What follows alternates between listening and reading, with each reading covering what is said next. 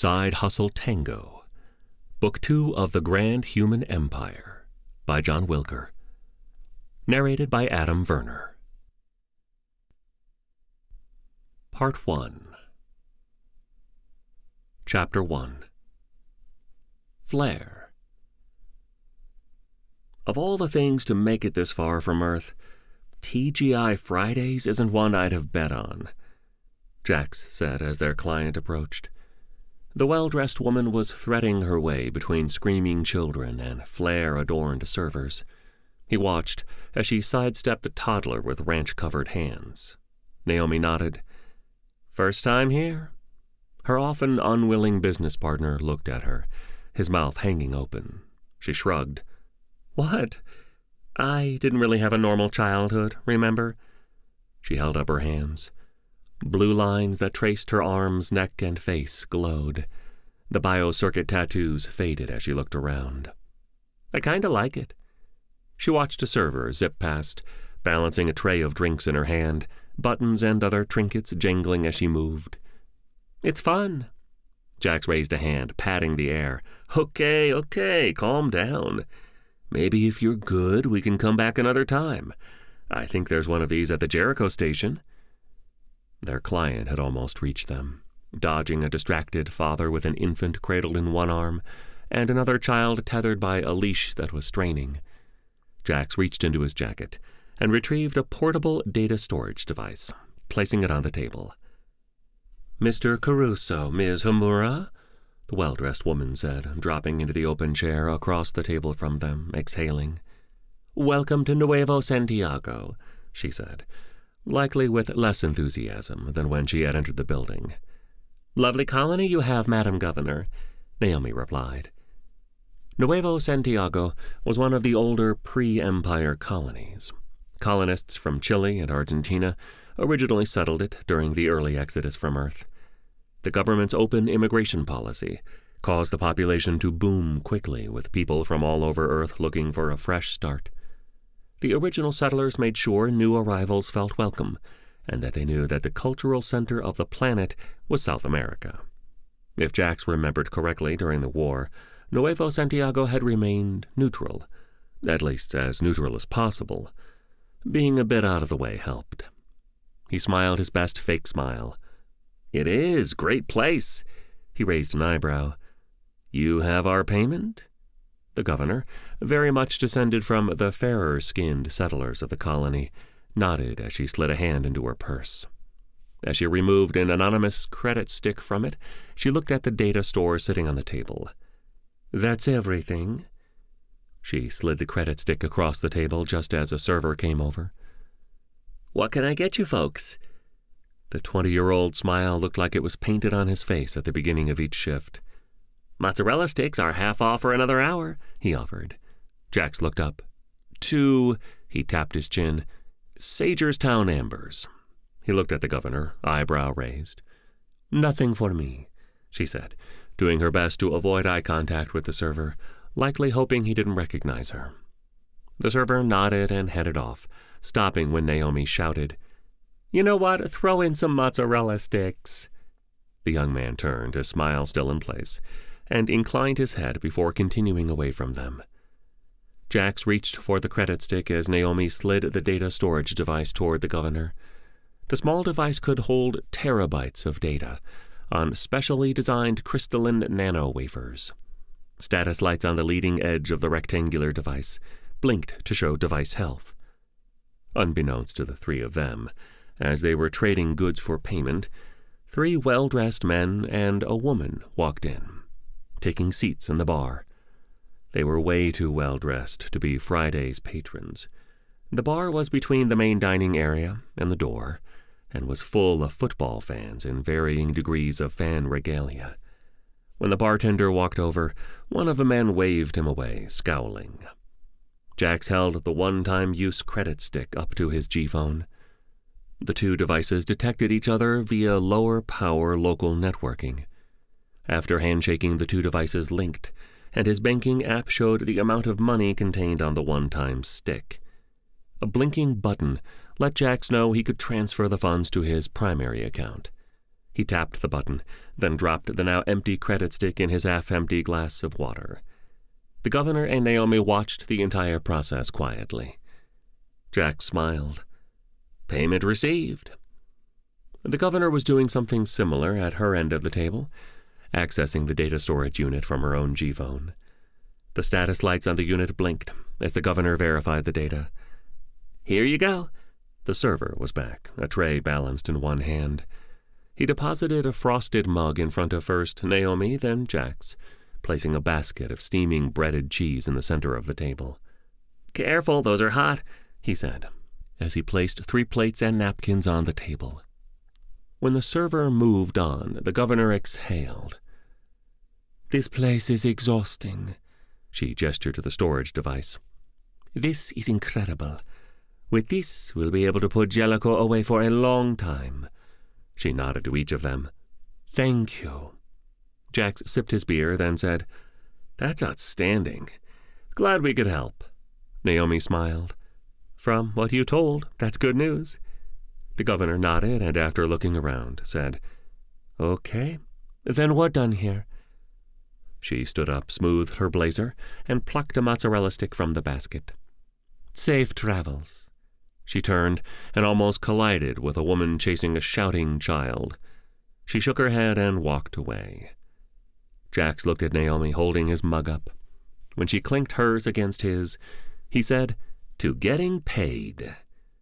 As Naomi popped a mozzarella stick in her mouth, someone behind them said, Hello, Mr. Caruso. Pleasantries and threats. Mr. Ichiko says hello, a muscular man said from behind Jax. He nodded to Jax and Naomi's table as 3 other well-dressed syndicate enforcers moved to surround the table. The server approached and turned around when one of the men gave him a look. A heavy-set woman leaned down and plucked a mozzarella stick from the basket between 2 tattooed fingers. Good call, these are amazing. She bit into the steaming morsel. The leader nodded to the woman and a younger man. Go get the car. The woman nodded, grabbing one more mozzarella stick as she headed for the door, her younger colleague falling in behind her. The taller man, obviously the leader of this team, reached for a mozzarella stick, but stopped when Jack said, You gonna pay the bill? You're eating my appetizer. The man smiled and grabbed Jax's beer, taking a long drink. Jax winked. I tend to backwash. The gangster put the glass down, frowning. Jax shrugged, batting his eyes. He looked around, then said, I have to pee. Thinking I should do that before we leave? The taller man looked around until he spotted the restrooms near the back of the dining room. He pointed to the men's room and nodded to his colleague. Make sure he washes his hands. The other man, shorter than the leader, chuckled. Sure thing. He hitched a thumb toward the restrooms. Let's go. Jack stood, and both men headed to the restroom. As Jax and his captor walked away, Naomi looked up at the man who was the head goon of the team. So, what's the deal? The man's smirk made Naomi's skin crawl. We take you to Mr. Ichiko, collect our bonuses. You two, well, I'm guessing you'll die. He moved to intercept the server. We're done. Check, please. The server nodded. The goon turned to Naomi. It'll probably be painful. He has a nasty streak, and you two really pissed him off. We had to abandon our Thamura operation. Sorry to hear that, Naomi deadpanned. Outside the restroom, the Crimson Orchid operative said, Don't do anything stupid, okay? He pushed the door open and looked inside. Empty. Jack smiled. Who, me? He pushed past the man, looking inside. You gonna come help? He winked. The man shoved Jax, following him inside. Hurry up! Jax moved to the urinal. Oh, damn it! He hissed. You piss yourself? Jax turned. Someone took a dump in the urinal. He motioned the other man over. Who does that? So fucking gross. Curious, the Crimson Orchid operative came up next to Jax. The moment he leaned past Jax to look, the much smaller Jax grabbed the man's necktie, pulling his head down as hard and fast as he could, slamming it into the top of the urinal. Jax drove a fist into the man's midsection before pulling him again, face first into the top of the urinal. The man fell to the ground, unconscious and bloody. The urinal sported a few new cracks. "Idiot," Jax mumbled, stepping around the prone form. After washing his hands, he opened the door and slipped out. Moving quickly back toward the table with Naomi and the other Crimson Orchid goon, he spotted the perfect distraction. He reached up and pulled the fire alarm. This is not a drill. The fire alarm rang out, followed by the automated voice. "May I have your attention, please?" The alarm blared. Then, "This is an emergency. Please walk quickly and safely to the nearest exit." The alarm rang out again, then repeated the message. Naomi's goon looked around frantically, which was all the opening she needed. She grabbed his belt in one hand, while her nearest foot lashed out, knocking his feet from under him. As he fell, she used his belt to guide his upper body to collide with the table. Mugs of beer and mozzarella sticks bounced up into the air. Her captor momentarily stunned, she stood, grabbing his hair and slamming his head into the table twice, then once more for good measure. She let go of his belt, allowing him to fall to the ground, limbs like wet noodles. Leaning over, she slapped his cheek. No reaction. Naomi looked at the panicked restaurant-goers rushing to the exit, food and drinks all over the floor. "Okay, this place is less fun," she said to herself. Jax walked up. "Guess you didn't need me." Naomi turned, grinning. "Never do." When she saw his face fall, she added, "If it helps your fragile male ego, I needed the distraction, so thanks." In the background, the alarm was still droning, the automated message repeating. The restaurant was almost empty now. She looked around. "Back door." Jax nodded and followed her. The back of the restaurant was not an alley, but another street. This place is an entire block? Jax looked around at the back of the TGI Fridays. Geesh. He looked up and down the street to get his bearings. "Spaceport is this way." He headed off up the street. As they crossed the street, a matte black luxury sedan came around the corner. An older model, no hover engine. It rolled on smart material tires, similar to Rudy's rollerball. "Uh-oh," Naomi said, pointing. The sound of approaching sirens drowned out the whine of the sedan's motor increasing power as it bore down on them. Naomi grabbed Jax's elbow, guiding him the opposite direction, down a small alley between boutiques offering the latest in Nuevo Santiago summer fashions. Jax tapped his earpiece. "Baxter, we've got ourselves a situation here." "You need me to save you," the droid replied from aboard the Osprey. "We wouldn't object," Naomi offered after tapping her own earpiece to join the conversation. Rudy cut in. "I'll guide you." There was a pause, then, "Turn right when you exit the street and cross the street. There's an alley." As they entered the alley that Rudy told them about, a blaster bolt struck the building to their left, raining chips of concrete down on them. Naomi and Jax moved from a jog to a sprint as the black sedan roared past the mouth of the alley. One of the goons from before leaned out the passenger side window to fire on them. As Naomi and Jax ran through alleys, ducking occasional blaster fire, Baxter was leaping from building to building, already halfway between the spaceport and Jax's location. "Almost there," he beamed to Rudy. "You're going to have to move quick for this next block," Rudy said. "There's an open-air market between you and Baxter. Try to blend in and make it to the other side." Naomi and Jax exited their alley, coming to a stop. Hundreds of shoppers were milling about across the street from them. They walked as quickly as they could across the street, just as the black sedan slid into view. With no regard for traffic laws, the car came to a stop, and both Crimson Orchid operatives exited the vehicle. "Excuse me, coming through," Naomi repeated over and over, trying to move through the midday shoppers. She glanced over her shoulder when they hit the halfway point through the shopping area. "Crap, they're almost on us," she hissed, as she not politely shoved a suited man aside. "Sorry, nice suit," she said over her shoulder. The man made a rude gesture. Jax looked around. "Rudy?" Keep going. When you get to the street, cross and go left. The spaceport is to the right, Jax protested. And Baxter is to the left, the navigation droid retorted. There. Naomi pointed across the street to a large electronics store and the alley next to it. As they left the crowded shopping area, they turned their fast walk back into a sprint. At least they're not shooting the place up, Naomi said as they crossed the street. As they reached the alley, a hover car honked as both Crimson Orchid operatives crossed the street. The woman from the restaurant slammed a hand down on the hood and cursed the driver. Rudy, this alley is a dead end, Jack said, as he and Naomi got halfway down the length of the narrow space. Several doors lined the sides of the cramped space. Rudy didn't answer. Jax tried a door handle. Locked. Naomi tried a handle on the opposite side. Also locked. At the open end of the alley, 2 suited thugs stopped. Well, this was easier than I expected, one said loud enough for Jax and Naomi to hear.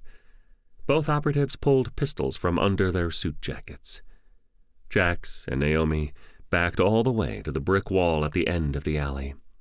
With their backs to the wall, Jack said, Look, guys, I'm sure we can come to some sort of arrangement. We just got paid for a job. I can transfer the credits to you. As the 2 organized crime goons came closer, a matte black shadow dropped from above, landing with a metallic thud. Both stopped, turning to look behind them as Baxter stood up from his landing. With a metal-on-metal sneaked sound, blades deployed from both forearms. Oh, shit, one said as he raised his pistol. The woman said nothing, raising her pistol and opening fire.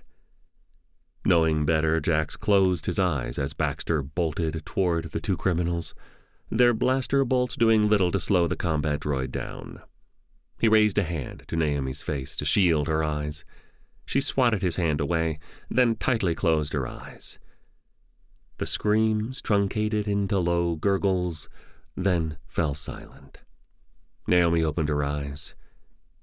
Ew, Naomi moaned, turning to look at Jax, his eyes still closed. Baxter's blades made the same noise, retracting as they did deploying. 2 fewer problems of the Crimson Orchid variety, he said nonchalantly. Sideways. Exiting the alley as Baxter scaled the wall to return to the Osprey the same way he'd come, Naomi scolded, I told you we needed to be more careful. That the moment we leave Kelso, they're on us. She hitched her thumb over her shoulder to the 2 bodies. Jax waved her concern away. They didn't show up last week on Sandusky. That's because no one likes Sandusky, Naomi retorted, turning toward the spaceport. I'm just saying, unless we deal with this, they're going to keep showing up. You make it sound like it's an overdue library book, Jax replied, flagging down an autocab. The door slid open, and he extended a hand for Naomi to get in first. It's the freaking Mafia. You know, the Mafia that tried to frame and kill us on Jebidiah. The Mafia that we outsmarted, sorta. The Mafia that still wants us dead. Naomi slid into the cab, making room for Jax. Fair, but we gotta do something. She wrinkled her nose and lifted a foot off of something squishy. Destination? The rudimentary intelligence, or RI, in control of the vehicle asked. The dash had a pixelated face on it. Castellon Spaceport, Jax grunted, getting settled. Acknowledged, the vehicle replied as it pulled away from the sidewalk. The face turned into an 8-bit display of their progress toward the spaceport. Jax looked at his business partner. I'm open to ideas. I hate to interrupt. Skip, the Osprey's sentient intelligence, or SI, interrupted. But in the last 2 hours, 3 different pairs of well-dressed men and women have walked by our landing pad. I believe our fake ident was not as airtight as we thought. Crimson Orchid? Naomi asked. One would assume, unless an impromptu fashion show is taking place nearby, the ship's SI quipped. Gah, Jax groaned. He turned to watch the city pass by. He sighed. Okay. Keep us posted and see if you can't tell where they're hanging out. Bax, you may need to intercede, clearing us a path. We're about 15 minutes from the port." "Copy that," the deep baritone of the combat droid replied. "Next time we're here, let's stay at the Old Town District," Naomi said. Jax was silent a heartbeat, then turned. "What?" "Old Town. Let's stay there next time," she repeated. "Next time we're here? Nuevo Santiago?" He rubbed his face. Naomi stared at him. "Never mind. We're here." She tilted her head to the window.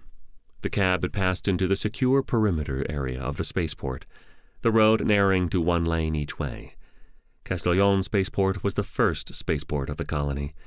The first colonists made the ring wall of rough-hewn brown brick, carving openings for businesses and administrative offices. The Old Town District was on one side, much closer to the spaceport. As the colony grew, a new town that blossomed into the capital city was built a few kilometers from the port. A few minutes later, the cab came to a stop at the pedestrian entrance to the spaceport. The pixelated face was back on the dash, grinning. "We have arrived. Thank you for riding with Cabco." The side door of the cab slid open. Jax put his hand to his ear. "Bax, we're here." "You're clear," the droid replied. Inside the spaceport, Baxter, perched on top of a 50-year-old bulk freighter, was watching 4 Crimson Orchid operatives confer. He had followed one pair after they had passed by the Osprey earlier. "Targets acquired," he beamed back to the ship. "What do you want from me?" "Do what you do," Rudy sent back. "Don't track blood around the hold if you can avoid it," Skip added. Baxter stepped off of the top of the freighter, dropping to the Duracrete landing pad with a thud. As he stood, he said, "Hello, my name is Baxter. Prepare to die." "Huh?" one of the goons said, turning to the others, who shrugged. "You need to watch more old movies," the droid replied, as his matching combat blades slid out of his forearms. The segments of the blade deployed, and for a split second hung limp until the internal chain pulled the segments together into one solid blade. Both blades were honed to a point the human eye cannot see, able to cut through most metals, and definitely skin and bone. The moment the blades clicked into place, he lunged forward, skewering the 2 nearest men. The man and the woman behind them pulled their pistols and opened fire, striking their dead friends as often as Baxter. One of his powerful railguns rose and swiveled into position over his shoulder. At full power, the slug would pass through the humans in front of him, vaporizing them, and plow through the ship 100 meters beyond, a personal yacht of some kind. At 30% power, the slug flew through the nearest attacker and fell to the ground a dozen meters beyond. Before the third operative hit the ground, the railgun pivoted, taking aim on the 4th and final operative. "Whoa, wait," she said, raising both hands above her head. Baxter cocked his head, then turned and walked away. The operative let out a loud sigh of relief as Baxter's railgun spun 180 degrees and fired. With a wet splat, the 4th Crimson Orchid operative fell to the Duracrete. "All clear," he sent wirelessly.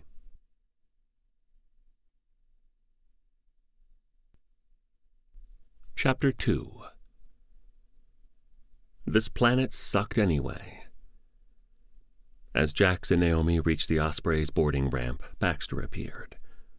4 fewer Crimson Orchid goons to worry about on our next job," Jax grunted, raising his hand so Naomi could go up the ramp. "If only I thought there was a chance of them running out of goons any time soon."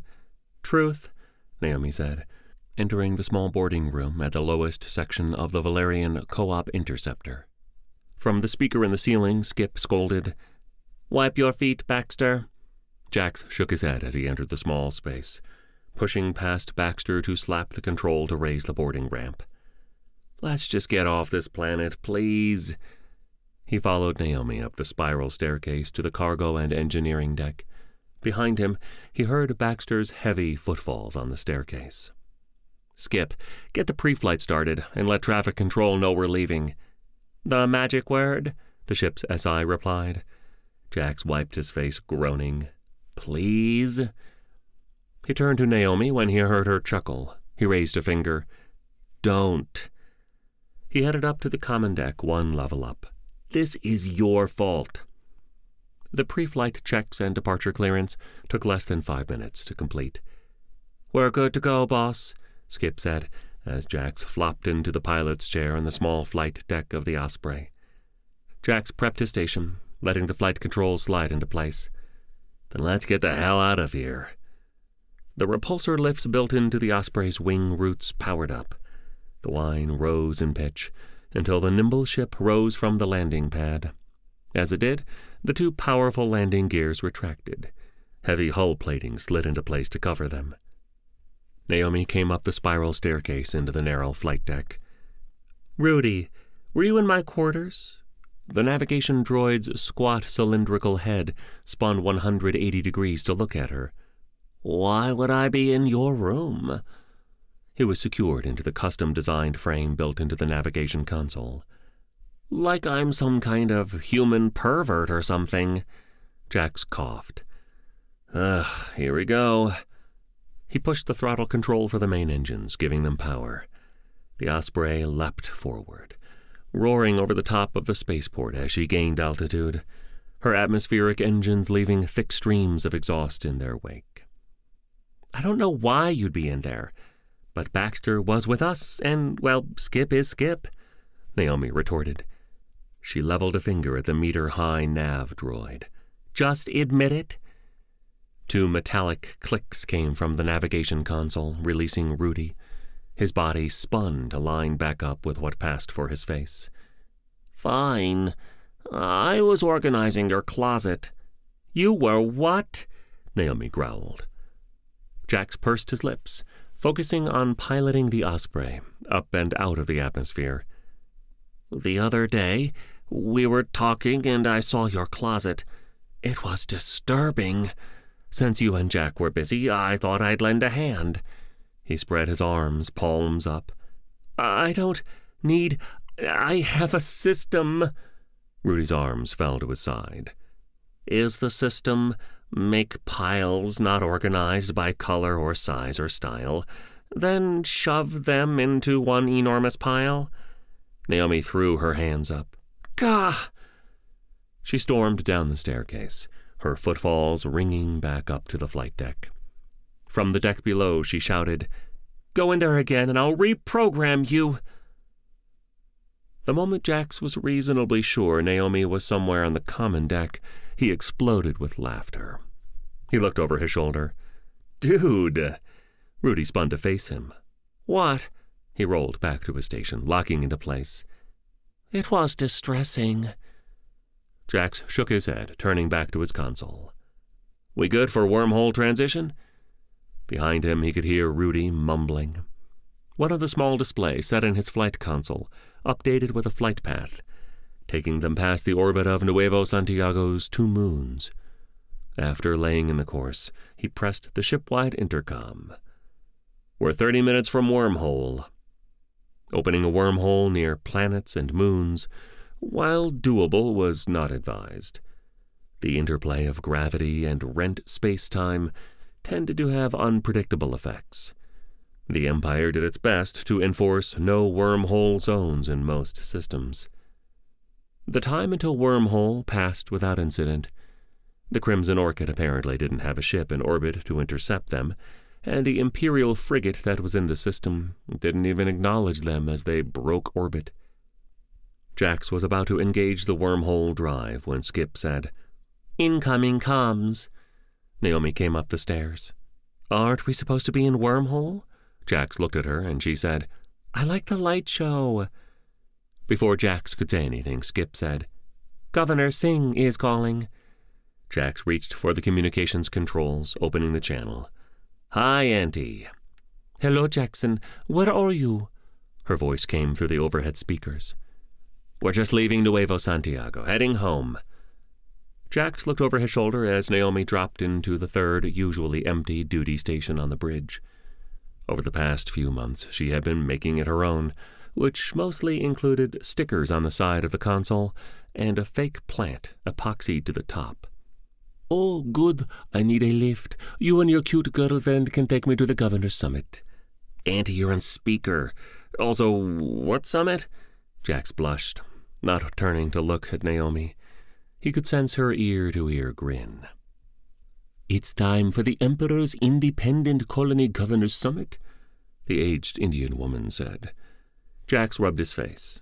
"Oh, right. Unification Day. Can't you hire a shuttle?" He knew immediately that that was the wrong thing to say. Governor Singh's voice was deeper, sterner.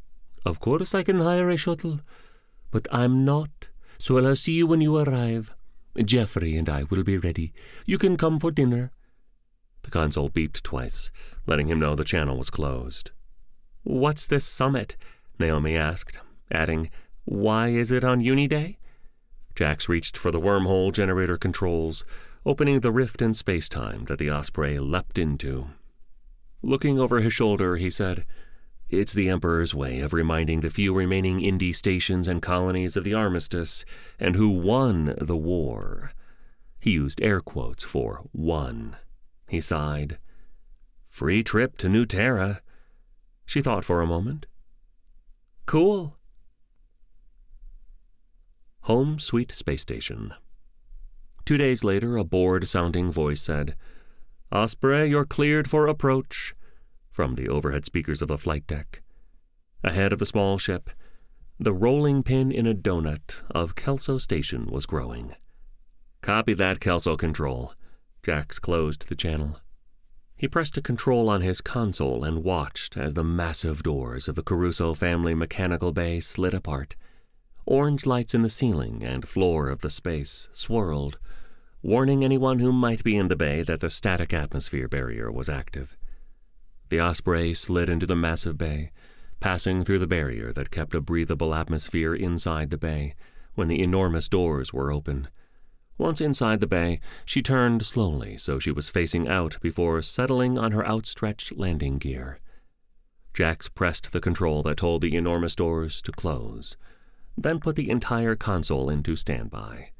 He turned. "Home Sweet Space Station." Naomi smiled as she placed her own station into standby and moved to the spiral staircase. As the pair moved from the bridge to the common deck, then to the cargo hold, Jack said, "Rudy can oversee getting things resupplied here. You mind going grocery shopping?" Naomi stepped out of the staircase in the cramped boarding room, pressing the control that lowered the boarding ramp. "Sure, no problem. I need to pick up some padlocks to keep our freaky little organizer out of my stuff." "I heard that," Rudy's voice came from the overhead speaker. Naomi looked up at the ceiling. "Good. Stay out of my stuff, you mechanical freak." She descended the ramp, muttering about droids and privacy. Jax shook his head and looked up. "Rudy, Skip, get everything squared away. I suspect we're leaving tomorrow." "Copy that, boss." The droid and the SI replied in unison. From just above them in the cargo hold, Baxter said, "I'll go with Naomi." He stomped down the stairwell, pushing past Jax. As Naomi crossed the bay toward the hatch that led out into the station, Jax shouted, "Shop for 4." She turned as the hatch slid aside, revealing the corridor beyond. "4?" Baxter caught up and moved into the corridor. "Auntie doesn't go anywhere without Jeffrey," Jack said. Naomi smiled.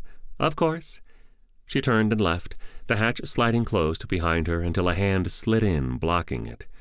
Jax looked over, sighing, as the hatch retracted, revealing a Kelso Station customs agent. The heavyset woman walked in. "Mr. Caruso," she greeted. "Oh, hi, Shirley. Where's Lewis?" He met her closer to the hatch than the Osprey. The customs agent consulted her tablet, then looked up at Jax. "He's off today. I think he has his kids this week." She cleared his throat. "So, Nuevo Santiago? Anywhere else?" Jax shrugged. "Nope, there and back again." "Anything to declare?" She looked past Jax to the Osprey. Nope. Didn't even get any souvenirs. She offered her tablet to Jax, the screen showing her completed report and a rectangle waiting for his thumbprint. Okay, welcome back. After he placed his thumb on the screen, she nodded as she slid her tablet into a pouch on her pant leg. As Shirley reached the hatch, Jax's G-phone buzzed. He removed it from his pocket, looking at the screen. He pressed a button and said, "I'm on my way, Auntie." As he lowered the phone, before tapping the screen to end the call, he heard her say, "Hoodie up." As the hatch closed behind Jax, Rudy rolled down the boarding ramp. Wirelessly, he told Skip, "I scheduled a sonic cleaning. They'll be here in an hour." "You're my favorite," the SI that managed the Osprey's systems replied.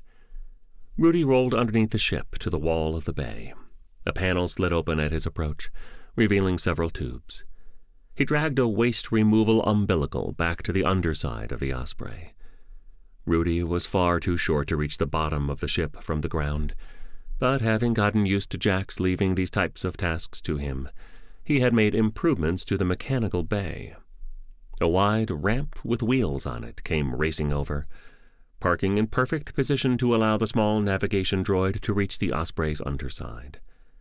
As Rudy attached the umbilical, Skip asked, "You know what the worst part of being installed in a starship is?"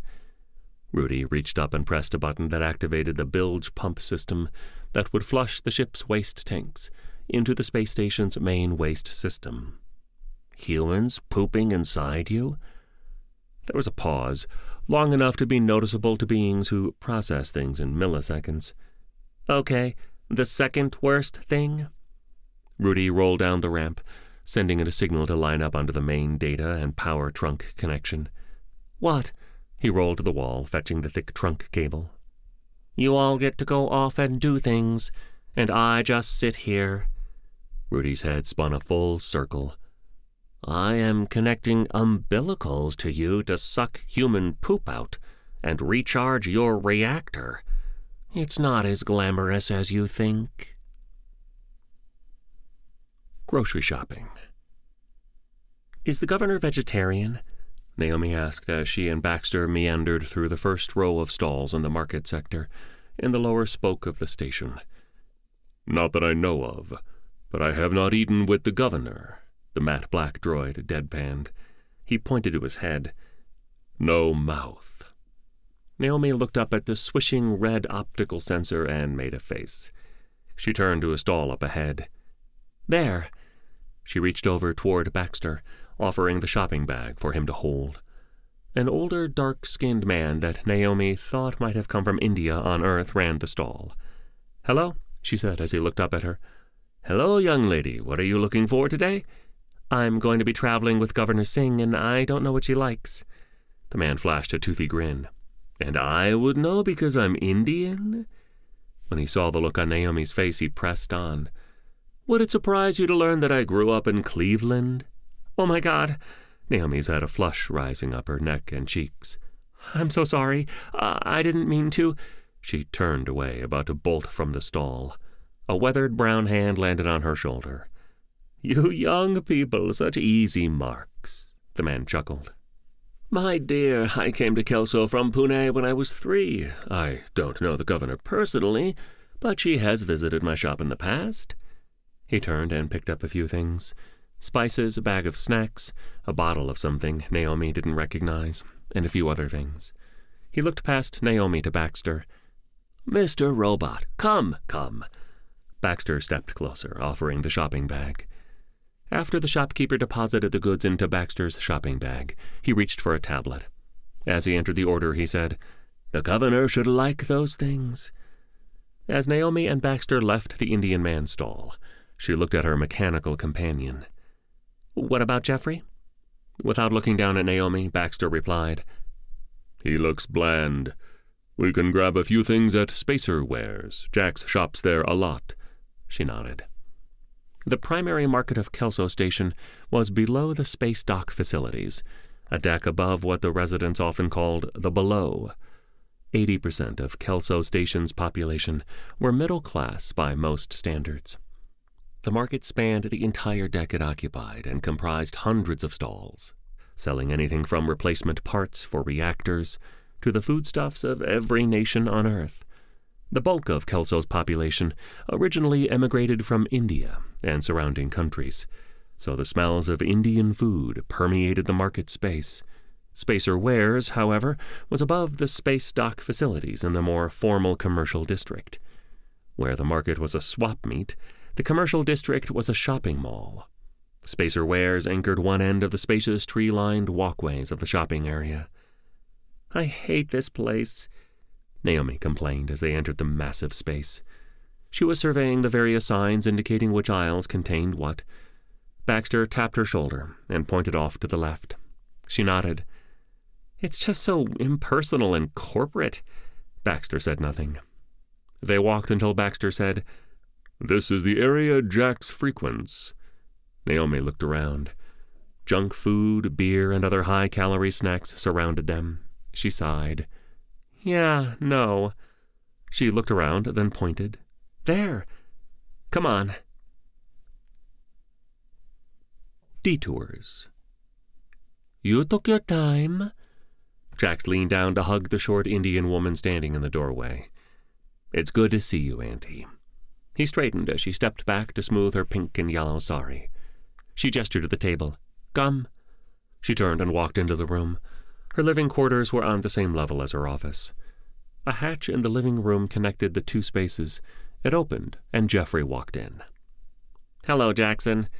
"Hey, Jeffrey," Jax greeted as he took a seat at the dining table.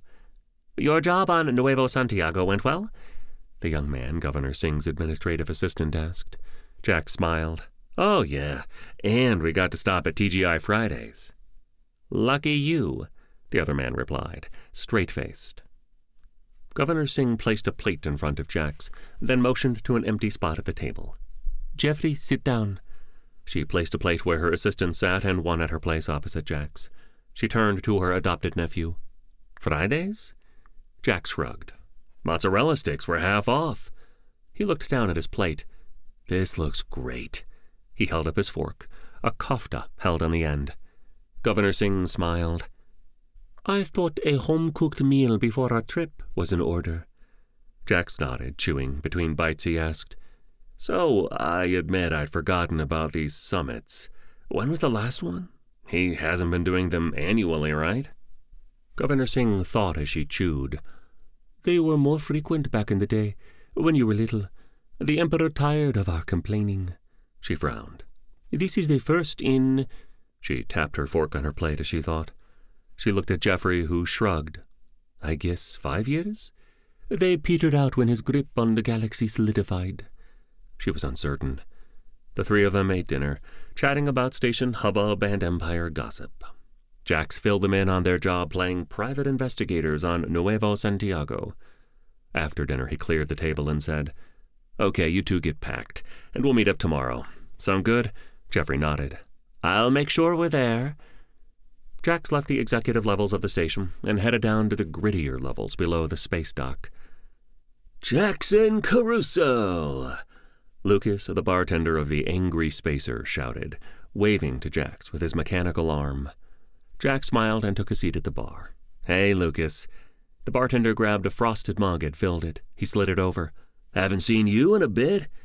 Jax took a sip. "Naomi and I had a gig." "That working out, then?" the man on the other side of the bar asked. Jax nodded and tilted his head. "I haven't killed her yet, so—" "That's a good thing, I guess," Lucas chuckled. "Jax, hey, loser!" Someone shouted from deeper inside the bar. Jax groaned. Lucas walked away, shaking his head. Jax turned. "Hey, Marshmallow." He spotted Steve and a guy he assumed was Steve's boyfriend, not that he had been stalking Steve's Spacebook page.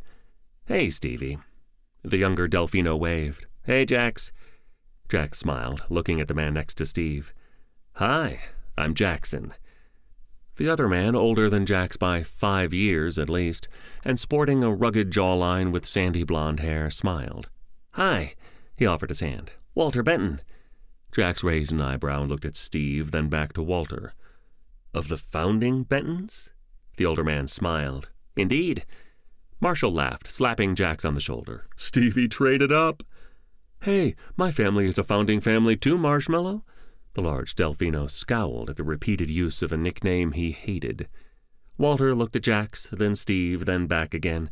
"Oh, I see," he smiled. "Awkward." Steve's cheeks burned bright red. Jax smiled. "Not at all. Steve and I, dated," Steve offered. "Sorta, well, they hooked up," Marshall offered. "A couple months back." Before anyone could say anything else, a familiar voice said, "Well, this is a sausage party." Jax turned. "Hey, partner." He raised his beer glass. "Shopping done?" He mouthed the words, "Thank you." She nodded to Lucas as he offered her a beer. Baxter took everything back to the ship.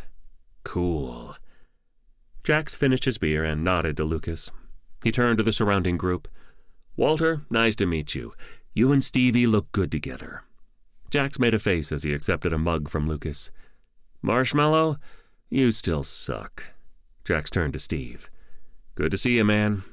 Standing up, he said, "I've got a bunch more beer to drink, then a bed that isn't mine to find my way into."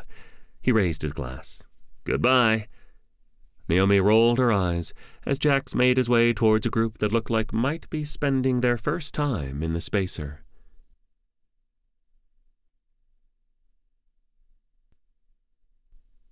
Chapter 3. Mornings after. Something buzzed. Jax opened his eyes, then clamped them closed as the dim light felt like ice picks being jabbed into his brain. More slowly the second time, he opened them to see an unfamiliar bedroom. Trying to not jostle the bed too much, he looked around, trying to put the pieces of the previous night together. He had been successful in his mission to get drunk and make a new friend. From the size of the room, he was in the below, which wasn't surprising. Anyone he met at the Angry Spacer was likely a local, and not from the upper levels. He finally got to the other side of the bed. Blonde, close-cropped hair facing away from him. Strong, mahogany shoulders. The thing that buzzed again. "I think that's your phone," his host said, rolling over. He smiled. "Good morning." Jack's ears flushed bright red. "Sorry." He slowly slid out from under the thin sheets, looking around the floor for his clothes. "And yeah, good morning," he smiled. His host slid out of bed and patted at the small kitchenette in the corner. "Coffee?" he asked over his shoulder. Jax watched him for a few heartbeats until his phone, wherever it was, buzzed again. He finally found his pants, half under the bed. He pulled his G-phone out of a pocket and looked at the screen. "You're late. Make it a run of shame. Love, Naomi." "Damn it," he hissed, then shot a glance over to the kitchen. "Sorry, gonna have to rain check on the coffee."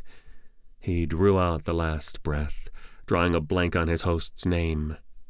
"Tony," the other man smiled. "Sorry, I suck with names," Jax apologized, slipping his T-shirt on. "I don't know that we exchanged them last night," Tony admitted, taking a sip of his coffee. He held up a disposable cup. "For the road?" His brown eyes twinkled at his guest's obvious discomfort. Jax got his shoes on and walked over. Taking the cup, he nodded. "Thanks. I gotta run, but let's catch up when I get back." Tony grinned. "I'd like that. A proper date, maybe?" He walked Jax to the door. As the hatch slid open, he held out his own G-phone, swiping on the screen. Jax's beeped, notifying him of an incoming data stream. "Don't be a stranger." As the hatch to Tony's quarters closed, Jax looked at the phone, filing the other man's contact details for later. Another message appeared. "Where are you?" He tapped the message, then put the phone to his ear. "I'll be right there." He took a sip of the coffee Tony had given him. Pretty good stuff for someone living down below. "You need to set an alarm before you go out sleeping around," Naomi scolded. "Okay, Mom, relax. I'm only a few levels away. I'll be there in a minute." He closed the channel, putting the phone in his back pocket. The door to the Caruso family mechanical bay slid out of the way, allowing Jax into the bay. The Osprey was sitting in her normal place, facing out toward the large outer doors. Rudy and Naomi were waiting near the cobbled-together living room space, next to the small office in the corner. He grinned as he set his coffee cup down on an end table. "She's already here, huh?" Rudy made his nodding gesture, a small metal hand and a fist, bobbing up and down. Naomi looked at the cup. "Your hookup runs a coffee shop?" Jax tutted. "My hookup runs a none of your business." He took another sip. "Though that would make sense. This is a damn good cup of coffee." He headed for the Osprey's boarding ramp. As he reached the embarkation space, he had to stop to climb over a mountain of suitcases. He looked down. Naomi and Rudy had followed him. "What the hell?" "It's just her and Jeffrey, right? She didn't bring the rest of her staff?" Naomi stared at him.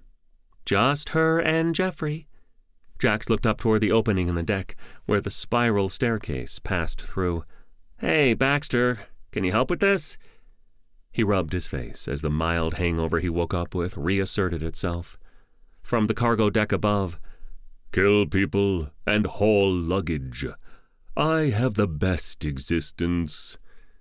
Jax rubbed his face, then climbed over the luggage to take the stairs up to the common deck. Now departing. "Jackson, you're late," Governor Singh said from the sofa in the common area. She and Jeffrey were sitting together, an assortment of tablets laid out in front of them. When she saw him, she grinned. "Busy night last night?" "Morning, Auntie. Jeffrey," Jack said as he passed the seating area, heading for the only restroom on the ship, in the forwardmost section of the common deck. "Just need to splash some water on my face and we'll get going."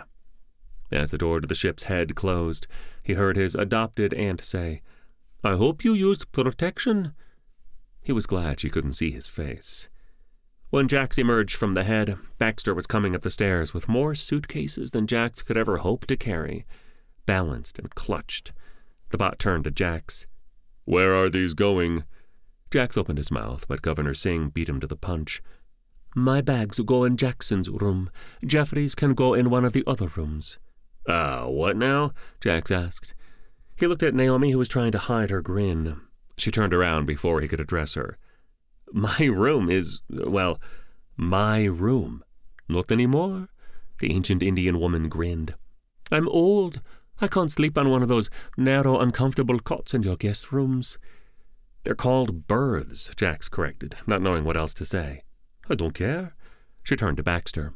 "You heard me, big butt." Baxter turned his swishing red optical sensor to Jax, then turned and went down the corridor to the aft of the ship, where the living quarters were. Jax looked at the ceiling, taking a deep breath. "Okay, I guess." "Don't forget, my quarters are mine now," Naomi interrupted. She pointed to Jeffrey. "You two can share the other guest berth." Jax looked at the younger man, who just shrugged and said, "Fair warning, I snore." Jax groaned and followed Baxter. "I'll get my things." Then he added, "Rudy, get us ready to go." The navigation droid, who had kept to the corner of the room out of sight, bounced on his roller ball, then headed for the open center of the spiral stairwell connecting the decks of the ship. He shot up to the bridge without a sound. Baxter needed 2 trips to haul all the luggage from the small embarkation room at the bottom of the Osprey and get it sorted into the various berths.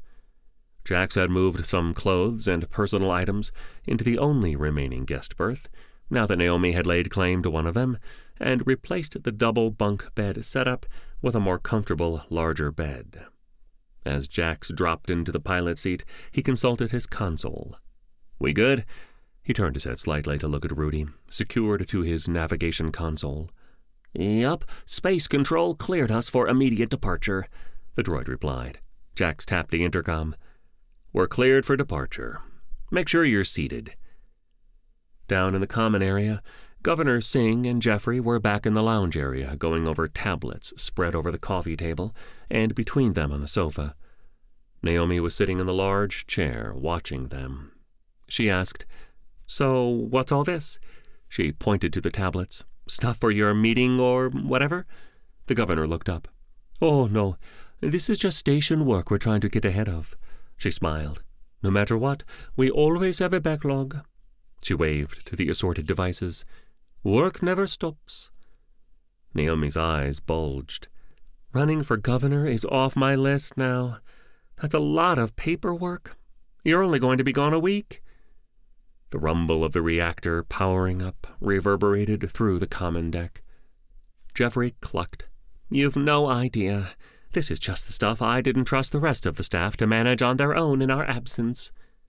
The ship lurched as it lifted off the deck. The sound of the landing gear retracting echoed. Jeffrey looked around. "Is that normal? Should the ship make those kinds of noises?" From the overhead speaker, Skip replied, "Don't worry. That's just the landing gear retracting. You're perfectly safe inside me." Naomi pursed her lips, eyebrows arched. She looked up at the ceiling. "That's probably not the way you should say that." "Oh, sorry," the ship's SI replied, but offered nothing further. Governor Singh rested a hand on Jeffrey's knee. "Jeffrey doesn't leave the station." Naomi nodded. "Don't like space travel?" "It's not my favorite thing, no," the young man admitted.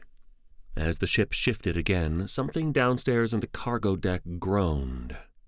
Jeffrey's face paled. Lunch. The door to the ship's head opened. Jeffrey stumbled out.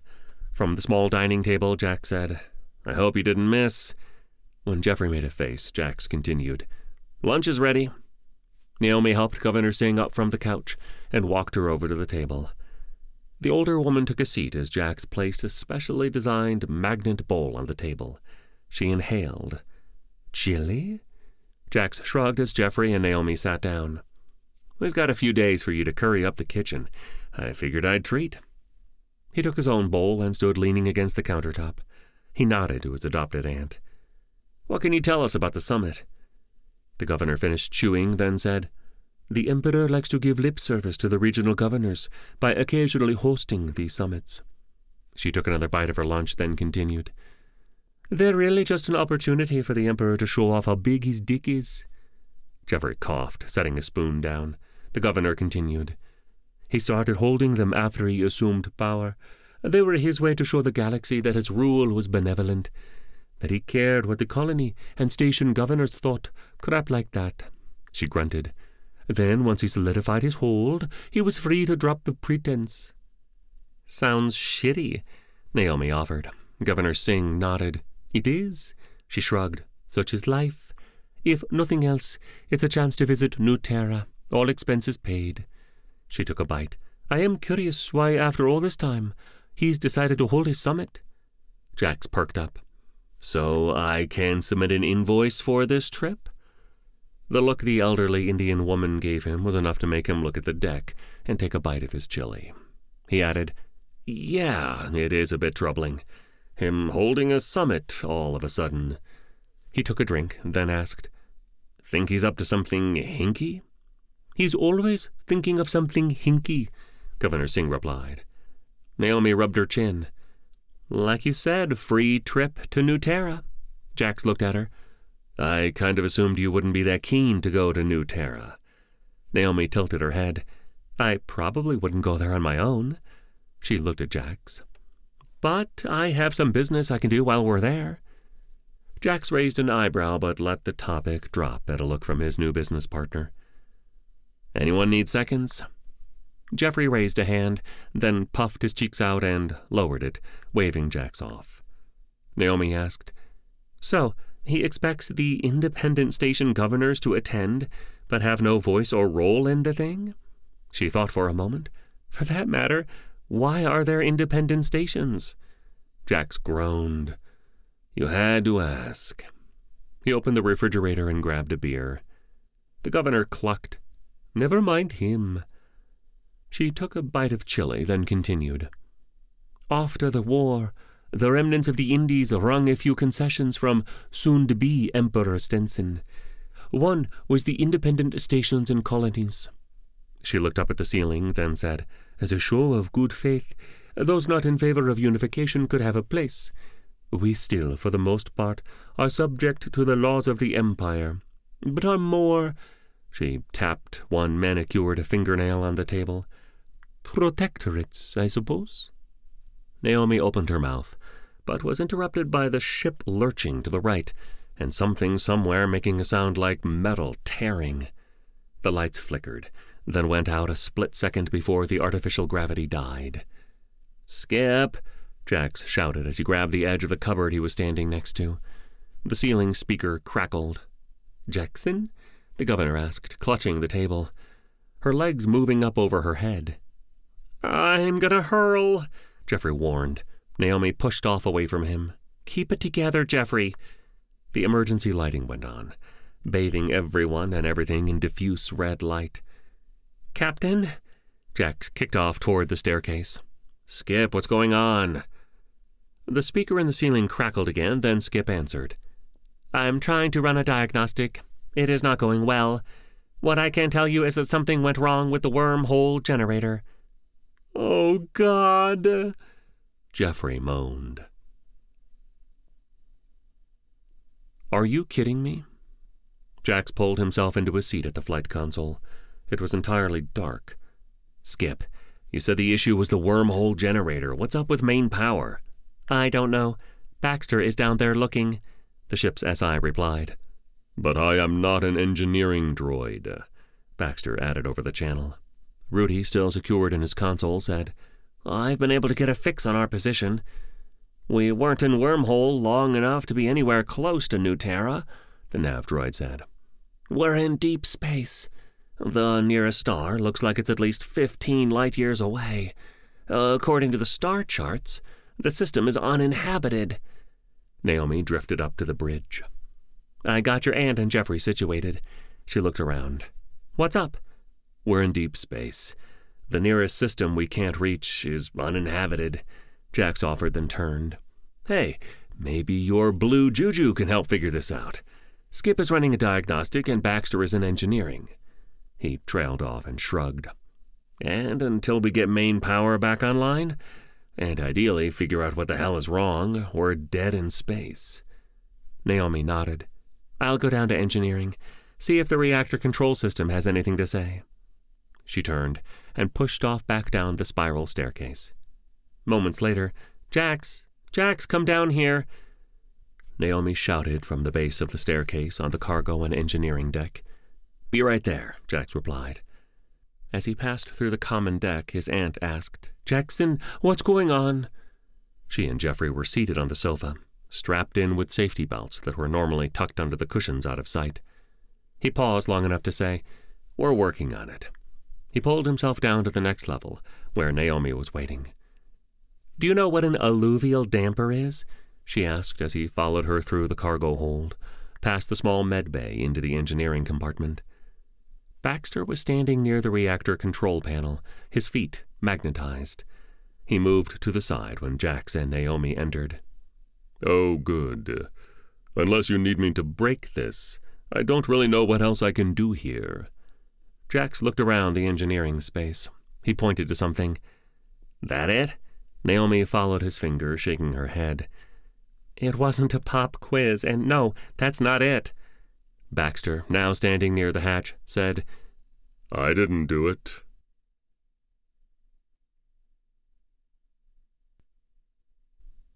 Chapter 4.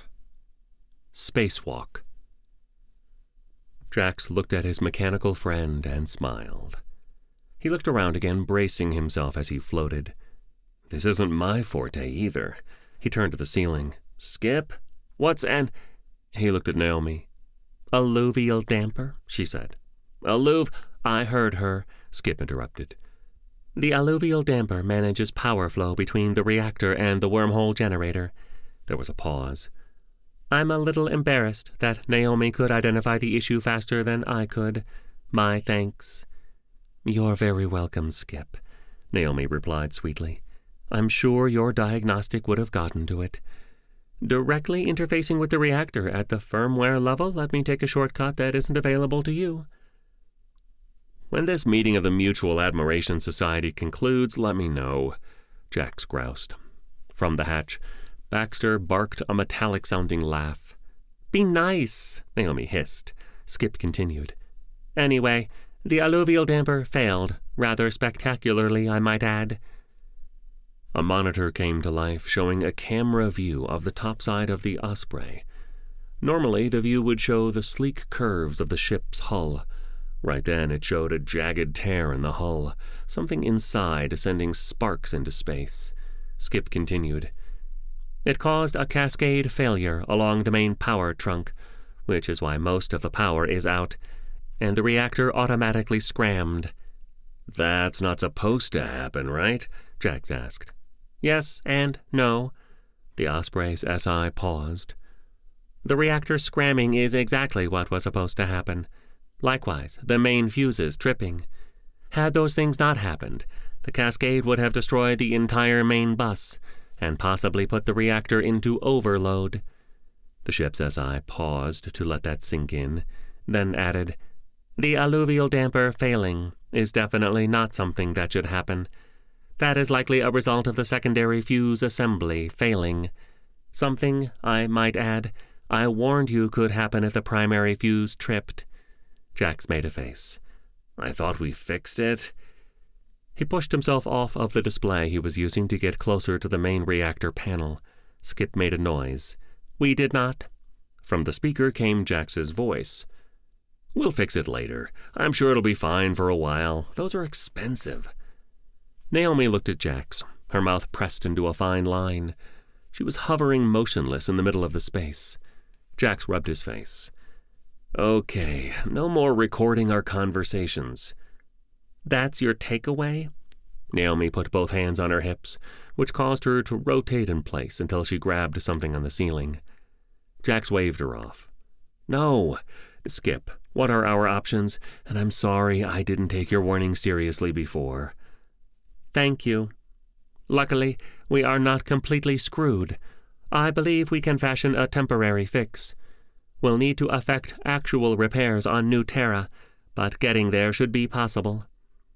Skip explained what needed to happen and how to make the repairs. Once they knew what the problem was, getting the reactor and gravity back online took little time. After that, the industrial fabricator in the corner of the engineering space came to life.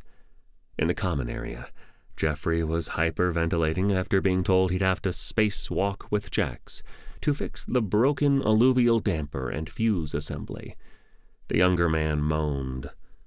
I've never spacewalked. I don't even like space travel. It's easy, Jax replied. Why can't Naomi do it? Jeffrey, stop being such a baby, Governor Singh chastised. If Jax says it's safe, we can trust him. I need to help Skip test the equipment, and I can't. She paused. Jeffrey and Governor Singh did not know that she was an interface. Do that from outside. I need to be at the console in engineering. Jax looked over and winked. She sighed and rolled her eyes. He said this piece of junk was safe, the administrative assistant protested, gesturing around the common deck. No offense taken, Skip deadpanned from the overhead speaker. Jeffrey groaned. Fine. Jax smiled. That's the spirit. It won't take long. He pointed to the spiral staircase. Let's go suit up. The Osprey didn't have a large inventory of suits. The other reason Naomi made little sense as one of the spacewalkers was that none of the suits were her size, something Jax had to promise to remedy at the next opportunity. There were 2 rugged EVA suits in the storage locker at the forward section of the embarkation room at the lowest level of the ship, on the opposite side of the spiral staircase as the boarding ramp. Jax pressed a control next to the boarding ramp, causing the thick metal plating to slide into place, cutting off the embarkation room from the rest of the ship. The spiral staircase that ran from that room to the flight deck had a break in it at each deck for seals to move into place. He turned to Jeffrey. Ready? Not even a little, the other man replied from inside his suit. He reached up to his face, his gloved hand smacking into the faceplate. He frowned and lowered his hand. Next to them was a toolbox and a piece of equipment that neither of them recognized or really understood, fresh off the industrial fabricator. Jax pressed another control, causing the air in the small space to evacuate. Another button soundlessly lowered the boarding ramp. Jax clipped a tether from his belt to a ring just inside the opening of the ramp. Before Jeffrey could take a step, Jax reached out and grabbed his tether and attached it as well. Jax picked up the replacement part that Skip had manufactured in engineering. He nodded at the toolbox. "You get that." In the common area, Naomi looked at the governor. "I was thinking chicken tikka masala for dinner." The older woman sitting on the sofa turned to look at the kitchen area where Naomi was standing. "I would like that. I'll help." She stood and joined Naomi in the small kitchenette space. She opened one of the cupboards, seeing the fruits of Naomi's earlier shopping excursion.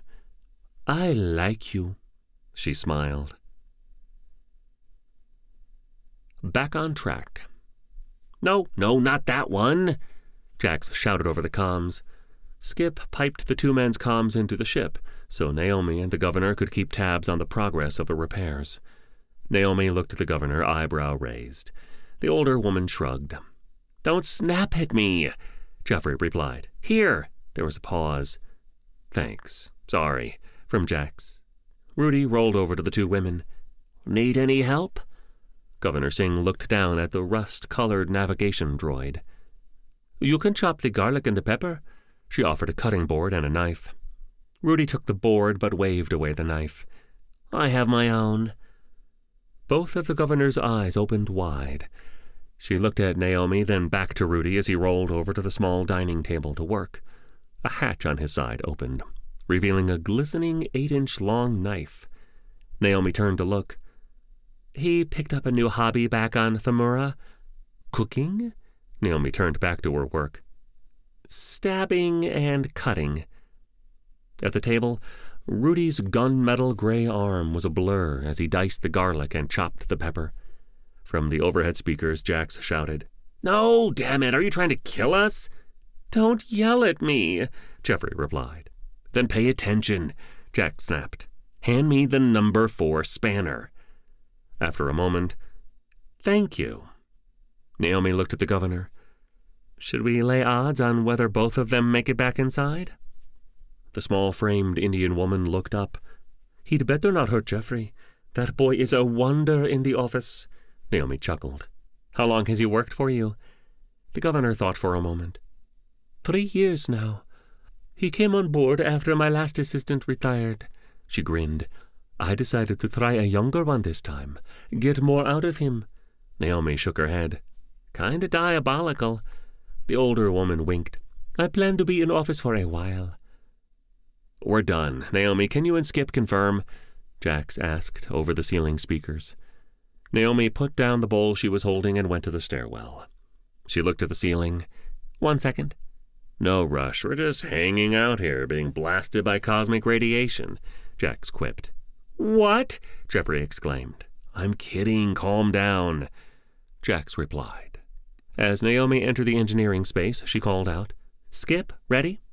"I am," the overhead speaker answered. The primary display on the reactor control panel came to life at the same time. A wireframe of the Osprey was rotating slowly. A section of the ship was blinking yellow, the newly installed temporary fix to the damaged alluvial damper. As Naomi placed both hands on the control console, her blue subdermal biocircuitry lit up.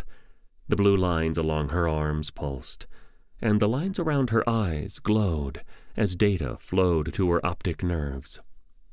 "I'm in. The power control system seems happy." "I agree. Are you able to access the wormhole generator?"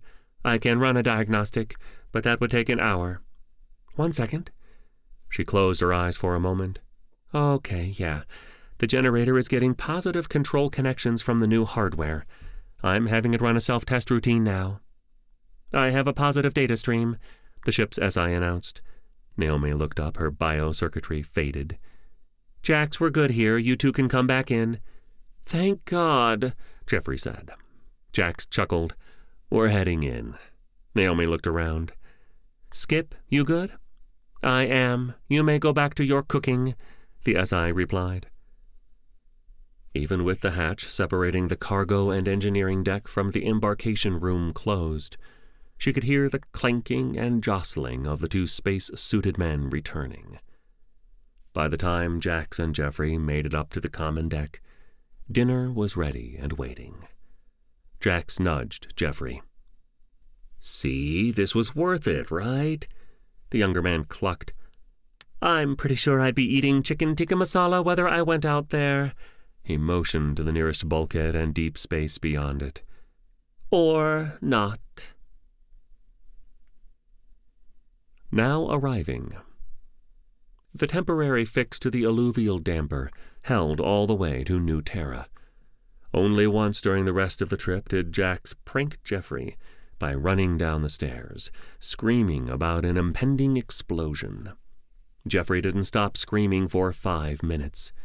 The Osprey dropped out of the purple and green swirl of disrupted space-time, right into the middle of 4 Imperial Warhammer-class cruisers. Jax said. "We're in the outer system. 4 Warhammer-class cruisers, all in weapons range," Skip announced. "We're being targeted," the ship's SI added. "And hailed," Rudy said. Jax reached for the communication controls as Governor Singh came up the stairs. "What's going on?" Jax looked over his shoulder and tilted his head so she could see his tactical screen. "This is Independent Transport Osprey. We're transporting a VIP to some kind of summit or something on New Terra. Osprey, we're sending a nav plot to you now. Proceed to the indicated coordinates and power down to await customs inspection." An anonymous voice came from the speakers. It added, "Any deviation from the nav plot will result in the loss of your Starship operator's license." Okay, but we're kind of in a hurry. Our VIP needs to be at her meeting," the voice interrupted. "You will proceed to the designated coordinates." The comm system beeped. Channel closed. "Fucking Imperials," Governor Singh hissed as she descended the stairs.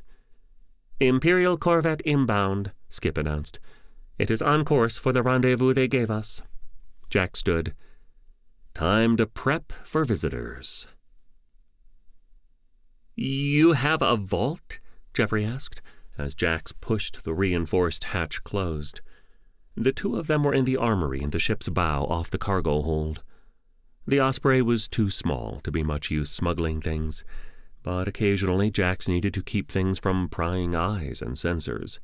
It was not an enormous space, but it was large enough for a combat droid. Jax winked. "Just for special stuff." He turned, gesturing for Jeffrey to leave the room with wall-to-wall weapons and equipment. "Be good in there." "Just get rid of them," Baxter complained from inside the vault over comms. "There wasn't a vault in the Osprey when your parents had her," Governor Singh said, arms crossed, as Jax joined everyone else in the cargo hold. Jax looked at the ceiling. Just a little something I added once I started flying her." His adopted aunt growled. He held up both hands. "It's not like I'm running guns or drugs. Just the occasional contraband." He made air quotes at the end. There was a clang from the port cargo door. A light on the personnel hatch in the larger cargo door blinked from red to orange, then settled on green. Jax nodded toward the personnel hatch. "Company's here." He moved over to the hatch and pressed the release.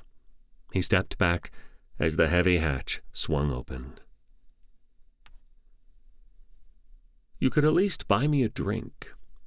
6 matte gray armored shock troopers stomped into the cargo bay. They fanned out 3 to a side, taking position on both sides of the personnel hatch. During the war, the shock troops' armor went through several design revisions until it was settled that they be as physically imposing as possible. The thick armor could deflect weapons fire from pistols. Micro-musculature threads running through every piece of the armor doubled the wearer's strength. An officer, a man in his 50s by Jax's estimate, walked in. His crimson uniform was pressed and covered in medals. He looked around, steel blue eyes locking on Jax. "Captain Burns." Governor Singh turned to her adopted nephew, eyebrows raised. He coughed. "Oh, sorry, that's an old record. Caruso, Jackson Caruso." The officer nodded. "I'm Commander McGarry.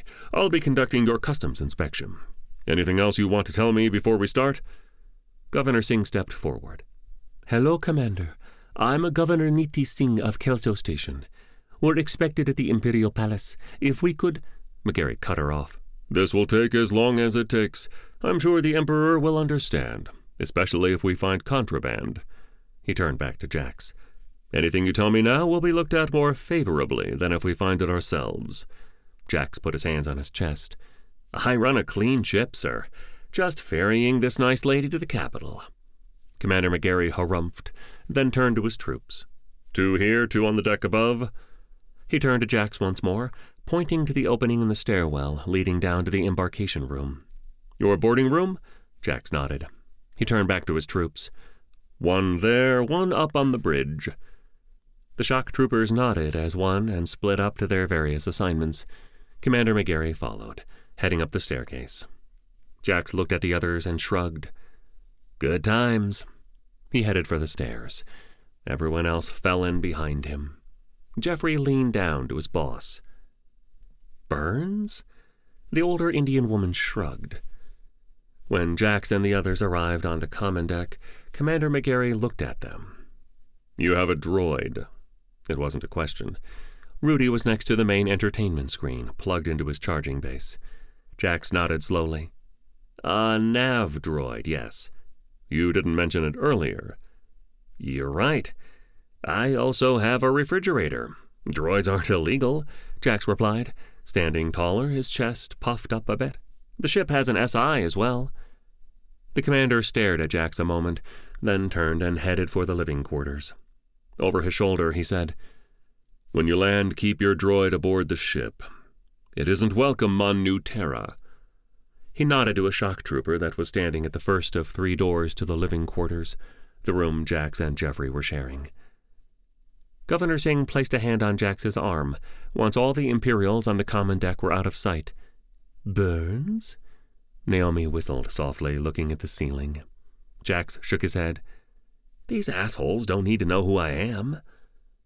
When he saw the confusion on both the governor's and Jeffrey's faces, he continued. "Besides the other modifications post-Mom and Dad owning the ship, I hacked the identity module, so Skip could update it on the fly. They'd need a top-flight hacker to even notice the hack," he whispered. "Anytime we encounter Imperials, it's under a unique name." "I appreciate you not playing that game this time," Jax's adoptive aunt said. "They know who I am, so it would have caused us unnecessary drama." "What about your G-phone identity?" Jeffrey asked, holding up a finger. Each G-phone contained a secure enclave chip that held health and identity records for its owner. Presumed to be nearly unhackable, G-phones were universally used for personal identification and data storage. Jack smiled. "Hacked as well. Whenever Skip updates his identity core, it propagates to my phone." He wiggled his eyebrows in satisfaction. "We encrypted my actual records on the device. I can access them when needed." Commander McGarry leaned out of the quarters that were normally Jax's. "Captain?" Jax took a deep breath. "Coming, Commander." "What is this?" the commander asked. He and one of the shock troopers were in Jax's quarters, which, despite being larger than the other two, didn't leave a lot of room for Jax to join them. "What's what?" Jax asked, trying to see past the shock trooper. The hulking gray armor took up a lot of space. Commander McGarry held up a locked box, a very rugged-looking locked box. "Porn," Jax replied without a second thought. "Porn." The commander dropped the safe on the bed. He turned to Jax. "You keep your pornography in a personal safe?" "My desires are unconventional," Jax replied, straight-faced. The Imperial officer's eyes went wide. The shock trooper standing next to Jack shuffled slightly to the side, away from Jax. Interesting tastes. "What are you doing?" Skip asked the shock trooper, who was poking at Jax's command console. The trooper had a portable data console connected to the flight controls. "Shut up," the trooper said. He continued to work, using his console to dig through flight records, Jack's personal logs, and more. The bridge went dark. The trooper stood up. Don't make me call my commander, you stupid droid." The speakers crackled. "Excuse me, I am not a droid. I am a Mark III sapient intelligence. I can process more data in a second than your feeble human brain will process in your lifetime." "I have a job to do," the trooper retorted. "I'm going to do it." The lights on the bridge flickered, changing color and intensity, causing the trooper to turn in a circle looking for a threat. The portable console screen went dark, then came back to life. Startled, the trooper turned back to his work and stumbled backwards. "What the hell is that?" "Jax calls it tentacle porn," Skip replied cheerfully. "Well, stop it," the trooper said. "No," Skip replied. The trooper turned to his console and immediately turned away again. He put a hand to the side of his helmet. "Commander." Jax's answer about the lockbox drove the Imperial commander from the main berth to Naomi's room. "This place is a mess," the haughty Imperial said, looking around. Jax opened his mouth, but said nothing, as the commander put his finger to his ear, no doubt the ear with a comm set in it. He nodded along as someone said something. Turning to Jax, "We're done here." He looked at the trooper and motioned them out of the room. As the last of the troopers filed out of the personnel hatch to the Imperial corvette connected to the Osprey, the commander looked at Jax, Naomi, and the others. "Welcome to New Terra. Remember what I said about the droid?" He didn't wait for an acknowledgement, turning and walking down the boarding tube connecting the two ships. The commander stopped and looked at Jax as the shock troopers continued into the corvette. "You need to find religion," he continued into his ship. Jax rushed over and slammed the hatch shut, pressing the control next to the larger cargo door to lock it. A second later, a loud clunk sounded from the opposite side of the cargo door as the docking tube disengaged and retracted back to the Imperial vessel. "What did he want in your quarters?" Naomi asked, as the group moved up the staircase. "They found my lockbox," Jax replied, not looking back. "The one under your bed?" Governor Singh asked. That time Jax turned as they all came out on the common deck, and he took a few steps up to be out of their way. "You been snooping, Auntie?" The old woman shrugged. "It's what we do. What's in it?" Jax continued climbing the stairs. "None of your business." He whistled tunelessly as he continued up the stairs to the bridge. "We're cleared to continue on to New Terra," Skip said from the overhead speakers as Jax arrived on the flight deck. Jax nodded. "Any trouble up here?" "None. The trooper was trying to snoop until I showed him your more exotic pornography." "What?" "The tentacle stuff," the ship's SI explained. "Oh." Jax made a pained expression as he sat down. "That's not really what I accessed your more recent acquisition." "Yeah, okay. That's enough tentacle talk. Thanks." He brought the sub-light engines online and throttled up. From the deck below, 3 loud bangs echoed. "Could someone let Baxter out, please?" Jax shouted as he guided the Osprey toward her destination.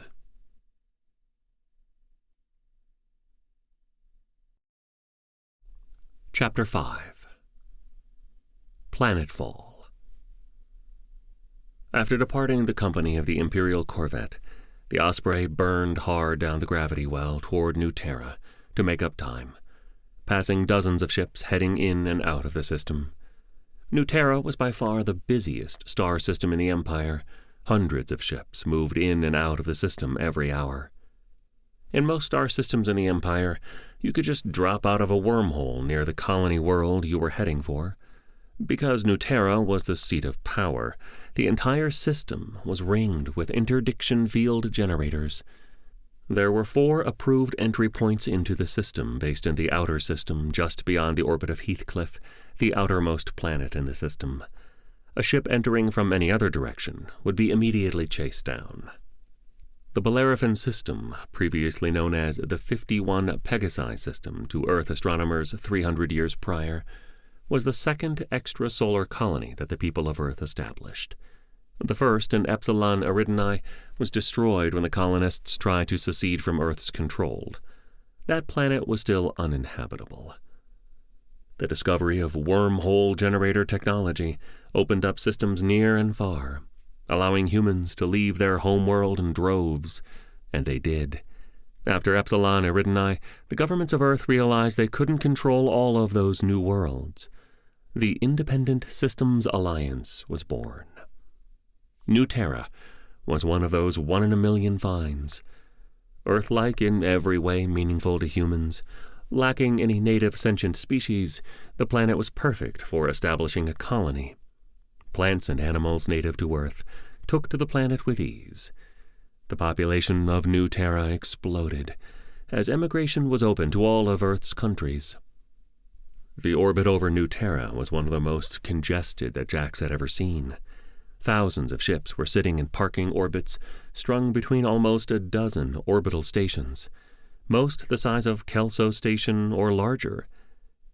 One in particular was coming around the planet. "Gateway Station," Jax said aloud. Naomi whistled.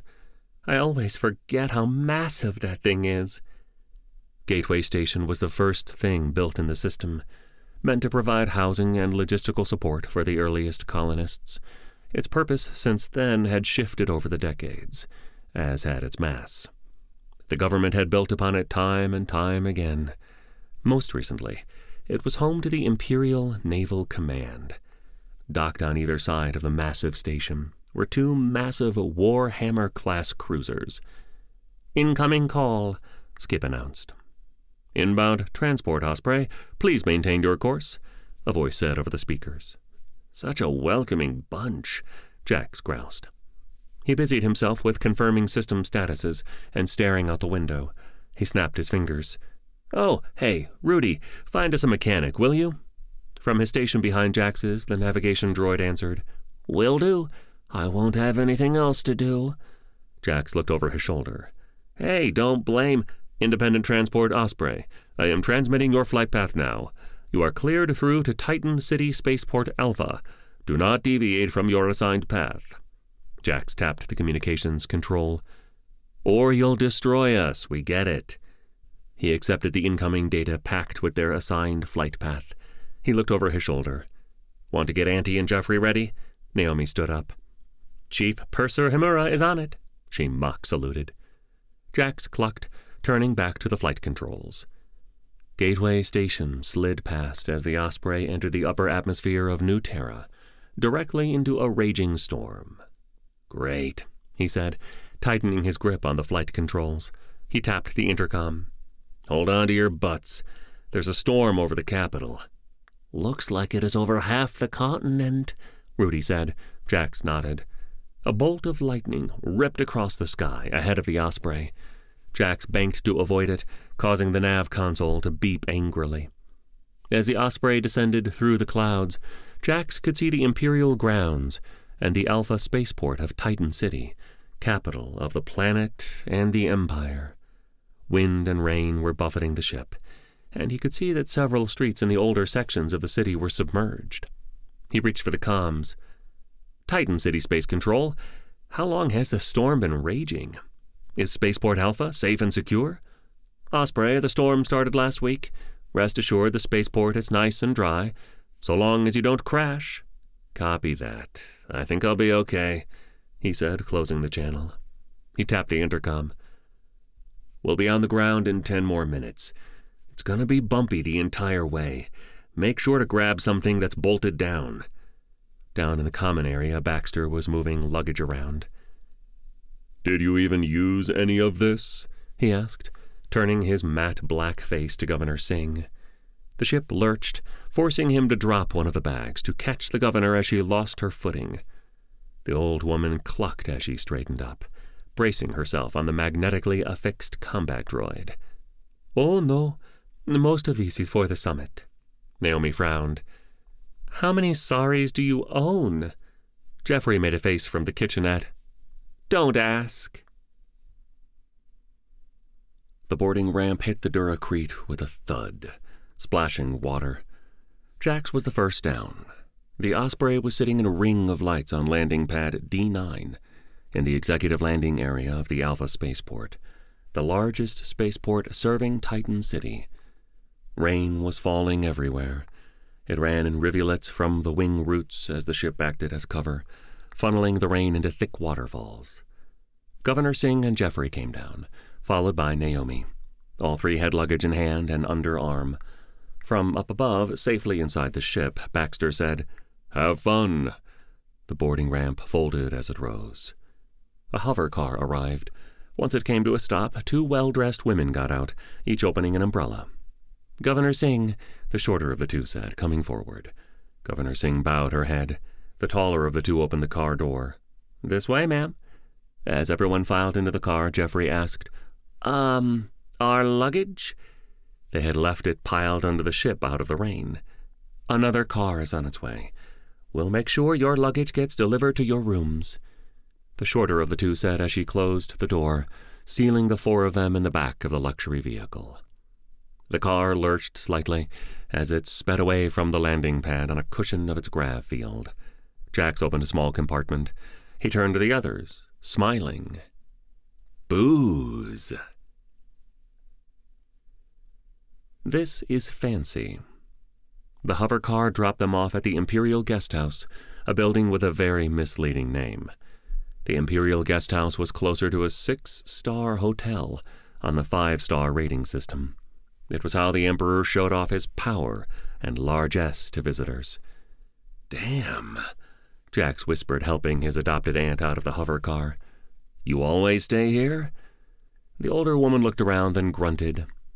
"Last time I was here, this place was being renovated. The Emperor had us all stay in the palace." Naomi looked around. "Hard to believe this is the consolation prize." As the porters came out to greet them, she turned to Jax. "I'm going to go check out the city. Look around." The luxury car pulled away silently. Jax raised an eyebrow but said nothing. She nodded, snatching an umbrella from a valet's hand, and walked off toward the bustling metroplex that was Titan City. Jax turned to Governor Singh and Jeffrey. "Okay, let's check this fancy joint out." "Jackson, I've been here before, remember?" the governor said as the trio entered the lobby. The lobby of the Imperial Guest House was enormous, not just figuratively. It was at least 3 times bigger than the widest deck on Kelso Station. Admittedly, that said little, but it was still impressive. There was a restaurant off to one side, concierge on the other, and several rental desks for all manner of tourist excursions. While the guest house was the height of luxury, it apparently still had its share of wealthy tourists and their children. The check-in desk was all dark marbled wood, and what looked to Jax like solid gold accents. "Hello, are you checking in?" the young, dark-skinned woman behind the counter said as Governor Singh approached. "Governor Niti Singh, Kelso Station." She gestured to Jax and Jeffrey, "and Bharti." The woman consulted her display screen. She looked up. "Welcome back, Governor." She looked at the 2 men. "And welcome, gentlemen." Jax opened his mouth but slammed it shut when Jeffrey elbowed him. The check-in clerk busied herself at her terminal for a bit, then looked up again. "You're all set. I've sent your access credentials to your G-phones." On cue, all 3 devices chimed. Jax looked at his device. "Cool, high floor. Hope we're not near the ice machine." He picked up his duffel bag and walked off toward the bank of elevators. The governor and Jeffrey followed, the latter carrying 2 small carry bags, the former carrying none. "Naomi and I are in the suite across the hall," Jack said as he opened the door to the suite assigned to Jeffrey and his aunt. "What's the plan?" The 2 filed in. Their luggage somehow was already in the room. Jax assumed his and Naomi's were in their room as well. The governor moved into the spacious suite. She walked to a central sitting area, dropping a tablet she was looking at down on the table next to her. "The summit begins tomorrow. There is a dinner tonight." She moved to one of her suitcases, pulling out a sari of deep green satin. Jax nodded. "Okay, need us for any of that?" Governor Singh shook her head. "No, Jeffrey and I will be fine. The summit ends in 3 days, and there's a reception the final evening. You and Naomi should come to that. I can show you off to my friends." She smiled. Jax nodded. Okay, cool. He looked from her to Jeffrey. Holler if you need me, or us. He left, letting the door quietly close behind him. The suite that Naomi and he had been assigned was a twin of the one Auntie and Jeffrey were in. 2 rooms, a central sitting and entertainment area, small kitchenette space with dining table off to the side. Walkabout. The downtown district of Titan City had changed little since Naomi was last there. Back then, she had had little time to sightsee as she was running for her life, having escaped the Imperial Academy of Sciences complex, home to the interface program. She was also barely 15 at the time. She caught a cab from the Capitol complex, shortening the 5-kilometer distance considerably. Spending so much time on Kelso and the outer colony worlds, it had surprised her to see an actual human driving the cab. The Emperor had very strict views on non-human life. Things like cabs, which would normally be managed by cheap-to-make rudimentary intelligences, were still the domain of human cab drivers. "Where to?" the cabbie asked. "The entertainment district," she answered. That wasn't her destination, but it was close enough, and it would leave no obvious record. The trip was short. The cabbie was professional enough that he didn't make small talk after his initial "Where are you from?" was met with "Not here." She paid her fare and exited the cab into the busy entertainment district. Memories came flooding back of a decade past. Running through the wide streets, ducking into stores and behind food carts, trying to not attract attention as best she could.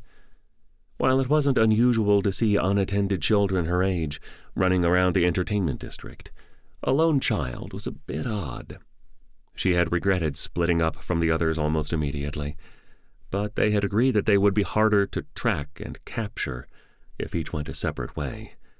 The storm did not appear to be dampening tourists' or locals' spirits in the slightest. She walked until she found a coffee shop that looked to be more of a local flavor than the crowded chain a half-block away. Almost more importantly, it was dry. The smell of fresh brewed coffee, something not easily attained on Kelso or any of the outer colonies, embraced her as she opened the door, a bell jingling on the frame. She inhaled deeply as she shook her umbrella dry. "You look like a woman who will appreciate a good cup of coffee," someone said. Naomi shook her head a little, breaking her reverie. She looked around, her gaze settled on the man behind the counter. He was at least 10 years her senior, athletic build, sandy blonde hair. She walked up to the counter. "I'll take the largest cup you've got," the man smiled. "Of?" "Dealer's choice," she replied, smiling. She paid and took a seat at a table near the front of the small shop, next to the floor-to-ceiling window looking out on the bustling thoroughfare outside. The storm had not let up since she left the guest house. Puddles lined the wide pedestrian boulevard. Awnings were creating waterfalls. A few minutes later, the man from behind the counter placed a steaming cup in front of her. He also took a seat opposite her. "Mind some company? I've got a few minutes break." He gestured around the small space. Everyone had drinks, and no one was waiting at the counter. His smile was broad. He ran a hand through his light blonde hair. Naomi smiled and made a welcoming gesture. Naomi smiled and took a sip of her coffee. She held the cup in both hands, letting the warmth make her fingers tingle. I'm Stacy." She shifted her grip on her coffee to reach into her pocket. She found her G-phone and felt the biocircuits in her hand activate as she accessed her identity core and updated it, pushing her Naomi Himura identity into an encrypted archive, just in case. "Michael," he offered his hand. Releasing her G-phone, she shook his hand. "Here on business or pleasure?" "What makes you think I'm not a local?" Naomi replied.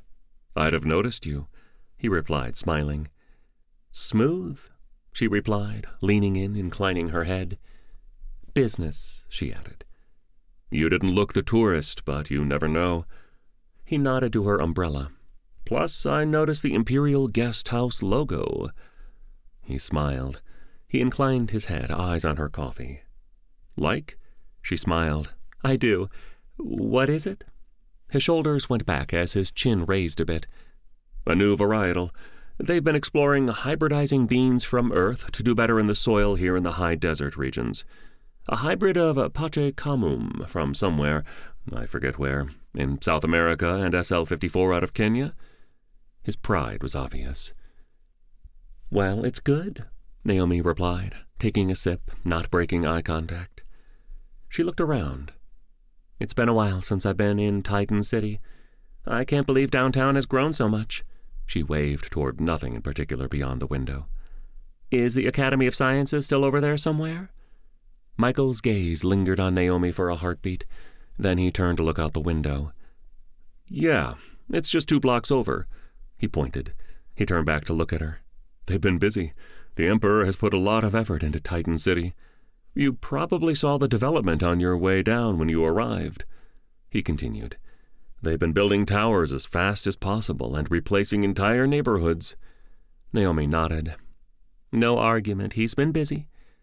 She turned her attention fully back to Michael. "I've got some errands to run. When do you get off work?" Michael beamed. "I'm just covering for one of my employees. She had to leave early, sick. My other employee is on his way." Taking a chance, he added, "I live a few blocks west." Naomi raised an eyebrow.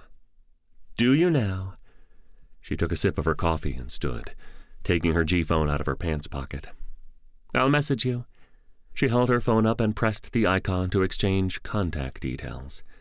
Michael's G-phone beeped, and he pressed something on the screen. He stood and walked her to the door. "I look forward to hearing from you, Stacy." She put a hand on his arm as she exited. "I look forward to messaging you." She winked. With a snap, she opened her umbrella and stepped back out into the torrential downpour. As she crossed the street, she placed a call. "Hi, yes, I'd like to arrange a tour. I'm only here a few days. Not sure how busy you are." She sipped her coffee as she walked toward the Academy of Sciences. "Yes, that would be wonderful. Thank you." She disconnected. She rounded a corner, coming face to face with the blocky gray square that was the Academy of Sciences complex. The principal building reached up 50 or more floors, surrounded by several smaller outbuildings, all surrounded by a 12-foot-high wall, complete with shock troops scattered along the top. Nightlife. "Where are you?" Jax asked, staring out the window of the suite they had assigned him and Naomi.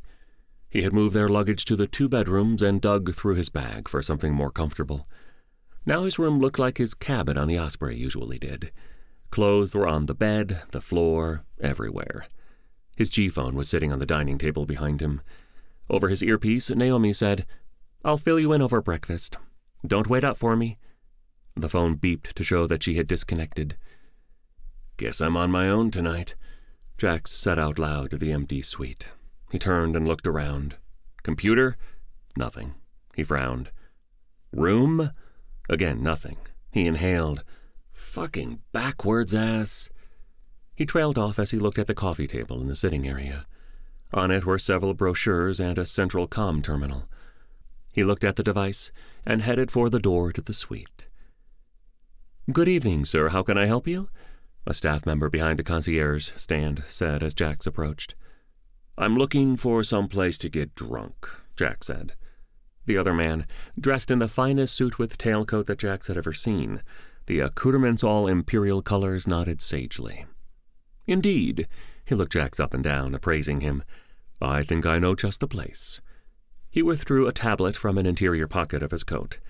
After a minute of tapping and swiping, he looked up. "Here you go." He swiped towards Jax, causing Jax's G-phone to beep in his hand. Jax looked down. "The rusty swordfish?" He looked up, grinning. "Sounds fun." "You look like someone who might enjoy a bit of an edge to his evening. The swordfish is not overly dangerous, but resides near the Old Town section. A rougher part of town than many are comfortable with," the man said. "I'm definitely not afraid of a little rough edge here and there," Jax grinned. "Shall I summon a cab for you?"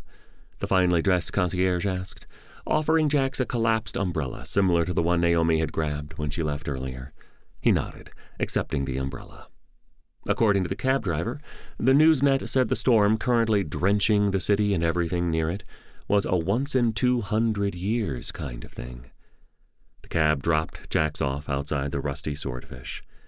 There was a crowd standing around outside the establishment, huddled under shared umbrellas. The venue didn't actually have a visible name, but had what had to be a 10-foot bronze swordfish mounted to the building. Jax walked through the crowd of patrons into the dimly lit building.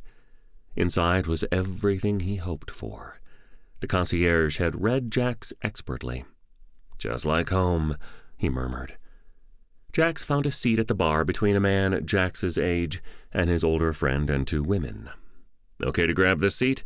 Both parties nodded. The two men immediately turned back to their conversation. The two women smiled.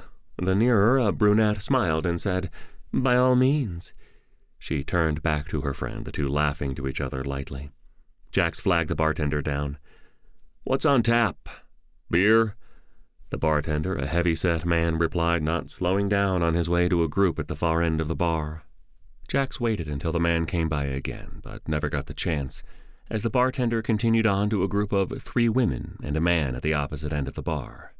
When the bartender came near again, the woman next to Jax shouted, "New Terra lager." The bartender nodded, not slowing down. She turned, smiling. "He's more attentive to women. Might as well use the sexism." She offered a hand. "Julie." As Max took her hand, she added, "My friend, Maggie." Jax took the dark-skinned woman's hand as well. "Maggie." As they released hands, he said, "I'm Jackson." The bartender deposited a tall glass of beer and a data chip with the bill. Jax grabbed the glass and the credit chip. "Thanks," he shouted at the man's back. He turned to the two women. "Cheers." They both raised their drinks. Jax chatted with Julie and Maggie until the two had to depart.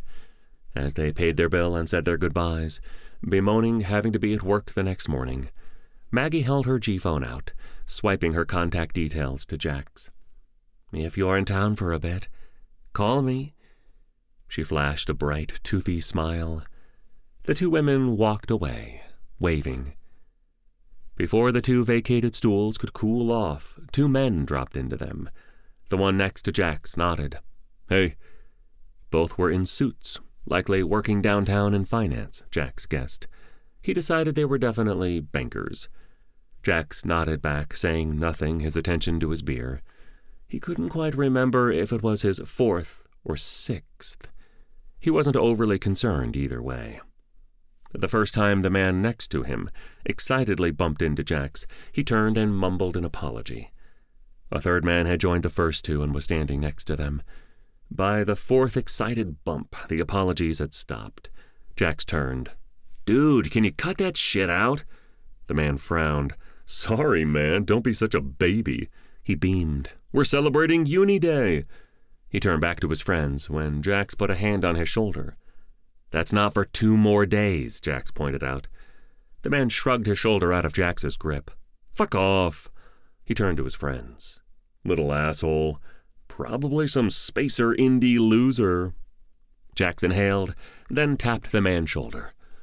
When the man turned, face red and angry, Jax punched him, instantly busting his nose. The 2 other men stared for a few heartbeats as their friend fell to the floor, screaming, as blood flowed from his nose, then pounced on Jax. The bartender, who had finally started to give Jax his attention, sighed.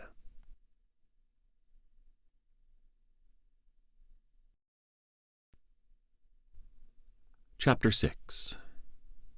Changes in Direction. The 3 bankers were clearly not fighters.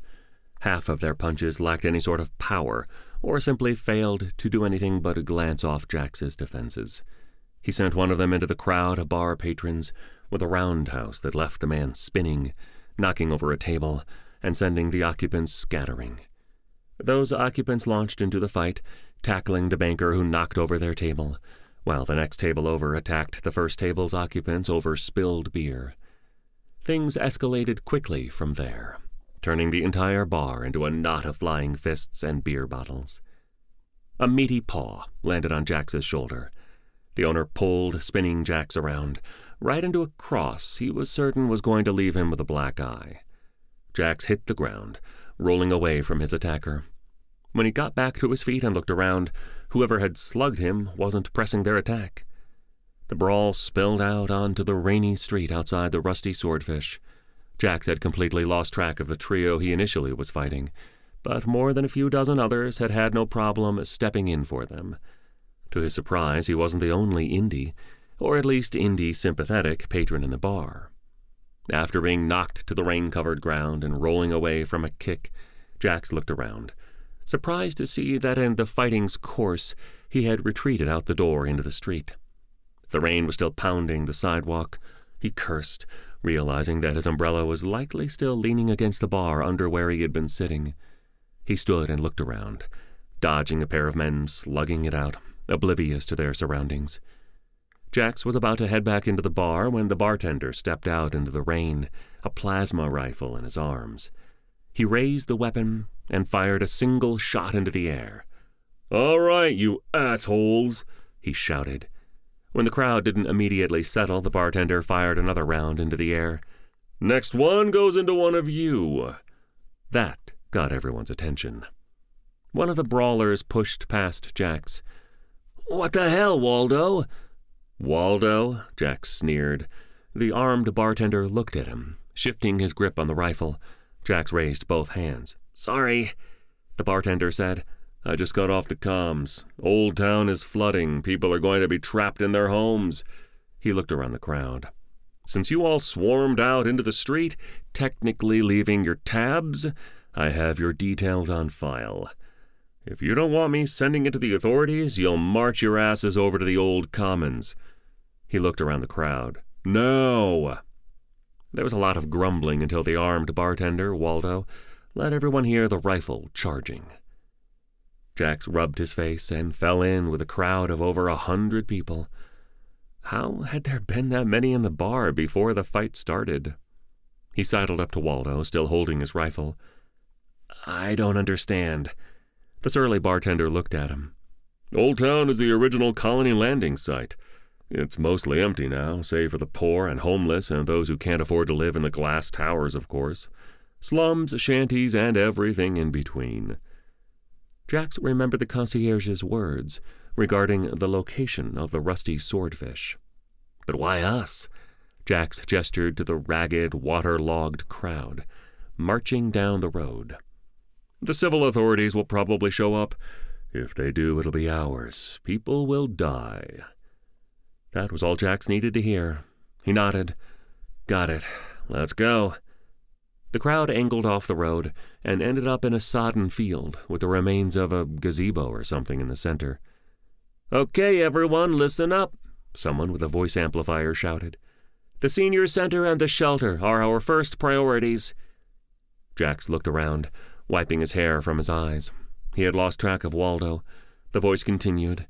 "After that, we need to go door to door." Jax found a group that was heading off and joined them. "I'm new here. How can I help?" A man at least twice Jax's age said, "Come with us. We're going to start door to door. Another group is already on their way to the shelter and senior center." He pointed. The old colony area had far fewer functional streetlights than Titan City proper. "We're heading Garrison Street first." Jax and 2 others took one side of the street, as the older man and 3 others took the other side of the street. Jax pounded on a door that was welded into the side of a shipping container. The sound echoed into the night as he pounded on the door one more time. There were no windows. He had no way of knowing if anyone was home. The door swung in to reveal a scrawny man in a ratty robe. "What?"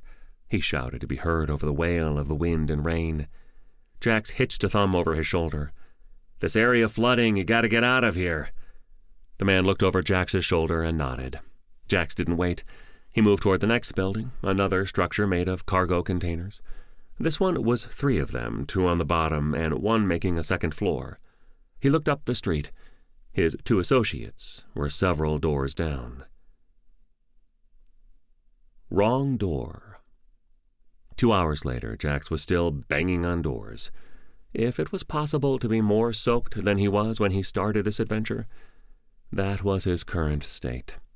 The storm was still raging, and lightning was dancing across the sky, accompanied by ear-splitting cracks of thunder. As far as he could tell, it had not let up even the slightest since they arrived on the planet. The door opened into a brightly lit living space. The blinding light framed a ruggedly built man. A very naked, ruggedly built man. "What?" Jax backed up. Dude." He found something to look at in the sky, squinting against the raindrops pummeling his eyes. "You gotta get out of here. The storm ain't letting up. This entire area is gonna be underwater." He glanced down, eyebrow raising. "Put on pants." At the end of the street, a flatbed hover truck slid into view, already half full of people who had fled their homes. A pair of men came towards Jax. "Come on, man. They need some help on the next block." He fell in with them. As they slogged through the mostly muddy street, Jax asked, "What's the deal here?" Water was up to his shins. The Asian man to his left said, "When you can't afford one of those," he gestured through the rain to the glittering towers of downtown Titan City, "you end up off-world, if you're lucky. Or here," the other man added. "Old Town takes everyone." Jax shuddered, not because of the cold, though he was freezing. It had to be well past midnight. When they reached their destination, the Asian man divvied up sections of the block for them all to tackle. A hover truck was rumbling nearby, likely waiting for residents. This section of Old Town was a significantly lower elevation than the block he had just been working. Water was pooling everywhere, and in most places was up to Jax's knees even in the street. He waded toward his first house. Like most of Old Town, it was made of colonial cargo containers welded together. This one was made up of two large metal rectangles, with one sitting atop. A luxury dwelling by the standards of Old Town. He pounded on the door. It echoed a deep rattle, metal against metal. The door opened, and the barrel of a blaster rifle stuck out, stopping inches from Jax's face. A hand reached out and grabbed the front of his soaking wet t-shirt, yanking him into the dwelling. Lightning arced across the sky, followed by thunderous booms. "This is unexpected." "Whoa!" Jax said as the hand dragged him into the structure. He hit the ground, splashing into the standing water that filled the room. Getting to his knees, he looked around. Several men and women surrounded him, all armed. One woman leaned down, putting a blaster pistol under Jax's nose. "Who are you? What are you doing here?" Jax's eyes darted around the room. Lots of guns. "I'm just here helping evacuate Old Town." He splashed one hand. "Kinda flooding." "What do we do with him?" one man asked, looking out a narrow window at the raging storm outside. "It's getting bad out there." Lightning lit up the sky. "We can't stay here," a woman said, entering the room. "Not if they're evacuating everyone. We'll draw attention." "Look, guys, I'm not from here. I don't know what the hell all this is, and honestly, I don't care," Jax tried to explain. "I was just trying to help folks." He looked around. "You see, I was in this bar fight. Some knucklehead Imperial sympathizers were celebrating Uni Day early, and, well," he smiled. "One thing led to another, and it was a brawl. A really good one, if I'm being honest. Then, all of a sudden, 'Shut up!' the woman with the pistol shouted. She turned to the others. "Tie him up and bring him along. We'll let the commander decide what to do with him." One of the other women reached for Jax's wrists. She produced a plastic zip tie and bound his wrists behind his back. She guided him to a sofa and pushed him down. The sodden material squished. "Stay." While he sat there, the storm raged outside. Thunder rumbled across the sky, shaking the metal container home. He watched the occupants move quickly through the rooms, kicking water up. Several brought large crates down from the upstairs area. "What is this?" he asked out loud before thinking better of it. A pair of men in worn fatigues were moving a box that looked suspiciously like the box that one might keep rifles in. They looked over. One of the two men said, "The more questions you ask, the more likely you are not to live through this." Thunder cracked outside. Jax closed his eyes and leaned back on the sofa. It made a soggy, squishing sound. Jax sat on the sofa for what felt like forever, but was probably an hour, until the woman who had bound his wrists came into the room. "Come on, Boy Scout." She reached out and grabbed his shirt, helping him up and stretching the fabric, and wringing rain out of it. She let go, but the sodden fabric did not bounce back. "Guess I'll get a new shirt later," he said, looking down at the stretched-out neck. He followed her out of the living room into a back room with a large roll-up door. All the boxes he had seen the group moving around were now stacked along the walls. The large roll-up door opened, revealing a waterlogged alley that looked like a river. A wheeled transport vehicle was standing in water now almost up to the middle of the wheels. Water rushed into the garage space. The assorted men and women began loading the crates into the transport, splashing water as they worked. Jax watched until they were done, and the woman from before pushed him toward the transport. Jax took a deep breath and stepped into the rain between the building and the vehicle. 2 men in the transport lifted him up into the vehicle. He looked around. People and cargo crates filled the transport. "You guys all from around here, or—" No reply. He shrugged. "Anyone got the time?" Still no reply. A man across from him leaned forward, causing Jax to lean forward to hear what he was about to say. Instead, a meaty fist struck him in the temple, knocking him out cold. Manhunt. The door to the suite opened. "Oh, good morning, Naomi," Jeffrey said. He stepped aside to allow her entry into the suite the hotel had assigned him and Governor Singh. She walked in and looked around. "Jax isn't here?" Jeffrey shook his head. Governor Singh walked out of one of the bedrooms. "Oh, good morning, dear." "Morning, Governor. Have you seen or heard from Jax?" Naomi asked.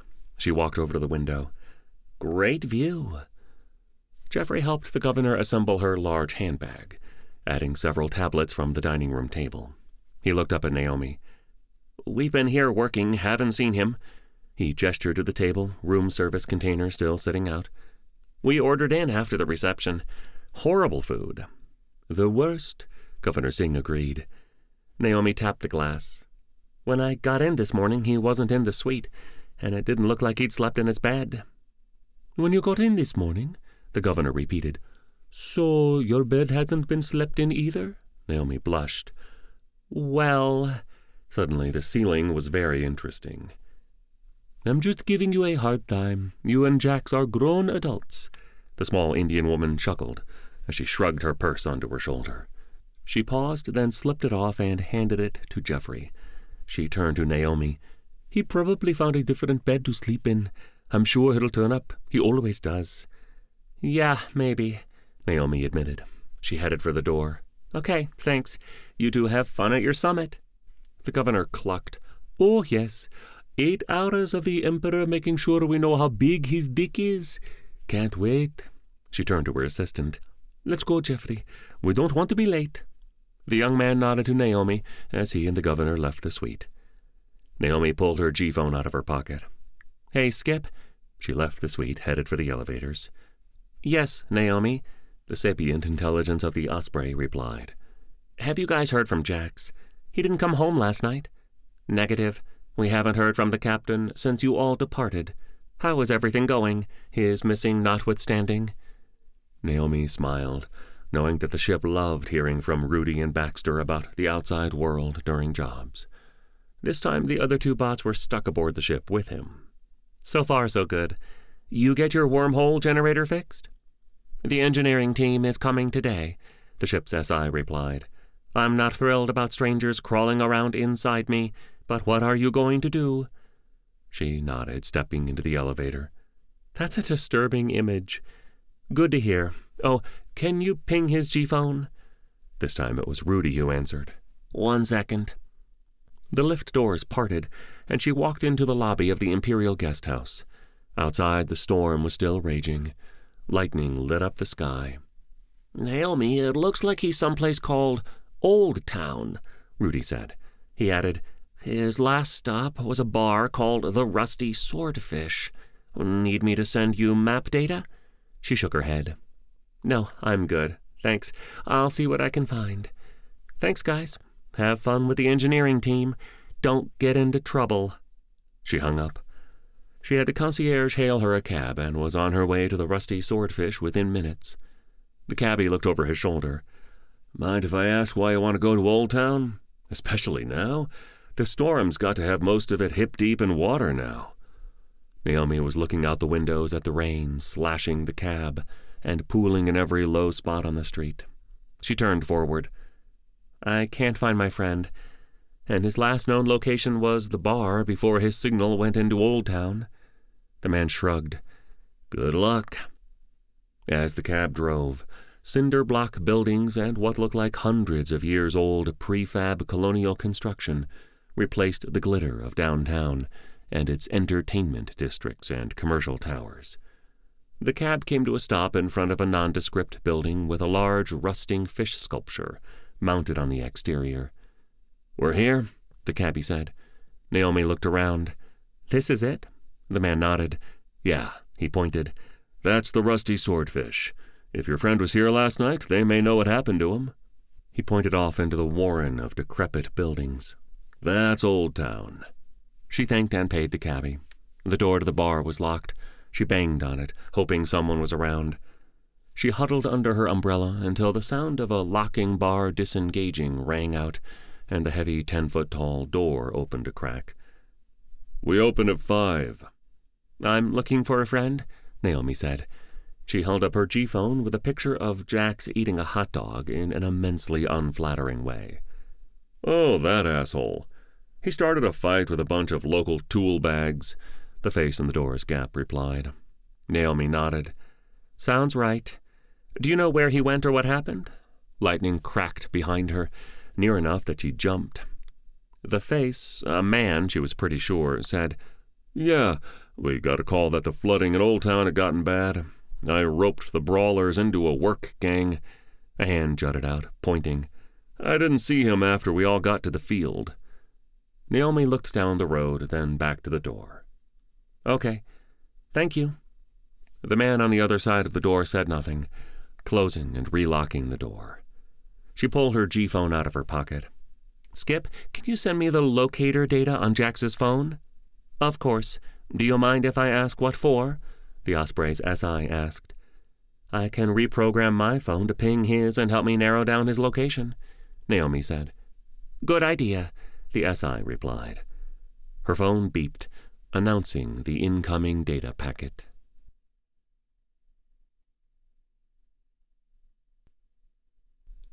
Chapter 7. Strangers. They're here, Skip announced over the ship's network. Rudy and Baxter were in the middle of the cargo hold. Baxter turned and walked to the forward section into the armory. I'll be hiding in the vault. Footsteps echoed on the staircase coming up from the boarding room. Hello? A female voice said. Greetings. Rudy rolled over to the stairs. I am, R2-D2. A heavy-set woman came into view. Not a very original name. She looked around. 2 more people were coming up the stairs behind her. Your owner a big fan of old vids, huh? Smooth, Skip beamed. Rudy rolled in a circle. Indeed. Welcome aboard the Osprey. A lanky, middle-aged man looked around. Just you, droid? Rudy fumed but simply replied, Indeed. Our alluvial damper failed. My owner was able to make repairs, but we require a new one. The team lead nodded her head, her beaded hair swaying, clacking as intricately carved beads of many colors collided. Okay, we'll need access to your engineering space. One of my men, Gregory, will run diagnostics while the rest of us will be on the hull. She produced a band from a pocket and set about capturing her beaded locks into a single mass behind her. Rudy nodded with his fist and rolled towards engineering. Please follow me.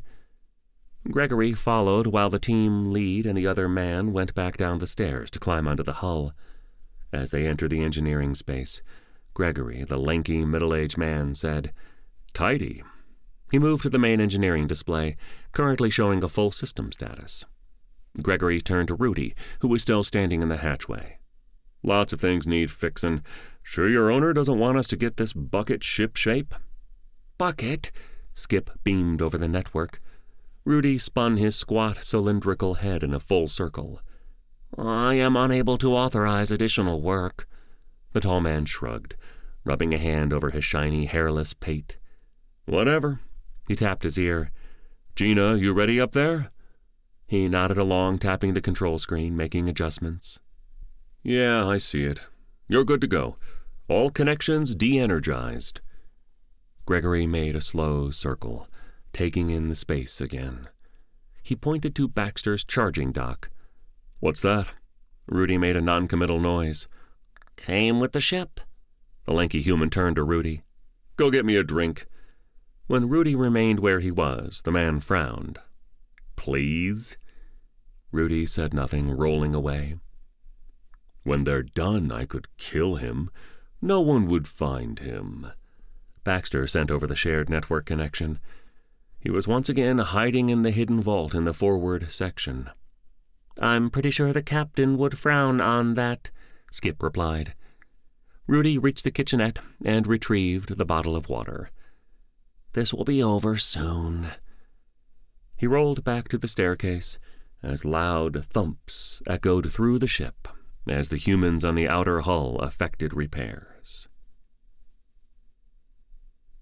Meet new people. Jax was enjoying a really pleasant dream. The woman from the bar, Maggie, featured heavily in it. Then he woke up when water splashed his face. His eyes snapped open and crossed as they focused on the business end of a spray bottle. "Hello," a deep baritone said. Jax's eyes uncrossed and focused on the holder of the spray bottle, an older man, salt and pepper hair and a well-groomed, close-trimmed beard. "Hi," Jax said, trying to adjust his position in the chair someone had dropped him into while he was unconscious. He looked around. They were in a warehouse. Where it was, he couldn't tell, but he could hear the rain battering the corrugated metal roof, so still near Titan City at least. He was in a small room, probably an office of some sort. There was a single grimy window behind Spray Bottle Man. Jax wasn't sure, but it looked like grime was holding the glass pane in the frame more than grout. "So, who are you?" the man with the spray bottle asked, his hand lowering, the spray bottle resting in his lap. The room was about 3 meters square, empty except for the 2 currently occupied chairs. No table or anything else. "No one," Jax replied. The other man cocked his head. "No one? That's not good. Nobody misses no ones when they don't come home." Jax nodded. "Fair enough. My name is Michael Keaton. He didn't finish because a stream of water hit him in the face. "We have your G-phone," Spray Bottle Man reminded Jax, withdrawing the device from his jacket with his free hand. Jax thought hard about the ident he had last used.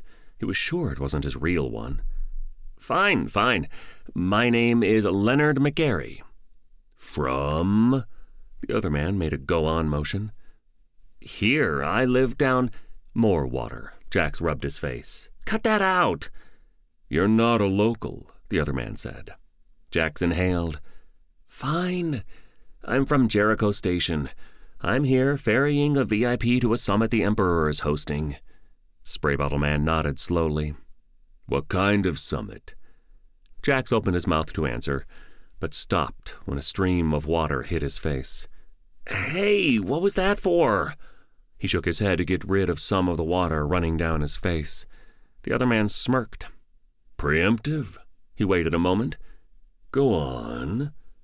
"It's the Emperor's Independent Colony and Station Summit. He brings everyone here to show off and remind them of their place in the galaxy," Jack said.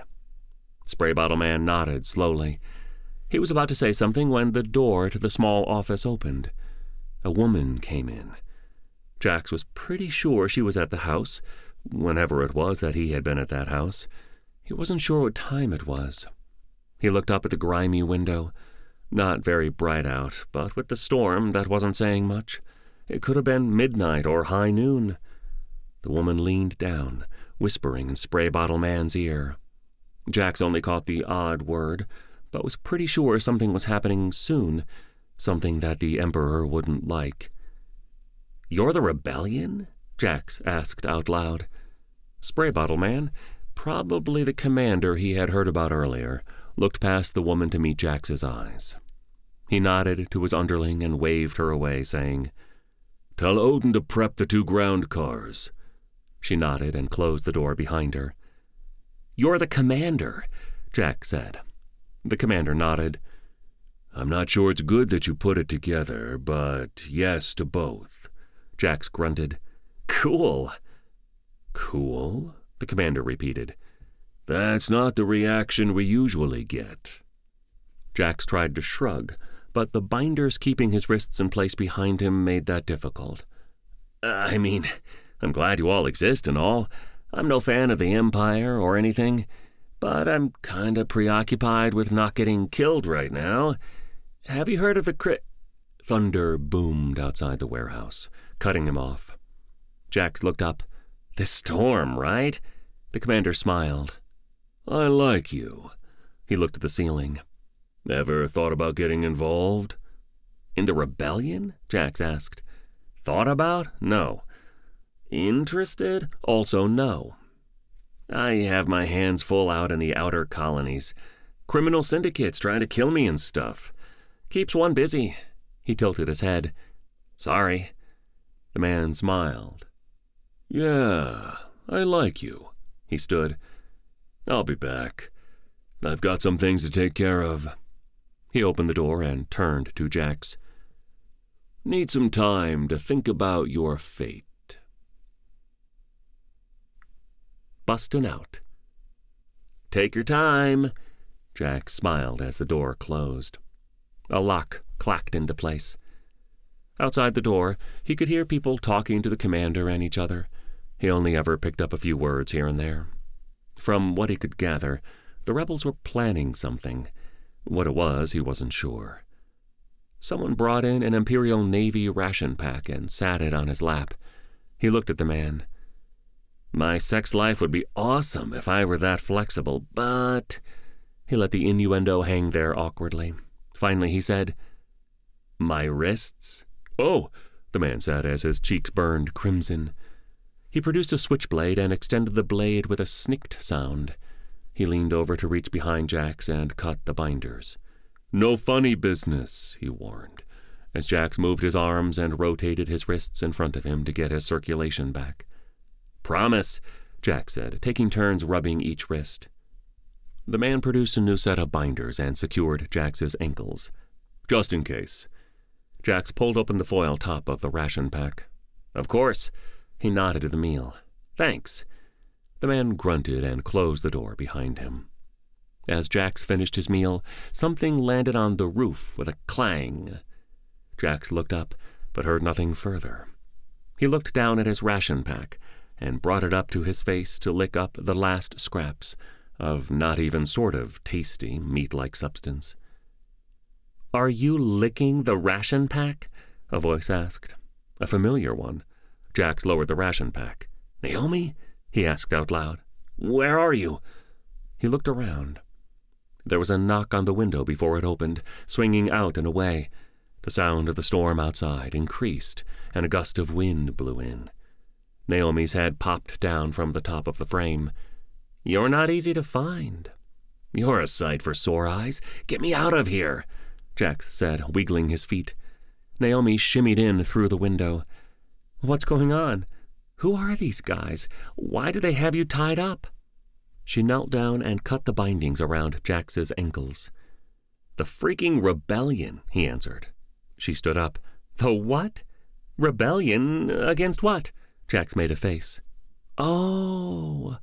Understanding spread across her face. "Against him, the Emperor. Wow, that's big." "Yeah," Jax said. He moved to the window. "Ready?" She nodded, joining him at the window. He knelt down, cupping his hands. "Excuse me?" a deep voice asked. Jax turned in time to get a stream of water to the face. "Hey!" He dropped Naomi, who grunted as she hit the floor. "What's wrong with you?" she said from the ground, then turned to get her own blast of water, which caused her to splutter. "We have a front door. It's a bit bigger than that." The commander pointed to the window. He walked over to Naomi. "Hi." He offered his hand. Naomi's cheeks burned. "Hello." Jax sighed. "Can't blame us for trying." The other man met his gaze, then turned to Naomi.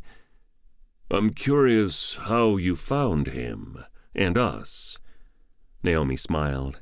"I had Skip, a friend of ours, send me the locator signature for his G-phone. I tweaked the network antennas in mine to ping against his. Sort of like a rangefinder," she added. "Not in exact science, but out here there aren't a lot of likely places." She grinned. "Even less that have active network connections." "How did you—" the commander began. "She's a talented hacker," Jax offered. The commander quirked an eyebrow. Naomi broke the silence. "So, rebellion, huh?" The commander looked at Jax, who shrugged. Naomi continued. "Have you looked at the Academy of Sciences complex?" "Looked at it for what?" the commander asked, then raised a hand. "Why don't we move this conversation out of this room?" He opened the door, extending an arm. Naomi and Jax exited what had been his cell into a bustling command center. Whoa! Making plans. "So explain," the commander said, pointing to a large conference table littered with food containers and data tablets. "I booked Jax and I a tour at the Academy of Sciences for tomorrow." "Jax?" the commander asked. Jax made a face. "Nickname." "For Leonard?" Naomi looked from each man to the other and back, her head tilted to the side a bit. "Middle name is Jackson. Leonard Jackson McGarry." Jax smiled, biting his lip. "I've been on it. Boring," the commander said. "It would be if we were taking the tour," Naomi grinned. "But we're not going to be on the tour. We're going to be robbing them." "So you're thieves," the commander said, seeming unimpressed. "You make it sound so dirty," Jax quipped, crossing his arms. Naomi clucked. "We're not you, it's just the two of us. We're not trying to take down the Empire or anything like that." She took a breath, then added, "This isn't about robbing them, per se. It's about getting a little payback." The commander made a face. "Payback? For what?" Naomi looked at Jax, who inclined his head. "Your call." She held up a hand. The biocircuitry glowed. A tracery of circuitry around her left eye lit up as well. The commander leaned forward. "Interesting." He looked Naomi in the eye. "What are you?" He reached out to poke her cheek, where a line of blue was glowing under the skin, only to have his hand swatted away. Naomi explained the interface program, including how she entered it and how the Imperial scientists treated the children in the program, and ended with her escape. "I just want to bloody the Emperor's nose." "And maybe make some money," Jax amended. The commander rubbed his chin. "I had heard rumors about something like this toward the end of the war. Nothing solid ever materialized." He looked Naomi up and down. "Huh." Naomi looked at Jax out of the corner of her eye. "We can get into the tower. So if that helps you—" She let the offer hang in the air. The commander looked over his shoulder. "Mara," a young woman came over. "We still have 2 operatives in the Academy of Sciences building, right?" The young rebel thought for a moment. "Yes, sir. Brandon and Monica. They're not very well placed. Neither has clearance above the first 10 floors that I recall." "Thank you," he said. His underling departed. The commander thought for a moment, then looked at his guests. "How about this? I can arrange for a few surprises to be left in the building. With the storm going, I suspect a lot of the researchers are working from home these days. You get in, do what you're going to do, move my surprises up to the secure levels." Jack shrugged. "Sure." He held up a finger. "So long as we can still get off the planet. I wasn't kidding about not getting involved." The commander inclined his head. "Fair." They worked out the details for another hour. It surprised Jax to learn how well organized the rebellion was, and that it was not just on New Terra, as he had originally thought. The Imperial news outlets had done an amazing job at downplaying the rebellion's relevance. The commander, it turned out, was an ex-military, hence the name, but what surprised Jax was that he fought on the side of unification. It was only after the war, the years of the Emperor consolidating his power and placing those he most trusted in positions of authority throughout the government, that the commander realized his error. By then, it was far too late, at least officially. The Indies had long since surrendered and gone into hiding. As they left the warehouse, Jax groaned. I was finally dry. It was still pouring. After walking a few blocks, huddled under Naomi's umbrella, she said, "I think we're far enough. I'll see if a cab will come out here." Jax nodded. She tapped her phone a few times, then slid it into a pocket. 10 minutes later, a cab pulled up a few hundred meters from where they were standing, the nearest piece of non-submerged road. While they walked to the cab, Jack said, "By the way, thanks," he smiled. "Partner." As they slid into the back seat of the cab, the cabbie looked over his shoulder. "Where to?" "The Imperial guest house," Naomi replied. The driver's eyebrows rose as he looked at the two wet, bedraggled people in his back seat, asking to be taken to one of the nicest places in the city. Jax looked at his phone. "So gross. They got sticky goo on my phone," he groaned as he wiped the device on his pant leg. "I had plans for, I guess, earlier tonight. She was smoking, too. I can't believe it's already evening." Naomi clucked. "You got in a bar fight?" Jax stopped her by holding up a finger. "Started it, actually." She nodded. "Started a bar fight. Helped save a bunch of folks from the flooding, then somehow stumbled," she leaned closer, lowering her voice, "into the hands of the rebellion.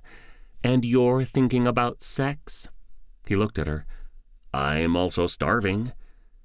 When they reached the Imperial guest house, the in-house restaurant was already closed, so Naomi convinced Jax to eat a protein bar and get some sleep. He tried to swing by the still-open bar, citing the likelihood of the availability of pub mix. Naomi, none too gently, guided him toward the elevator bay. They had a big day ahead of them. They agreed to sync up in the morning. Breakfast of Champions. Jax's adventures the previous day and night had drained him more than either he or Naomi had expected. He slept until around 11 o'clock. When the door to his room finally opened, Naomi looked up from whatever she was doing on her G-phone. She grinned up. "You look rough." "Think they're still serving breakfast?" He ran a hand through his hair. She stood. "Only one way to find out. Our tour is at 1:15. We better get a move on." She slid her G-phone into a pocket on her cargo pants and walked to the door of their suite. She grabbed 2 disposable coffee cups from the coffee table, offering one to Jax. "Here." He took a sip. "Okay, this is good." She nodded. "My new friend gave me a bag when I left his place." "Now you're just rubbing it in," he groused, holding open the door to their suite. The hostess at the in-house restaurant, called the Emperor's Table, gave them a look. "It's pretty late for breakfast." Naomi pointed at Jax. "He's been craving the Emperor's breakfast since we checked in." The young woman smiled, leaning forward a bit. "It is quite good," she admitted conspiratorially. After looking around, she said, "This way." Sliding into the booth, Jax groaned. "So hungry." He yawned. "So tired." He took another sip of his coffee. An older woman appeared. "Take your order?" Jax looked up. "Emperor's breakfast." "2," Naomi added. The woman nodded, tapping on her tablet. She walked off without another word. Naomi turned to Jax. So, our tour of the Academy of Sciences building is in a few hours. I know, he replied, taking another sip of coffee. This is really good. The server returned with 2 large plates. 2 Emperor's breakfasts. She put the plates down. Anything else? Jax looked up. I'm sorry, I meant to ask for toast. She nodded. Be right back. Once the server was out of earshot, Jax turned back to Naomi. How are we going to do this? We've got no prep, no intel. It's been, what, a decade since you were here? She clenched her jaw. Well, we'd have had all day yesterday if you hadn't played hero. She waved his reply away. It's been a while, yeah, but I'll never forget the layout of that place. You gonna be okay? He took a bite of his breakfast, savoring the flavor. Damn. I'll be fine, she snapped. She thought for a moment. As long as the commander's people do their thing, it'll be fine. I know. Toast, the server said as she walked up. Jax looked up, smiling. Thank you so much. As the woman walked away, he looked at Naomi. It's weird, right? Human concierges, hostesses, cab drivers? Naomi nodded. Yeah, the coffee shop I stopped at. Owned by man. Run by people. Under her breath, she added, a hot man. What was that? Jax asked around a mouthful of toast. Nothing. She waved him off.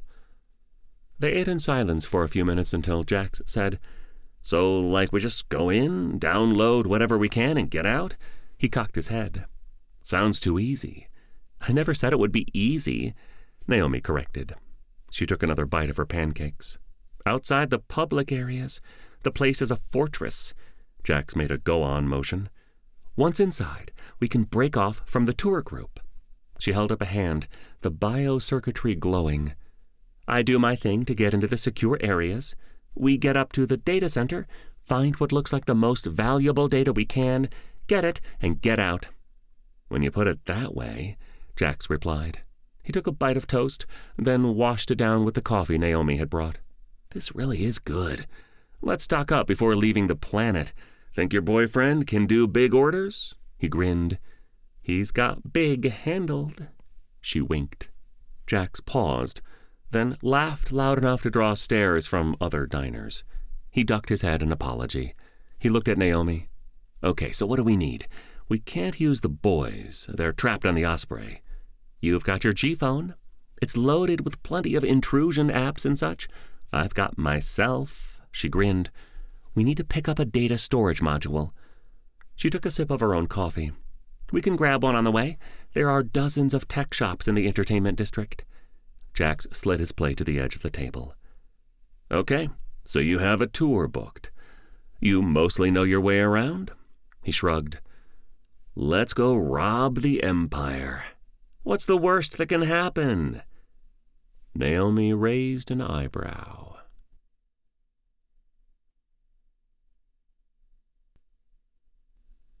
Chapter 8. And we're walking. The tech shop worker smiled. Good morning, folks. How are you this morning? He looked to be 18 years old. These tech shops were all over the Empire. There was one on Kelso Station, but Jax avoided it. Too pricey. On New Terra, this one served the right purpose. Downtown was a mix of corporate drones bustling to and from the various high-rises and tourists from around the Empire, taking in the sights. A cheaper option did not exist. Jax shook his head as he closed his umbrella. Hi, we need a portable data storage unit. The storm was still raging outside, but the sky was lighter, and the rain had moved from monsoon to downpour. The young man nodded and pointed to the back of the store.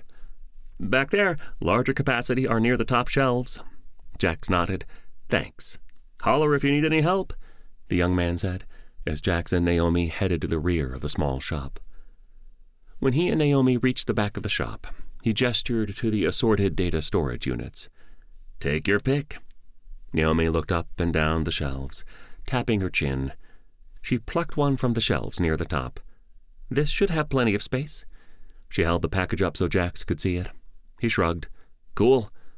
He turned to walk back to the middle of the shop, where the payment stations were set up on a circular countertop. The friendly staff member was waiting. As they exited the tech shop, Jax opened the package and removed the data storage unit, throwing the packaging away in a recycler on the corner of the nearby intersection. He handed Naomi the slim device, all sleek aluminum with a pointless but decorative strip of glittery paint around the edge. "What now?" Naomi pointed. "That way, couple blocks." She was holding the umbrella over the two of them, offering it to Jax. The public entrance to the Imperial Academy of Sciences extended out beyond the wall that surrounded the compound. They set large glass doors into a Duracrete tunnel. Shock troopers on either side welcomed people. "Very inviting," Jax said, as they passed through the massive entry. Propaganda highlighting the achievements of the Science Academy lined the walls of the tunnel.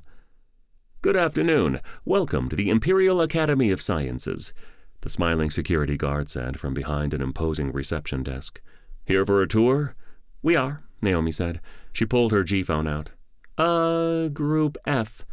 She held up her phone to show the man the screen. The guard nodded and pointed to a small group of people. "Right over there, those folks are in your group." Jax and Naomi nodded and moved to join the group. The group was a good size, almost a dozen people. Jax looked around, whispering. "Lot of tourists," Naomi nodded. "Did you think the locals took this tour?" He made a face. They stood around for a bit, making awkward small talk with the other tourists. Jax particularly enjoyed messing with the couple from New Toledo, explaining some of his romantic escapades in vivid detail. Eventually, a young woman with close-cropped blonde hair came out from a side door, her dark skin gleaming. "Hello, everyone." She found a young boy in the crowd. "Junior scientists." Jax looked at the ceiling, groaned. Naomi elbowed him. The tour guide continued. "I'm Melissa, an intern here at the Academy. I'll be your guide. If at any time you have a question, just shout my name." She smiled so broadly, Jax was certain he saw her wince from the strain. She opened the door she had come in from. "Off we go." The mass of tourists began filing through the door, Jax and Naomi letting themselves fall to the rear. Naomi adjusted her ponytail, pulling her jet-black hair tighter. "We need to wait until we're on or near the 20th floor or so." Jax sighed. "Gonna be a long day." An hour into the tour, Naomi elbowed Jax. "Pay attention, we're nearing the floor we want." Over the last hour and a half, the tour group had first explored the lower levels of the main tower, then moved to higher floors. The Empire restricted most of the research on the upper floors, but almost all floors had a public lobby for tours. The Emperor didn't want to miss out on an opportunity to show off. He jerked and made a croaking noise. "I didn't know that I could walk while asleep," he quipped. Their group was moving to the elevators, having finished watching clean suit-clad scientists doing who knows what in a clean room. Naomi gave him a look, then took his arm as the tour group was rounding a corner up ahead. As they approached the corner, there was a door with a label on it. Security Station 7B. Naomi pressed her hand to the security badge reader. The door unlocked in under 2 seconds. The two of them ducked inside. "Guess our friends came through," Jax said, as Naomi quickly moved to a console set in a rack of processing units. Next to the processing cores were several ruggedized cases about the size of a shoebox. She looked over her shoulder as she rested both hands on the nearest processing core. "Smart of them. There's one of these substations on each floor in case of an issue. They're not manned, and not really checked or anything." Jax nodded absently, looking around the room. "So what now?" Naomi shook her head. "We need to get up to 42. For now, though, we wait." "Yay," Jax drawled. He looked around, eyes settling on the cases. "Did they pack us a meal?" Naomi shook her head. Robbing. It was one thing to get into the security substation. It was an unguarded closet. Being able to walk around the complex freely was a horse of a different color, as Jax's Meemaw used to say. The plan was to wait until after most of the building's occupants left for the day. The commander had been right. With the storm raging, that number was lower than a normal workday, but still numbered in the thousands. The risk of discovery while wandering the corridors was too high. "Your move," Jax said, inclining his head to Naomi's own device. She held it up. "You're not very good at this." She tapped the screen of her phone, and Jax's beeped a sad tone. He swore. Laughing, she suggested, "Maybe something other than chess?" "Go," Jax offered. Naomi smirked. "I think you're picking games in the wrong direction. How about Yahtzee?" He frowned. "How about Scrabble?" She shrugged. "Sure." He started up a game, then initiated local area competitive play. A couple of hours later, Jax said, "So, he blushed. "What?" Naomi asked, looking up. They had grown tired of games an hour or so earlier. Jax tried to nap, and Naomi continued reading a book she had started a few days prior. "I have to pee." She closed the reading app and looked at the time. "Then this will have to do." She stood and walked to the processing cores. As she placed her hands on the nearest computer, they pulsed with blue light. A few seconds later, the glow of her biocircuitry faded. "Okay, I just configured the security system to not see us." Jax nodded appreciatively. "You go! They won't notice your hack?" She wiggled a hand. "Not tonight, at least. Someone will notice in the morning for sure. I'll try to undo it on our way out to be safe." He nodded his agreement. Naomi added, "I mean, we should try not to get seen by people. We're only invisible to the cameras. Someone remembering us, whether on camera or not, will be an issue." "That'd be cool, though." He reached down, picking up one of the rugged cases. "We good?" She nodded, picking up her own case. "Elevator is to the right at the intersection." "I remember," Jack said. "It wasn't that long ago." As they exited the elevator on the 42nd floor, Naomi took the lead. "The interface program was the floor below this, mostly. We came up here sometimes for practice sessions." "Practice?" She nodded. "Intrusion? Counter-intrusion? Since the data cores are here and all?" "Fun childhood," Jax replied sadly. "That doesn't even include the weeks of surgeries to install the biocircuitry, then the data storage nodes. It was a hoot," she deadpanned. After looking around, "This way, quietly." They crept along hallways, between glass-enclosed data centers and laboratories for a few minutes.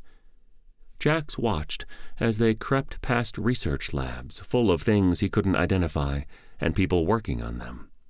None of the researchers seemed to notice the two civilians walking past their labs. "Here?" Jax pointed at a glass-enclosed data center, full of racks and racks of servers, covered in blinking lights. The space looked deserted. Naomi pointed to a label over the door, "Life Sciences." "I don't think we'll get much of value." She pointed further down the corridor. "I'm thinking industrial engineering." She continued toward her destination, adding, "Or starship engineering?" He looked over her shoulder. "Probably some nifty toys we could add to the Osprey." Jax rubbed his hands together. "You have my interest." The entire floor was a grid of labs and server farms. Jax couldn't imagine growing up surrounded by such a stark environment. Even Kelso Station had a warmer feel to it. "Your entire childhood was—" He gestured to the white floors and ceiling and similarly white wall paneling. "This?" She nodded. "Yeah. The floor they raised us on was a little homier than this, but not by much." She stopped. "Well, hello." She pointed at a door ahead of them. "That's new." Before he looked up, Jax said, "Well, it's been a few years." He looked up. "Oh, that sounds lucrative." The label over the door read, "Special Projects." He turned to her, both eyebrows arched. "Yeah?" She nodded. "Probably some goodies on those servers." She reached for the access control panel, the biocircuitry in her hand glowing. She rested her hand on the panel, and her circuitry tattoos pulsed. She frowned. Memories. "What?" Jax asked, then looked around. They had encountered no security, and all the scientists they had seen were in labs working. He turned back to look at Naomi, who was still standing at the access control panel. The tattoos lining her hand and arm were glowing brightly, pulsing, more than Jax had ever seen before. "You okay?" he whispered, turning to look up and down the corridor again. The access panel beeped, finally. She dropped her hands as the door slid open. Turning to Jax, she said, "That was way more difficult than it should have been." Jax followed her in. "What does that mean?" he asked. She shrugged. "I don't know. It was almost like they designed the security system to counter interface abilities or something." "Or something? Like there's one of you around here?" he pressed. "One of me?" She put a hand on her hip. "What does that mean?" Jax waved her off. "Never mind. Now what?" She walked over to a rack of processing cores. She set the portable data storage module on a small slide-out keyboard tray, resting one hand on the storage unit while she pressed one against the processing unit. Both hands glowed blue, light pulsing from the hand on the processing core to the hand on the storage module. The biocircuits around her eyes pulsed, as if she were watching the data move from one device to another. "Neat," Jax said as he watched. He turned and walked further into the server room, exploring. He set his case down, opening it. "Oh, this is interesting." "Jax," Naomi whispered, "where'd you go?" "Back here," Jax answered. "Is that?" she asked, joining him. "Yep," he said, looking at the case and the device inside. She ran a hand through her hair. "That's gonna leave a mark," Jax nodded. "Yeah. You still good with this?" She knelt down to inspect the device. Her hand lit up as she touched it. "Huh." She looked up. "Yeah, this will really make the imps cranky." She looked past Jax. "Worst case, we can make sure any stragglers aren't still in the building." Jax frowned. "How?" She pointed to the door to the server room, and on the wall next to it a fire alarm system. Jax shrugged one shoulder. "Cool."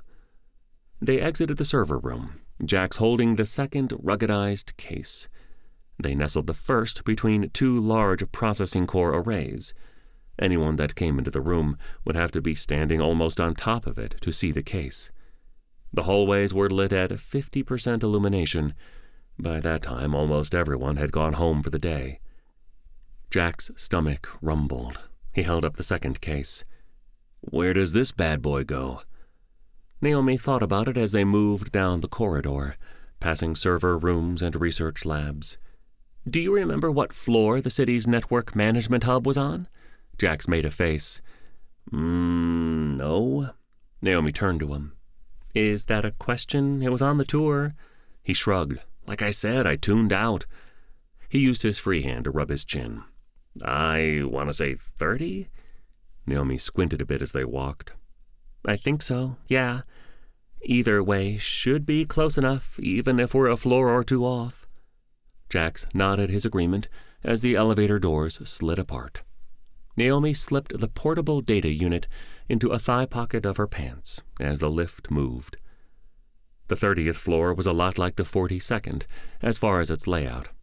"Looks familiar," Jax said as they walked around. "This what the levels you lived on were like?" Naomi looked at him. "The floors we were on were a little more residential than this." She waved to the nearest server room. "Not by much, though." She pointed to a different bank of servers behind a glass wall. "That would be the overseer's office." Her hand moved a few degrees. "The training area." She turned around. "The bunks would be there. Just me and 40-odd of my closest friends. Random kids from all over the Alliance. Tormented by angry adults that scolded us, and worse, whenever we got out of line or failed a test." She held out her hand. Jax handed her the second device that the commander had arranged for them to find. She walked to the middle of the floor, putting the case down. After opening the case and pressing a few buttons, she looked at Jax. "Let's get the hell out of here." As the two walked back to the elevators, the device they had just walked away from wirelessly connected to its mate several floors up. Once the two devices connected to each other and synchronized, they called home. Jax looked at Naomi. "I'm so freaking hungry." She was about to reply when the elevator doors slid open to reveal a security guard. "Oh," was all she said. "What?" the guard stammered. Naomi leapt into the elevator car, tackling the guard. "What?" Jax gaped. A moment later, his wits returned. He rushed into the lift car as Naomi and the guard wrestled. She had one of his hands pinned, knocking his G-phone aside. Jax saw the stunner a moment before the guard jammed it into Naomi's thigh. The sound of energy discharging from the high-volume capacitor into his business partner filled the small space. Naomi didn't jerk about as one would when thousands of volts dumped into them. Jax tilted his head. Instead, she swore and punched the man in the face. "No, no, no!" she hissed. The thigh pocket of her pants had a scorch mark. She snatched the portable data storage module out of her damaged pocket. It, too, had a scorch mark on the casing. "Damn it!" she added. The painted-on stripe had melted and peeled away. The unit's status lights were blinking erratically. "What the hell?" Jax asked, kneeling. Naomi didn't say a word. She placed both hands on the device, biocircuits pulsing with blue light. Jax watched in silence. Wrinkles. Naomi stood up, kicking the sparking data storage unit away. "Now what?" Jax asked, looking around. The guard was still out cold on the floor, his hand still clutching the stunner. "You okay?" Naomi looked at the guard, kicking the stunner away from his hand. "I don't know." Naomi rubbed her temple. "Yeah, I'm okay. Let's get back to the guest house. Your aunt is expecting us to accompany her to the closing ceremony thing." She pulled her G-phone out of her pocket. "Soon." Jax shook his head. "Are you sure you're okay? Did you just copy all of that data into your spleen or whatever?" Naomi nodded. "Yeah, I didn't know what else to do. If we lost the data, this was all for nothing." She made a face. "And it's not in my spleen. The biostorage units are all over my body, but not in organs." "Do you know what the data is?" Jax asked, stepping closer to her. She shook her head. "No, it's encrypted." She rubbed her temple again, then pressed the button for floor 18. "We'll drop him off there. A storage room or something." The lift car started its descent. Jax pulled his G-phone from a pocket, looking at the screen. He entered a series of numbers, the one-time address that the commander's underling had given him. His finger hovering over the send button, he looked at Naomi, who nodded once. He pressed the button. He did not know that the devices on the floors above had already called the commander and were hard at work doing the job they had been designed to do. "Are you going to be okay?" He put a hand on her shoulder. She shook her head. "I don't know. This is more data than I've ever carried. They didn't build us to be couriers. The biostorage modules were meant to keep the odd secret file or small database, not petabytes of data, not for very long." She groaned and tried to smile. "I'm now an edge case." "Can you get rid of it? Cut our losses?" Jax pressed. The elevator doors slid apart. He leaned out, looking left and right. No one was around. They dragged the guard to a storage closet and tied his hands and feet. Naomi found a handkerchief and jammed it into the man's mouth. "Sorry, man. Someone will find you eventually," Jax said to the unconscious man. They made their way back down to the ground floor of the massive science complex. The elevator made no stops, and they saw no other guards. The elevator doors slid open, and Jax leaned out. A pair of lab technicians were walking away from them, animatedly arguing something. The pair rounded a corner down the hallway a moment before the entire building shook. The lights in the hallway blinked several times before the hallways went dark. 2 seconds later, red emergency lighting came on. An automated message started playing from the overhead speakers, encouraging people to exit the building in an orderly fashion. Jax looked at his partner. "I kinda expected more." Naomi shook her head. "Come on." She nodded once and took the lead, heading in the opposite direction the lab techs had gone. Looking over her shoulder, she said, "Oh, and no, I can't delete it. I should be able to purge the storage modules. But something is wrong. Maybe there's too much. I don't know. I didn't think to grab an instruction manual when I fled this place the first time." "What about your nanites?" Jax asked, his head moving back and forth, looking for threats. "They're doing what they can," she replied. She thought back to the day she and her classmates, as the scientists called them, learned of their impending fate. The researchers and military overseers all thought that they had built the perfect enclosure for their charges. No wireless signals, no data ports, no wires in the walls. They failed to consider the ingenuity of curious children. Intelligent, curious children. Martin, one of the older boys in the group, had sensed a data pathway under the floor of their bunk room. In the corner under the floor panel, there was a junction box that fed the room next to theirs, but was just reachable if your arm was long enough. Martin's was. At night, the interfaces formed a chain, holding hands and sharing data that Martin pulled from the building's network. It wasn't much. They firewalled the entire building off from the greater planetary network, except for very specific and hard-wired access points. Unfortunately, the researchers had chosen to keep the order to terminate the interface project, with prejudice, on a server in the building, one the children could access. Once they saw the order, the children were divided on what to do. Many, including Naomi, were in favor of escape. She wasn't the only one to have been conscripted against her will. The rest, convinced that the order meant they'd be returned to their homes anyway, wanted to do nothing. When the men came to the children's bunk room, they found the children as expected, half of them. Having access to the building network, Martin and those who wished to leave, including Naomi, had snuck out, much the same way Jax and Naomi were doing now. Naomi eased open a door, the same door she had fled through all those years ago. This time, with the fire warning still droning, exterior doors had all unlocked to allow for the safe exiting of the building. The storm outside had lessened. The rain more of a drizzle. "This way," she whispered through clenched teeth. Jax looked up at the sky. It was dark, well after sundown, but he could tell that the cloud cover wasn't the same uniform blanket it had been since their arrival. He hoped the storm was finally abating. They emerged into a small alley between the tall main academy building and the wall that surrounded the campus. Jax looked around. "Now where?"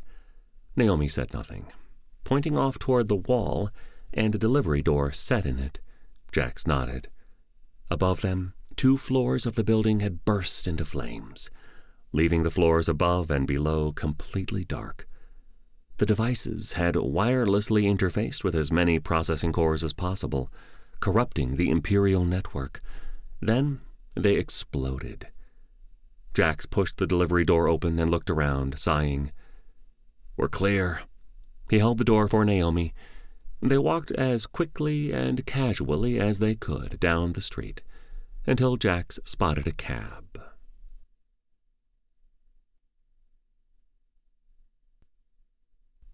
Part 2. Chapter 9. No Rest. The cab ride back to the Imperial guest house passed quietly. Naomi sat with her eyes closed, rubbing the side of her head. Jax watched the city pass by outside the window. The storm was definitely winding down. Here and there he could see stars. The cabbie, thankfully, remained silent for the drive. Jax couldn't tell if the storm had finally blown itself out, or if the eye had moved over Titan City. The cab pulled to a stop in front of the Imperial guest house, the passenger doors sliding open. Jax paid the fare and followed Naomi into the lobby. By that point, she seemed to be feeling better. Jax pressed the button to summon the elevator. "You look like you're doing better." Naomi nodded. "I am. I think the nanites finally got a handle on things." The elevator doors opened, and she stepped in, followed by Jax. "I still have to figure out how to get rid of the data, but at least I don't feel like my insides are on fire." Jax swore. "We should have stopped and bought a new data storage module." The elevator arrived at their floor. Naomi shrugged. "We can grab one tomorrow. I'll take something for the headache, but I think I'm good, for now at least." They reached the door to their suite as the door to Governor Singh and Jeffries slid open. "Hello, you two," the diminutive Indian woman said. She eyed them both up and down. "You look like shit." Jax grimaced. "Thanks, Auntie." He held the door open so Naomi could enter. When he spied his adopted aunt still standing there, he asked, "Something else?" She clucked. "You forgot. The closing reception for the summit." She consulted her G-phone. "It's tonight. In 30 minutes, to be specific." Jax rubbed his face. "Would it be—" he started. Governor Singh cut him off. "I will ring the buzzer in 30 minutes so we can arrive fashionably late." She held up a finger. "But not too late." She didn't wait for his reply, stepping back into her suite, letting the door slide closed. How did she even know we were out here? Jax wondered aloud as he entered the suite, letting the door slide closed behind him. Inside the suite, the door to Naomi's room was closed. Jax looked around, muttering, "Beer or shower?" He tapped his chin as he thought, then moved to the kitchenette space, grabbing a beer from the refrigerator. Shower beer. He headed for his room. 30 minutes later, almost to the second, the announcement chime rang. A display set next to the door came to life. On it, Governor Singh and Jeffrey were waiting outside, both dressed in their finest. Jax opened the door. "That's a lovely sari, Auntie." Naomi appeared behind him. "It really is." The old woman made a face. "Don't try to sweet-talk me." She hitched a thumb toward the lifts. "Let's go." Jax and Naomi were in the nicest clothes they had brought to New Terra. The reception was being held at the palace, which meant a cab ride. Despite the name, the Imperial guest house was not that close to the Imperial palace, or even on the palace grounds. By the time their cab arrived, they were appropriately late. "Mind your manners while we're here. These people are my peers and my friends," the governor scolded as she stepped out of the cab. She looked at Jax. "Also, if you act up, the Imperials will kill you." Jax inclined his head, holding his hands up, palms out. The Imperial Palace wasn't a repurposed governmental building.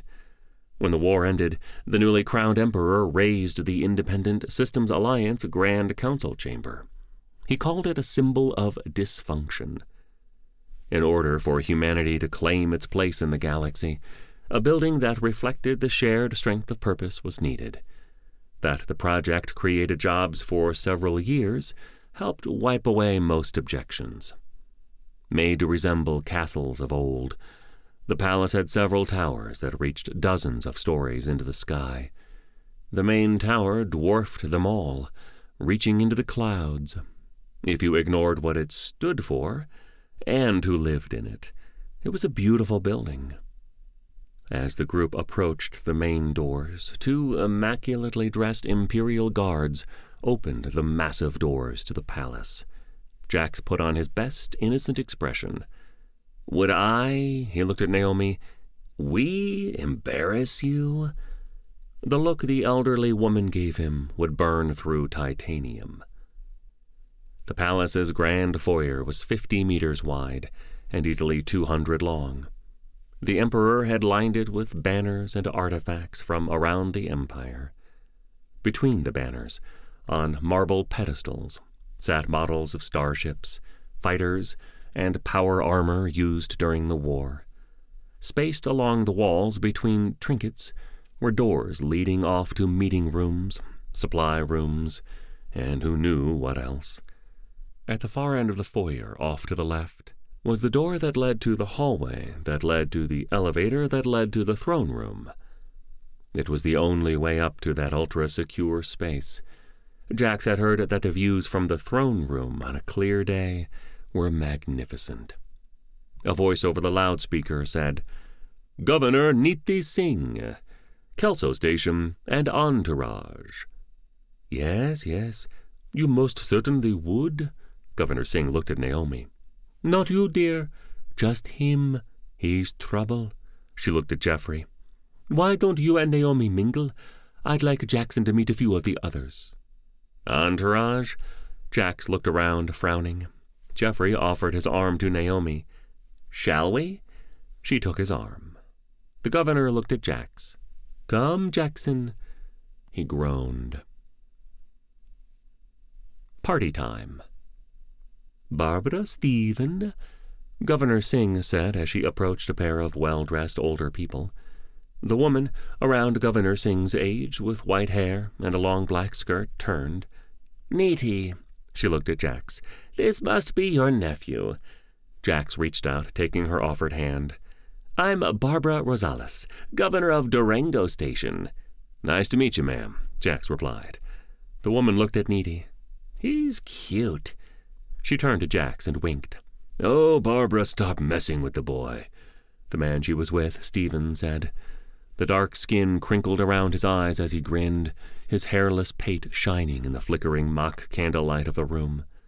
"Jackson, pleased to meet you. Stephen Tesfaye, Kelso Station." He offered his hand. Jax shook the offered hand. "I've been to Kelso a few times. Great station. Amazing food." Jax grinned. "Oh, and that club in the Industrial." He trailed off when he saw the look of interest on Governor Tesfaye's face. "Never mind." Barbara chuckled and leaned in, which forced everyone else to follow suit. "Did you hear?" Governor Tesfaye shook his head. "Hear what?" Governor Singh nodded. "What?" "Someone attacked the Imperial Science Academy building, blew it up," Rosales whispered. "Not all of it," Jax mumbled under his breath. "What?" Singh said. "What do you mean? How is that even possible?" She straightened, looking around. "Why isn't the city in lockdown?" Governor Tesfaye nodded. "Yeah, that seems like something they'd lock everything down for." Rosales continued. "I heard from a contact in the palace's administrative pool that there are rumblings of a rebel faction based right here on New Terra." "No way," Tesfaye said. He ran a hand over his bald head as his eyes darted around the space. Governor Singh looked at Jax, who had been standing off to the side of the trio of governors. "Jackson, have you heard anything about this?" "Who? Me?" He put a hand on his chest. "Why would I have heard anything about it?" His adopted aunt's brow crinkled as she studied him. "You were out somewhere before we came here," she replied, her eyes boring a hole into his soul. "Oh, yeah, right." Jax's cheeks flushed. "Yeah, no, we didn't hear anything about it. We definitely weren't anywhere near the Science Academy." Governor Singh's eyes narrowed as she scrutinized him. A server came by with a tray of stuffed mushroom caps, forcing the trio of conspiratorial governors to change topics. At the bar halfway along the length of the grand foyer, Naomi and Jeffrey were clinking wine glasses. "Cheers," the young man said. Naomi smiled. "So, how was the summit?" She took a sip, enjoying what must have been a several hundred credit glass of wine. "Oh, this is good," she purred. Jeffrey ran a hand through his light brown hair, exhaling. "Mind-numbing." Naomi took a sip of her drink, her headache finally subsiding. "What goes on? I'd kind of expect it to take longer than a few days." Jeffrey took his own sip. "A lot of posturing from the Imperials, mostly.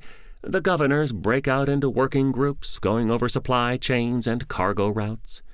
He took another sip. They formed some working groups to discuss trade and other things. Nothing will come of them. He sighed. That sounds horrible, Naomi admitted. Jeffrey smiled. The whole almost dying on our way here thing really should have had a better payoff than 2 days of meetings and Imperial posturing. Naomi raised her glass in agreement. Jackson, this is Marcus Johansson. He's the governor of Humboldt Colony. Jackson, the man, shook hands. Nice to meet you, the former said, inclining his head. Before the heavy-set man could return the pleasantry, the overhead speaker announced, Ladies and gentlemen, Emperor Justin Abernathy Stenson of the Grand Human Empire. Conversations around the large space immediately wrapped up as everyone turned toward the large doors at the end of the foyer as they swung open. Imperial guards in their finery marched out. While dressed in what Jax considered puffery, each guard was an expert in many types of hand-to-hand fighting skills, and under their frilly coats were likely many guns, and probably knives. Almost certainly knives. The Emperor came out after his guard had fanned out. Greetings, everyone, he boomed, his voice carried by the overhead speakers. He took the 5 steps up to the small stage. There was no lectern, just a flat surface that raised him above all others. Thank you all for joining me on this last night of our time together. It's been a wonderful 2 days. I wish we had more time together. I'm sure you all will return to your stations and colonies, energized to work hard and make our empire ever stronger. The Emperor continued. Our empire is as strong as she's ever been. Together, we'll continue to show the human-settled galaxy that our strength is in our unity. Humanity is destined for greatness, and we'll get there together as one. Imperial colonies and stations, hand in hand with our fringe brothers and sisters. Governor Singh made a noise, causing Jax to look down at her. She waved him off. The Emperor continued talking, his gaze roving across the faces of those gathered, making sure everyone was paying attention. Jeffrey and Naomi were still standing near the bar. They had been talking to the governor of Anchor Colony when the Emperor took the stage. As the trio turned to watch him give his address, Naomi found her wineglass more and more interesting. Unable to look upon the man who had issued the order for her and many other children's deaths, Naomi slowly became aware that the room had gotten a little quieter. She looked up to find the Emperor staring right at her. He caught himself, continuing what he had been saying, but his eyes stayed on Naomi for a bit longer. When the ruler of most of human-controlled space moved his attention elsewhere, Jeffrey leaned over. What was that? Naomi shrugged. No idea. She shuddered and put both hands on her wineglass to keep it from sloshing. No idea. Do you know the Emperor? His gaze certainly gave the impression he knows you. Naomi noticed that several other attendees of the reception were looking at her, some openly, others out of the corner of their eye trying to be discreet. I don't feel well. I'm going to head back to the guest house. Jeffrey stared for a moment, then got his wits about him. I'll go with you. This part took a turn. You're not looking so hot, Jeffrey said as he and Naomi walked out of the palace, into the night. A line of cabs was waiting for the other reception attendees. The night was clear, stars dotting the sky. The storm had finally, fully blown itself out. Naomi shook her head. I'm not feeling so hot. I think I'll go to the ship and see the auto doc. Couldn't you visit a med center here? I'm sure there are several public wellness centers downtown. They'd be a hell of a lot closer. He pointed off toward the glittering skyscrapers in the distance. The palace sat at the edge of downtown, putting the towers, monorail stations, and government buildings between it and the spaceport. I could, but I trust our auto doc more. and it's not tied to the Imperial medical database. Jeffrey stared for a long minute. Okay. He leaned forward, tapping the seat. Change of plans. Can you take us to the spaceport? He turned to Naomi, then back to the driver. Alpha. Sure thing, the driver replied, adjusting her course. The cab made a turn and angled away from the Imperial guest house and towards Spaceport Alpha. 20 minutes later, Jeffrey and Naomi were walking between two medium freighters towards the waiting Osprey. Naomi reached into her pocket and handed Jeffrey her G-phone after tapping on the screen. He took the device, looking at it, then put it to his ear. Hello?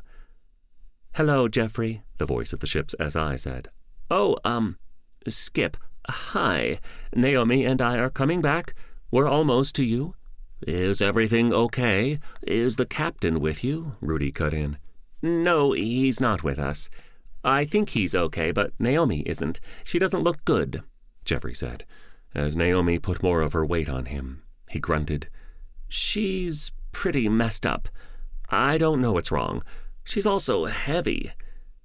I'll meet you at the ramp. Hurry up. That time it was Baxter. The Duracrete of the spaceport was still wet, puddles scattered here and there. The Osprey's boarding ramp lowered, unfolding as it did. It hit the wet ground with a thud. A matte black droid crept down the ramp. I'm not detecting anyone in the vicinity except Jeffrey and Naomi, Skip beamed to Baxter. I think you can go get them. Baxter turned in the direction the two were coming from and dashed off. On my way. A few minutes later, Baxter was easing Naomi onto the biobed in the Osprey's small med bay. He turned his swishing optic sensor to Jeffrey. What happened? The young gubernatorial assistant shrugged. No idea. We were at the Emperor's closing reception thing, and she just started looking bad. He stepped back from the bed as the autodock lowered from the ceiling. She insisted we come here instead of a med center downtown.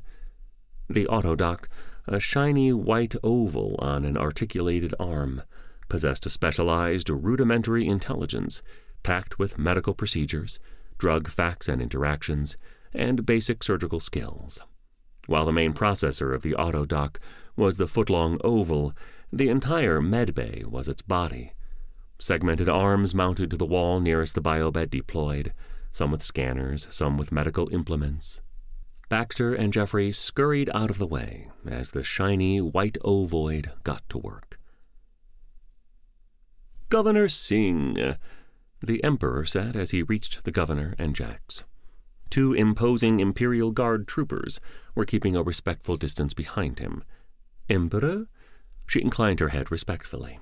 Jax looked around, then followed suit, his eyes never leaving the two guards. Emperor Stenson, this is my nephew, Jackson. She chewed on the rest. Caruso. The Emperor's eyebrows crept up his face. Caruso? Jackson blushed. The Emperor smiled. The past is the past. It's a pleasure to meet you, young man. He extended his hand. It was easy for the Emperor to be so blasé about the past. He was the Emperor. Jackson's parents were both dead, along with thousands of other Indies. Jax looked at the offered hand, his mouth a compressed line. Governor Singh elbowed him in the hip. You shake it, she hissed. Jax shook his head and shook the Emperor's hand. Your parents were good people, misguided in their views on how humanity should progress in the galaxy, but good people, the Emperor said. Thank you, Jack stammered. The Emperor turned to the governor. Governor Singh, during my speech, I spied a young woman standing next to your assistant. She looked incredibly familiar. Who is she? Regal privilege replaced his previous friendliness. Governor Singh opened her mouth, but Jax cut her off. No idea, sir. She didn't come with us. The Emperor turned his attention back to Jax. The Emperor looked from Jax to the governor. Where did your assistant go? Governor Singh looked around. I don't know. She turned to Jax.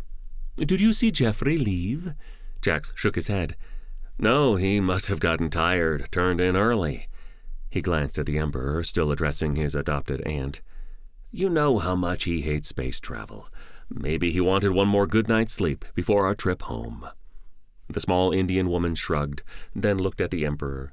He's a baby about space travel. The Emperor frowned. Interesting. He looked around. Excuse me. He turned and walked towards the bar Jeffrey and Naomi had camped out at, his guards falling in line. One of them watched Jax out of the corner of his eye as he passed. Jax pulled his phone out of his pocket. He tapped the screen a few times. Weird. They're at the spaceport, aboard the Osprey. He looked at his aunt to see that she wasn't listening to anything he had just said. Governor Singh had her own phone out. Jeffrey, where are you? Jax could not hear the reply. Why are you there? She turned to look at Jax, who showed her his G-phone screen, with the locator dot for Naomi aboard the Osprey. What's wrong with her? Jax frowned. What do you mean, you don't know? Jax tapped her shoulder. We should go. The diminutive Indian woman said, We'll be there shortly. She did not wait for Jeffrey to reply. She tapped the screen and deposited the phone in her handbag. Let's go. Awkward cab rides. As the cab pulled away from the palace, the governor leaned closer to her nephew. What did you do? What do you mean? He asked. She shifted in the seat, her sari rustling. Don't you? What do you mean, me?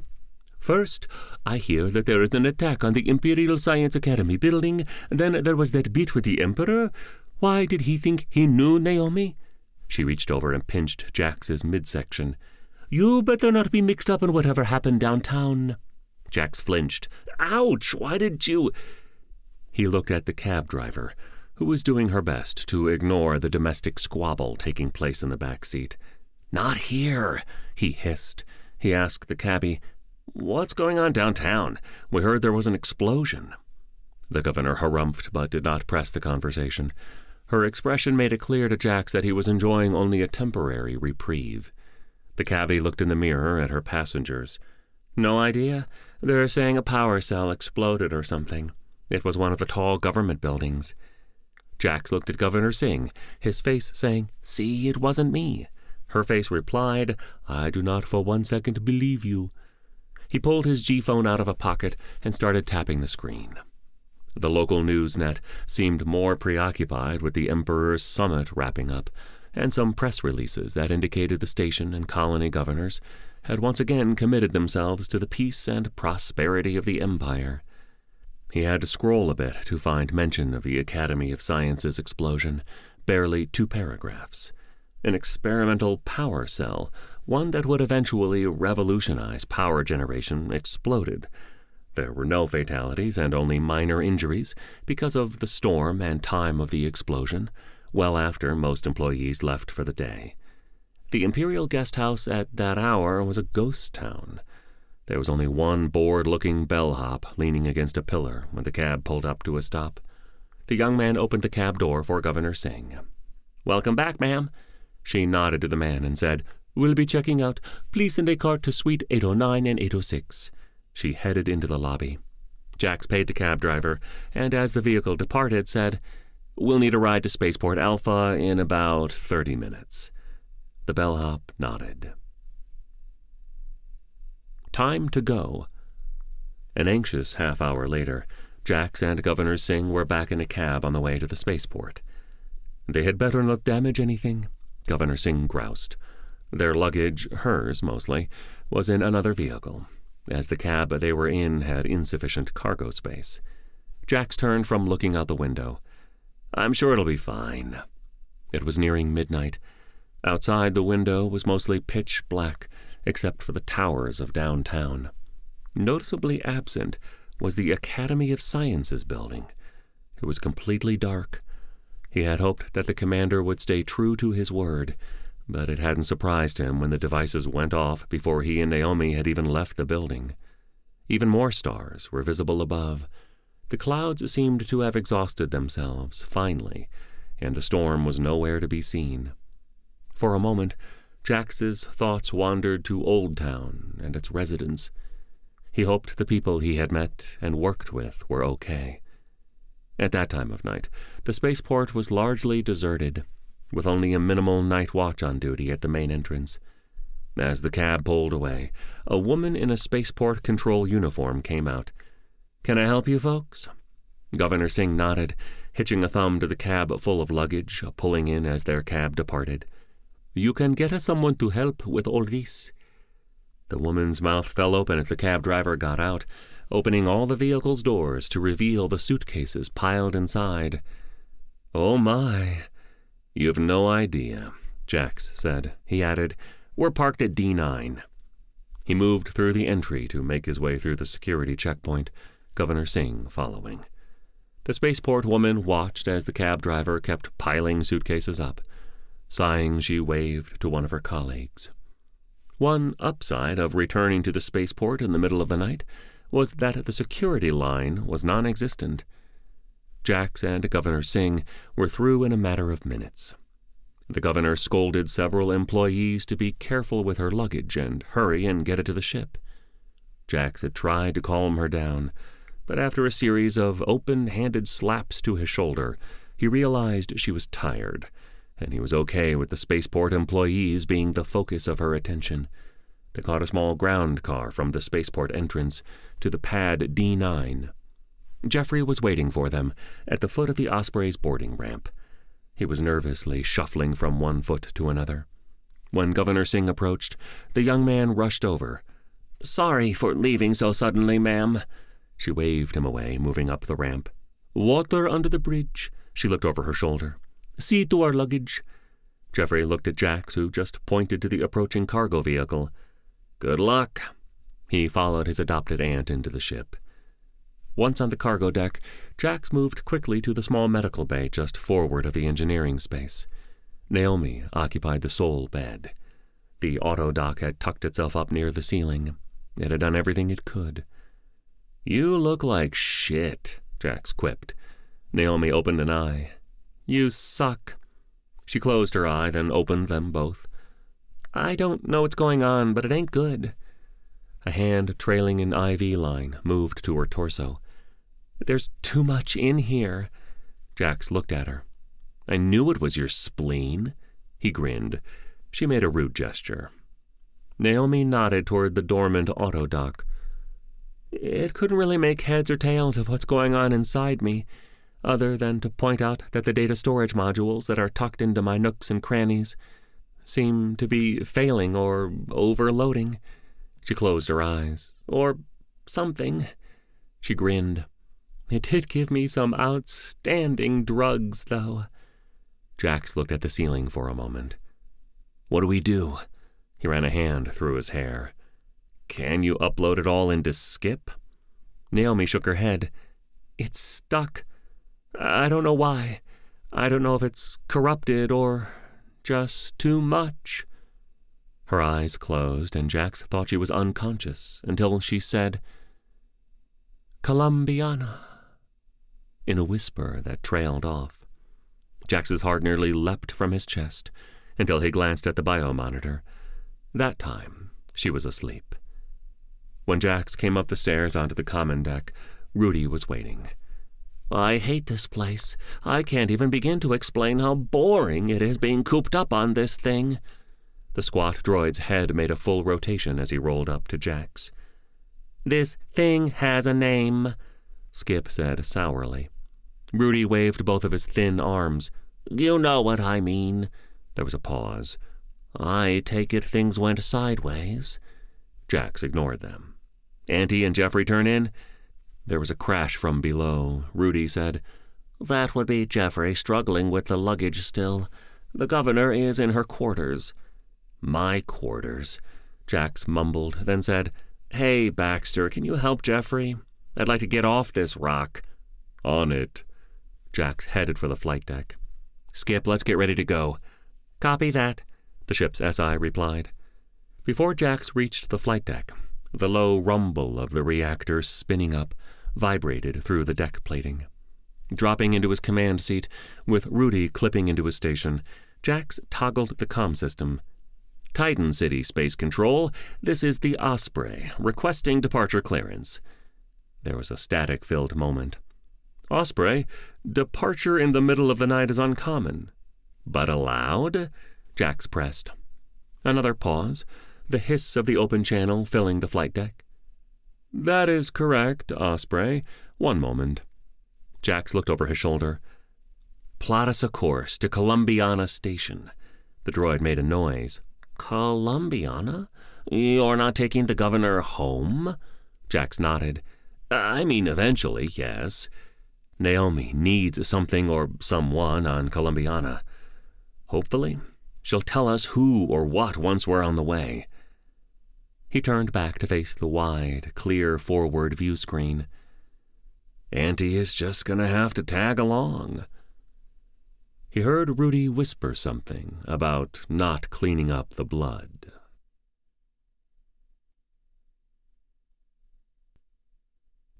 Chapter 10. We've been robbed. Dr. Sorensen? A technician turned from a rack of processing cores on the 53rd level of the primary building of the Imperial Science Academy.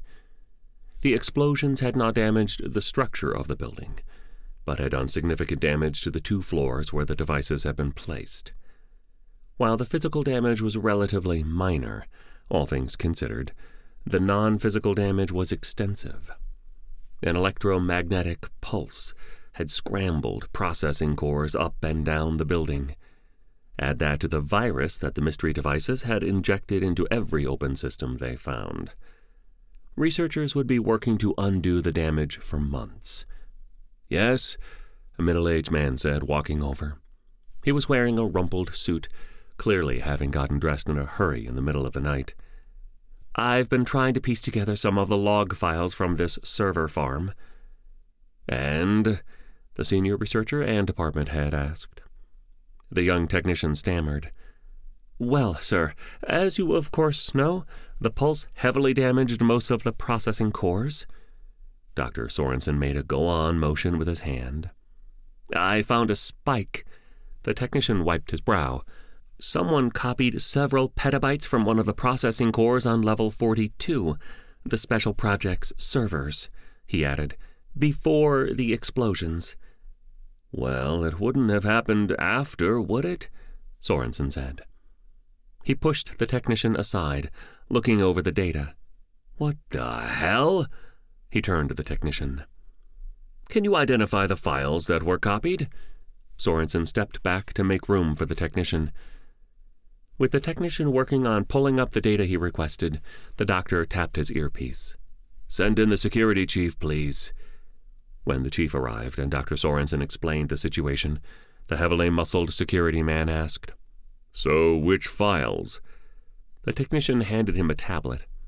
I can't be certain this is a complete list. Given the damage, the man apologized. As the chief scrolled through the list of project files, he tapped his ear. Ensign Topher, go through the entire building's logs. Someone broke in. Find them. He looked at Dr. Sorensen, handing him the tablet. This is big. He ran a hand through his black hair. I'm going to have to include intelligence. Sorensen paled. Surely you don't need to include Imperial intelligence, Chief.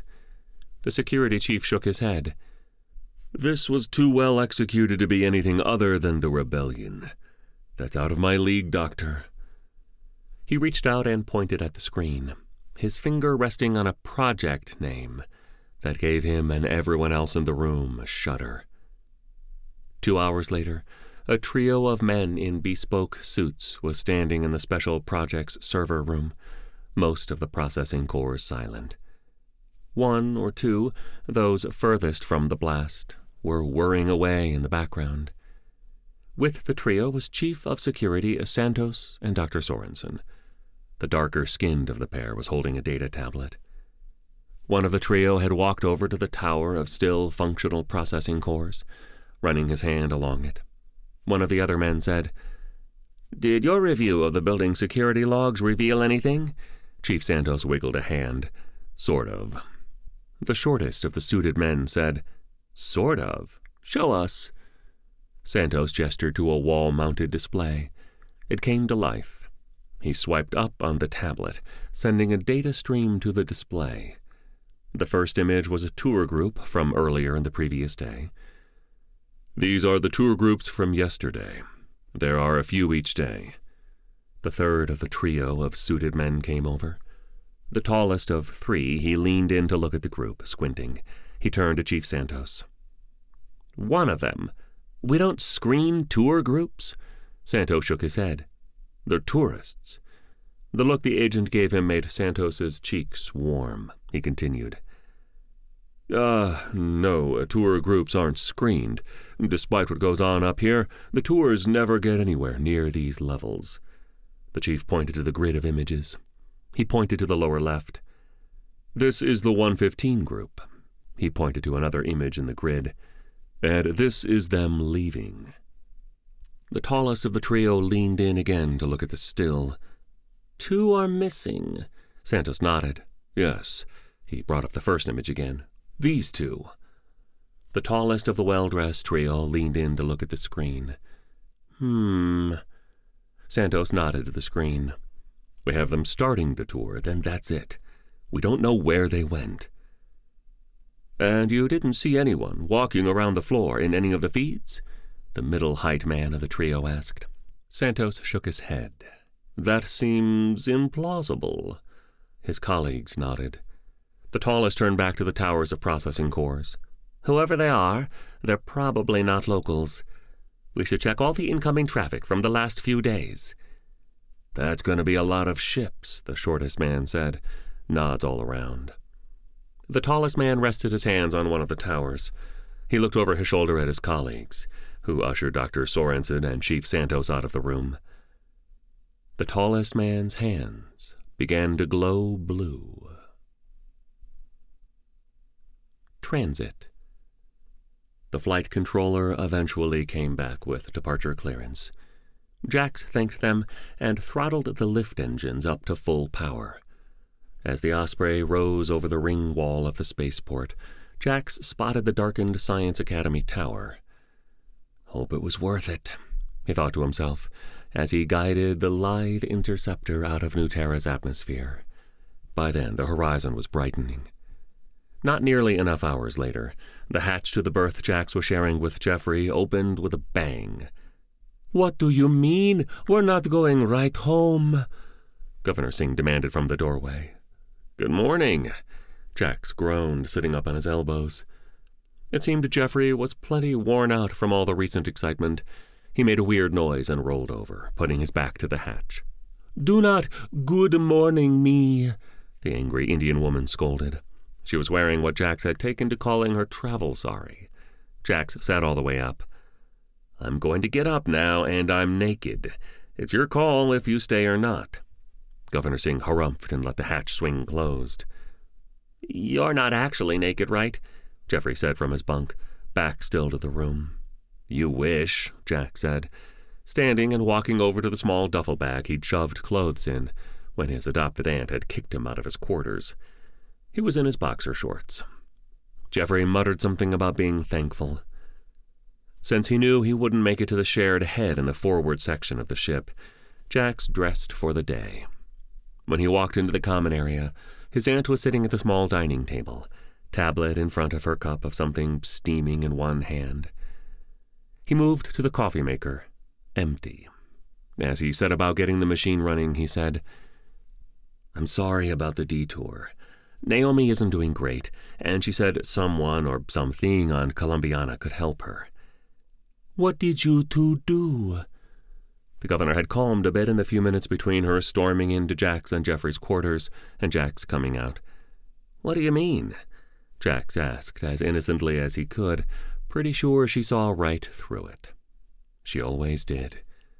She cast a sideways glance over her shoulder, but said nothing. Fine. We boosted some information from the Imperial Academy of Sciences. You did what? The Imperial Academy of Sciences? The one that exploded? The small woman spun and was out of her seat in the span between two heartbeats. She slapped at Jax until he could move her back to the table. Auntie, stop it! When she calmed down, he said, "Yes, that Academy of Sciences. No one was hurt, that I know of, and no one knows we were there." He added under his breath, "Except that guard." "You blew it up? I think they know someone was there, Jackson." "We didn't blow it up," Jax defended. The coffee maker beeped. He went about preparing his cup. "We didn't know what the devices the rebels gave us would do." "The rebels?" his aunt repeated. She sighed. "I know I raised you better than that. Not being caught does not make crime okay." She shook her head slowly.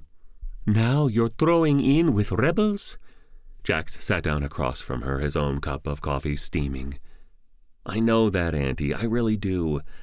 He put his free hand on hers. "After last night, the way the Emperor reacted to me, do you really think we were in the wrong?" "He's a third, yes. That doesn't excuse robbery," she retorted.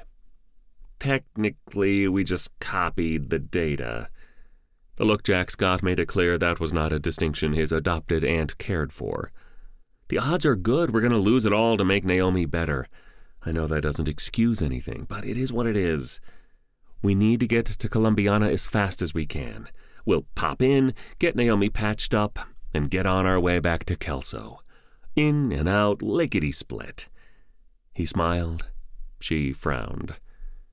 Columbiana was one of the truly self-sufficient and sovereign territories. The station had fiercely fought off Unity and Indie forces alike. All were welcome at Columbiana, so long as their purpose was trade. Any ship or force that tried to bring Columbiana into the fold on their side had always been met with a formidable defensive capability. Even the big Imperial ships kept their distance now, just in case. Reviewing the tapes.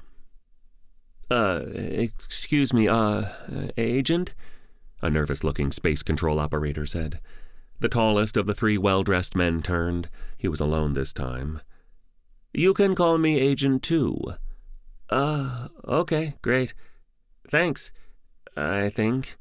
When the operator didn't continue, the agent said, "Yes?" "I've compiled the report you asked for."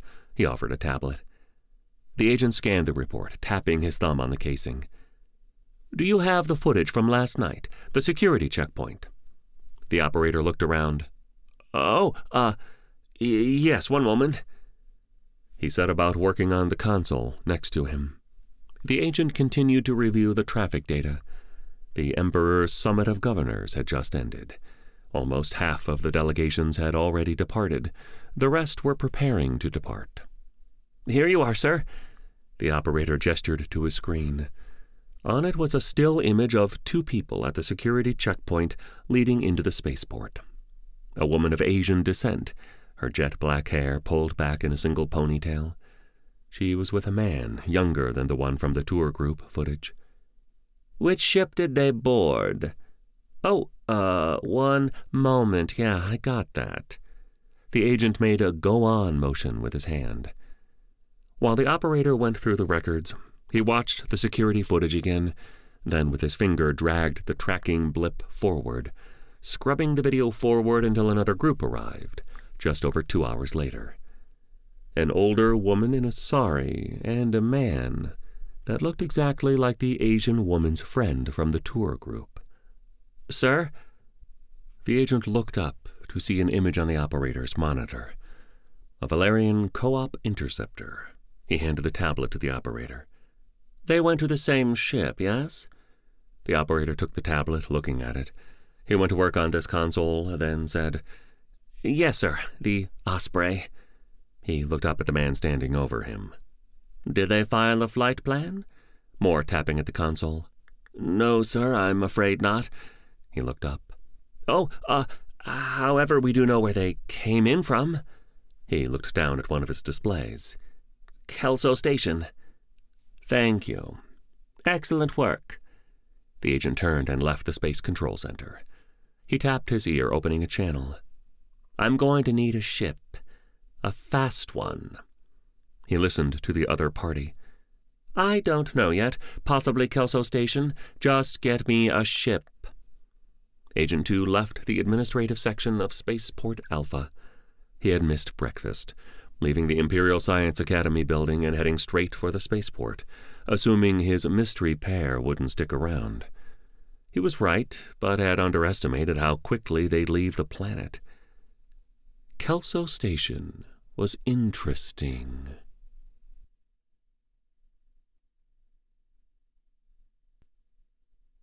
Chapter 11. Red Turtle Shell Power. "How are you doing, dear?" Governor Singh asked. She was standing next to the bio-bed in the small med bay. Naomi smiled. "My head doesn't feel like someone is trying to get out of it with ice picks. That's a plus." Governor Singh grinned. "I'd imagine. The autodoc pumped you full of analgesics." The old woman consulted the biomonitor. "It couldn't make heads or tails of whatever's going on inside you." She smiled, tapping an image of Naomi's thoracic region, full of mysterious shapes with question marks on them. "Jax said you'd explain it." When she saw Naomi's expression, she held up a hand, adding, "When you're ready." Naomi nodded. "That's fair. Are we en route to Columbiana?" The aged Indian woman nodded. "What's a few more days away from Kelso? Work can wait." She smiled a tight-lipped smile. Naomi nodded. "Thanks." She looked around, then met the governor's eyes.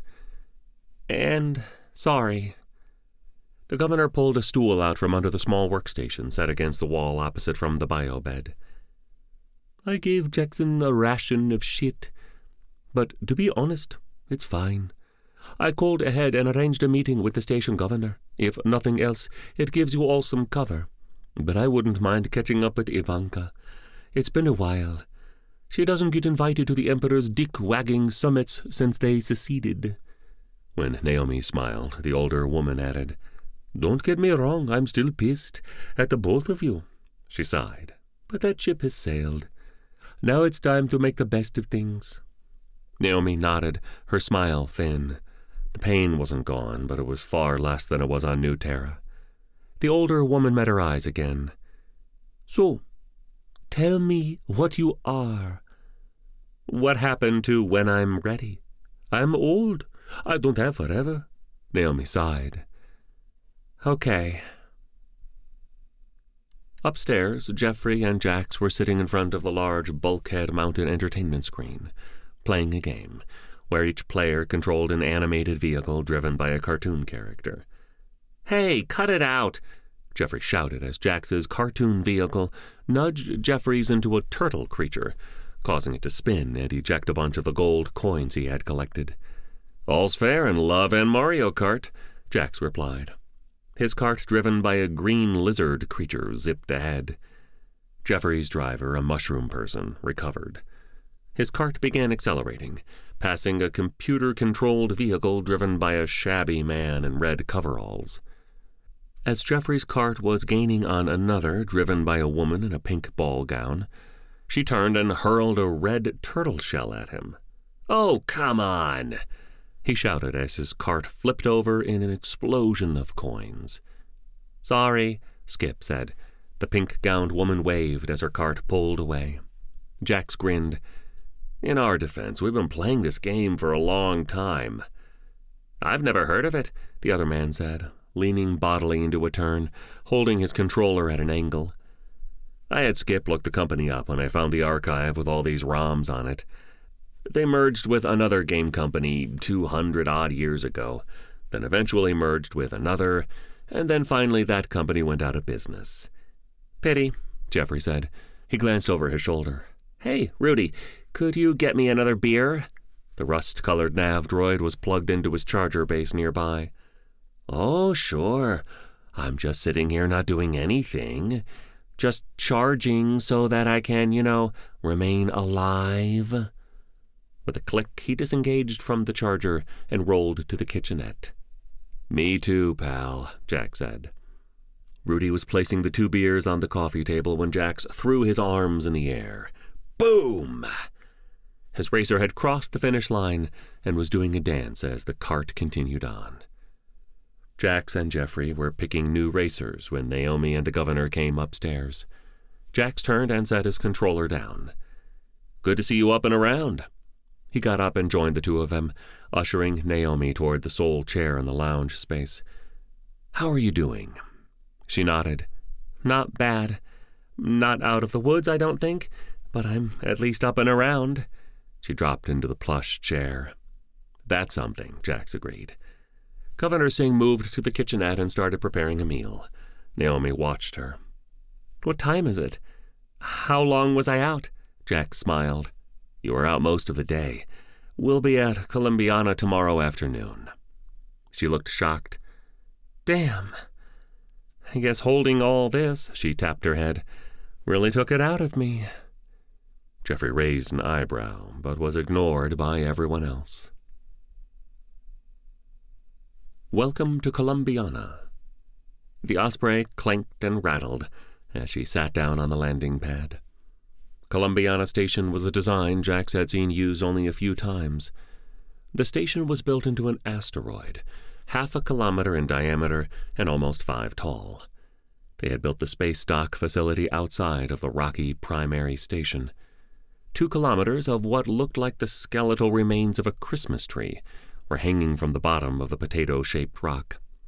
Landing bays on arms of various lengths jutted out like spokes. Some arms nearer to the station were over 1 kilometer long and ended in large airlocks. They were designed to accommodate larger bulk freighters, keeping them from crowding the docking area. Smaller bays, like the one Jax had just set the Osprey down in, were half spheres, flat on the bottom, the dome overhead large enough to handle a ship nearly 4 times the size of the Valerian Co-op Interceptor. When closed, each half-sphere made an enclosed space, perfect for transactions one didn't want anyone else witnessing.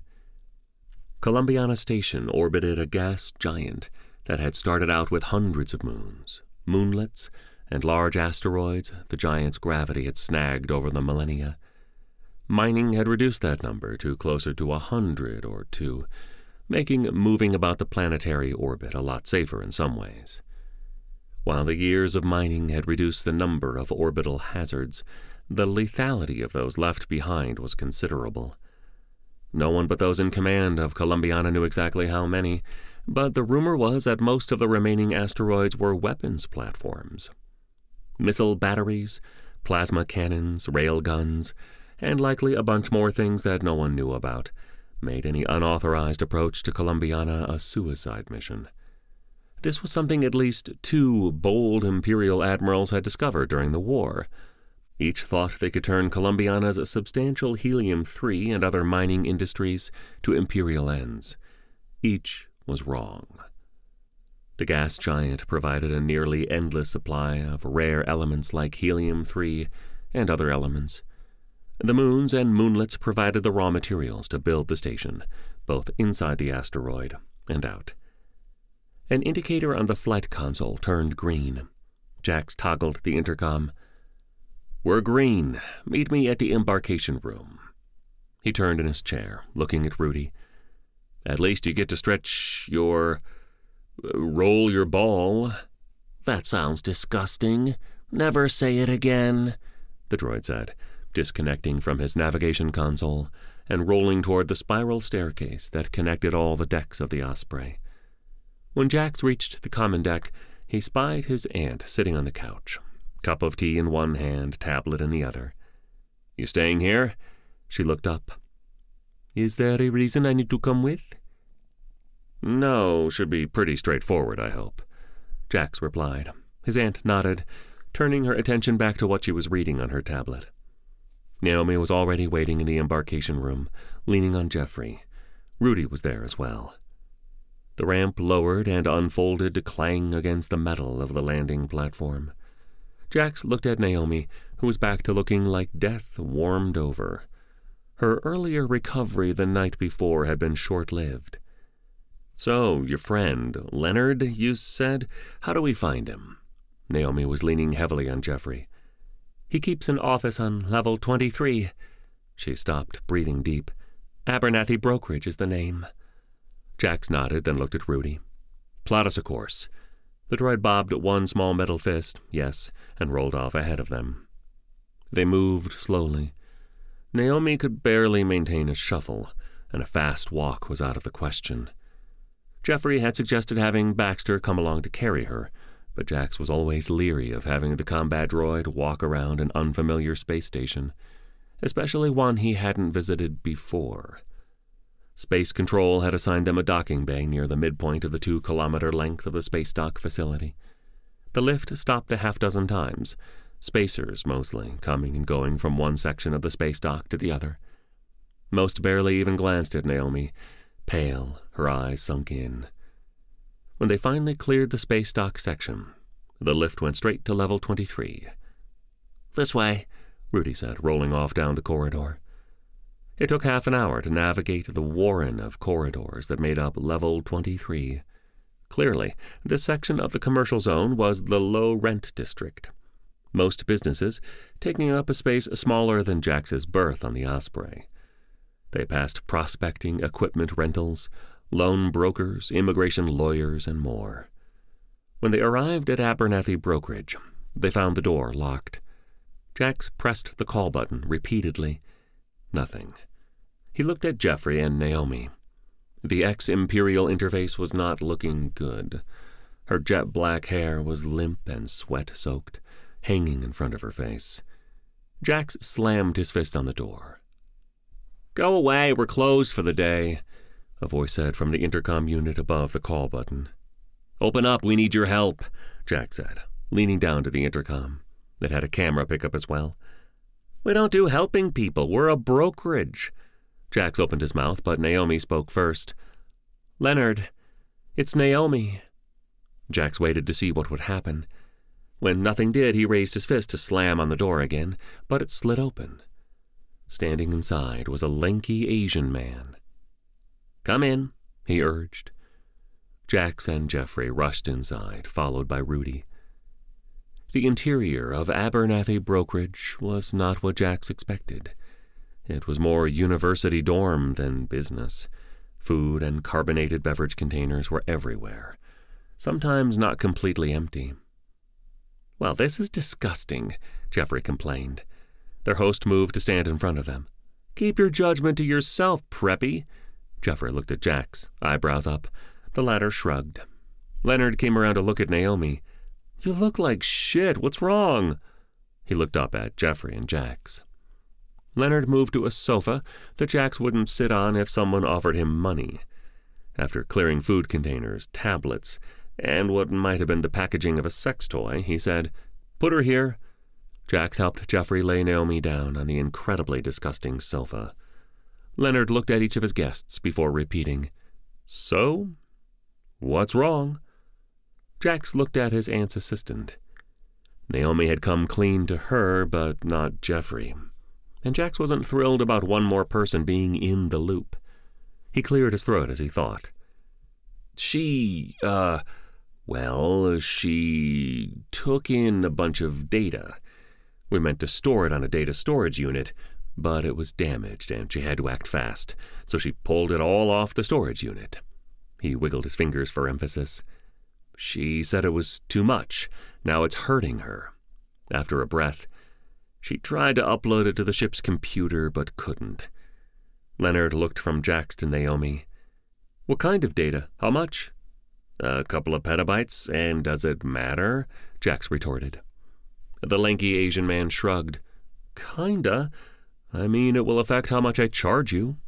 He quickly stepped back when Jax lunged for him. He wagged a finger. "Hey, Muscles, I'm her only hope." Jeffrey looked at Jax appraisingly. "Muscles?" Jax gave him a look. "Leonard," Naomi whispered, still hanging off Jeffrey. "Just fucking do it." Jax added, "I'll cut you in on 20% of what we get when we sell it." He looked the other man in the eye. "Guessing that's more than your normal take." Leonard made a noise like someone had just insulted his mother. 40. 20, Jax repeated. 30, Leonard countered. 20, and I don't punch you repeatedly, Jax said. 20, but you do something for me as well, Leonard said. Jax opened his mouth, but closed it when Jeffrey put a hand on his arm, then gestured to Naomi on the couch.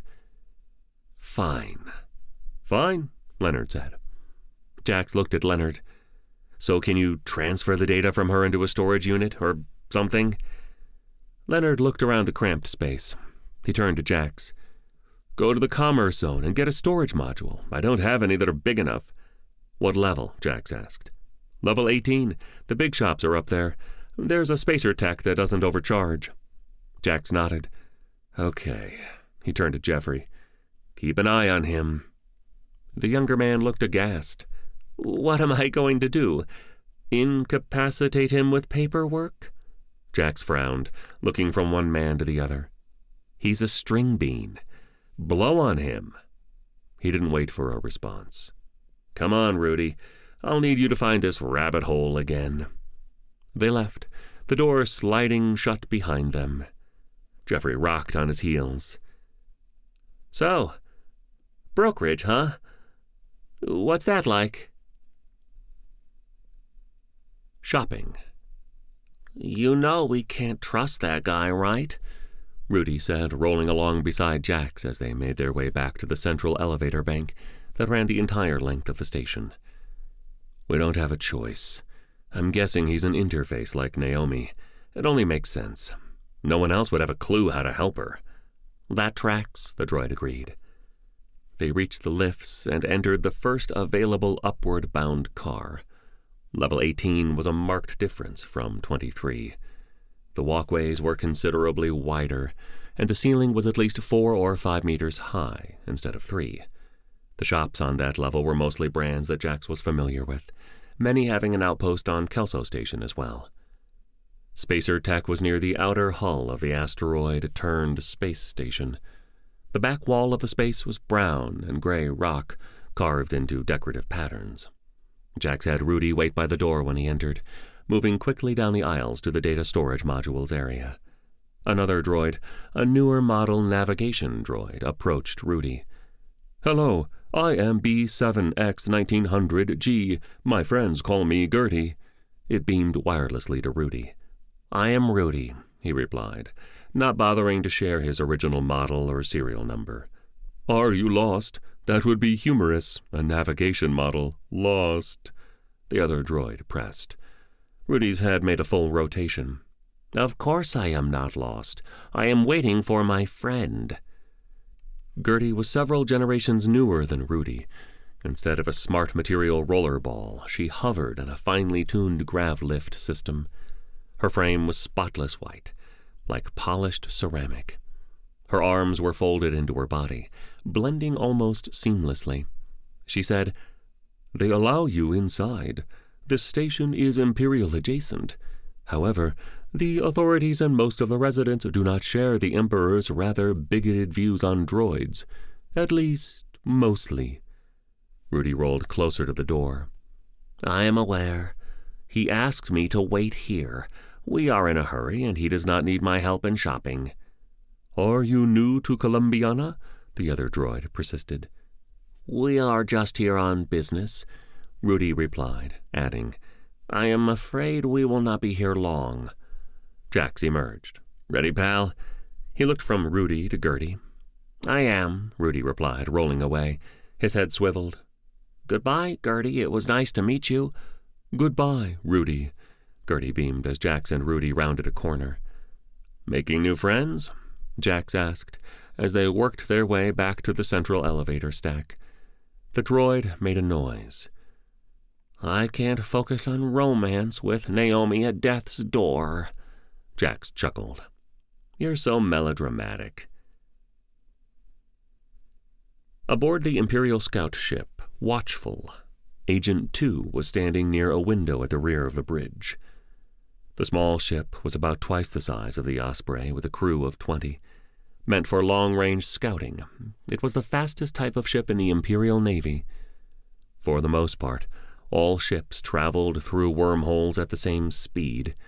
But in recent years, Imperial physicists had discovered a means of shortening wormhole travel time by compressing the wormhole.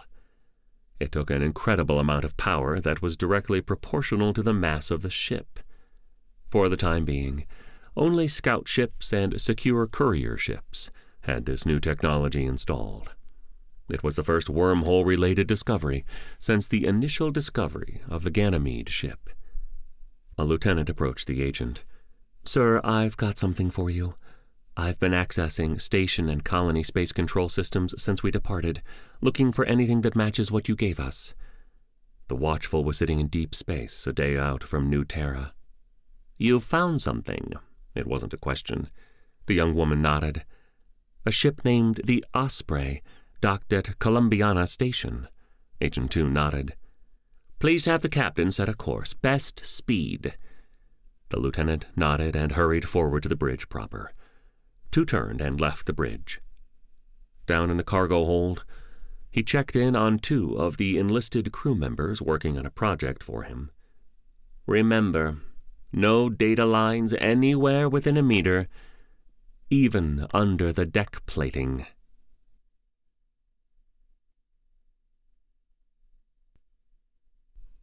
Chapter 12. Data Transfer. Walking into the pigsty that was Abernathy Brokerage, Jax handed Leonard the data storage module, the other man quickly unwrapping it. Jax looked at Jeffrey. "Any funny business?" The younger man shrugged. "We had a lovely chat about his business." Leonard shrugged. "Your boy, Jeff, has—" "Jeffrey?" Jeffrey corrected. Leonard shrugged again. "Has some solid business chops." Jeffrey smiled. As Leonard unwrapped the device and checked its settings, he asked, "What can you tell me?" "It's a lot of data, encrypted into a single massive archive," Jax answered. "Imperial? Does that matter?" "Not particularly." Leonard kneeled down next to Naomi, putting a hand on her forehead. "It's good to see you again. Wish it was under better circumstances." His old friend nodded once, not opening her eyes. Leonard moved his hand to Naomi's and put his other on the data ports of the storage unit. He closed his eyes. Biocircuits identical to Naomi's began to first glow, then pulse. Slowly, as data moved from Naomi through Leonard into the storage unit, lights on the device blinked. Leonard's and Naomi's biocircuit tattoos pulsed together synchronously.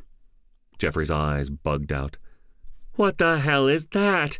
He pointed first at Naomi, then Leonard. "What is that? What's happening?" Jax put a hand on the other man's shoulder. "It's a long story. It's okay. That's normal-ish for them."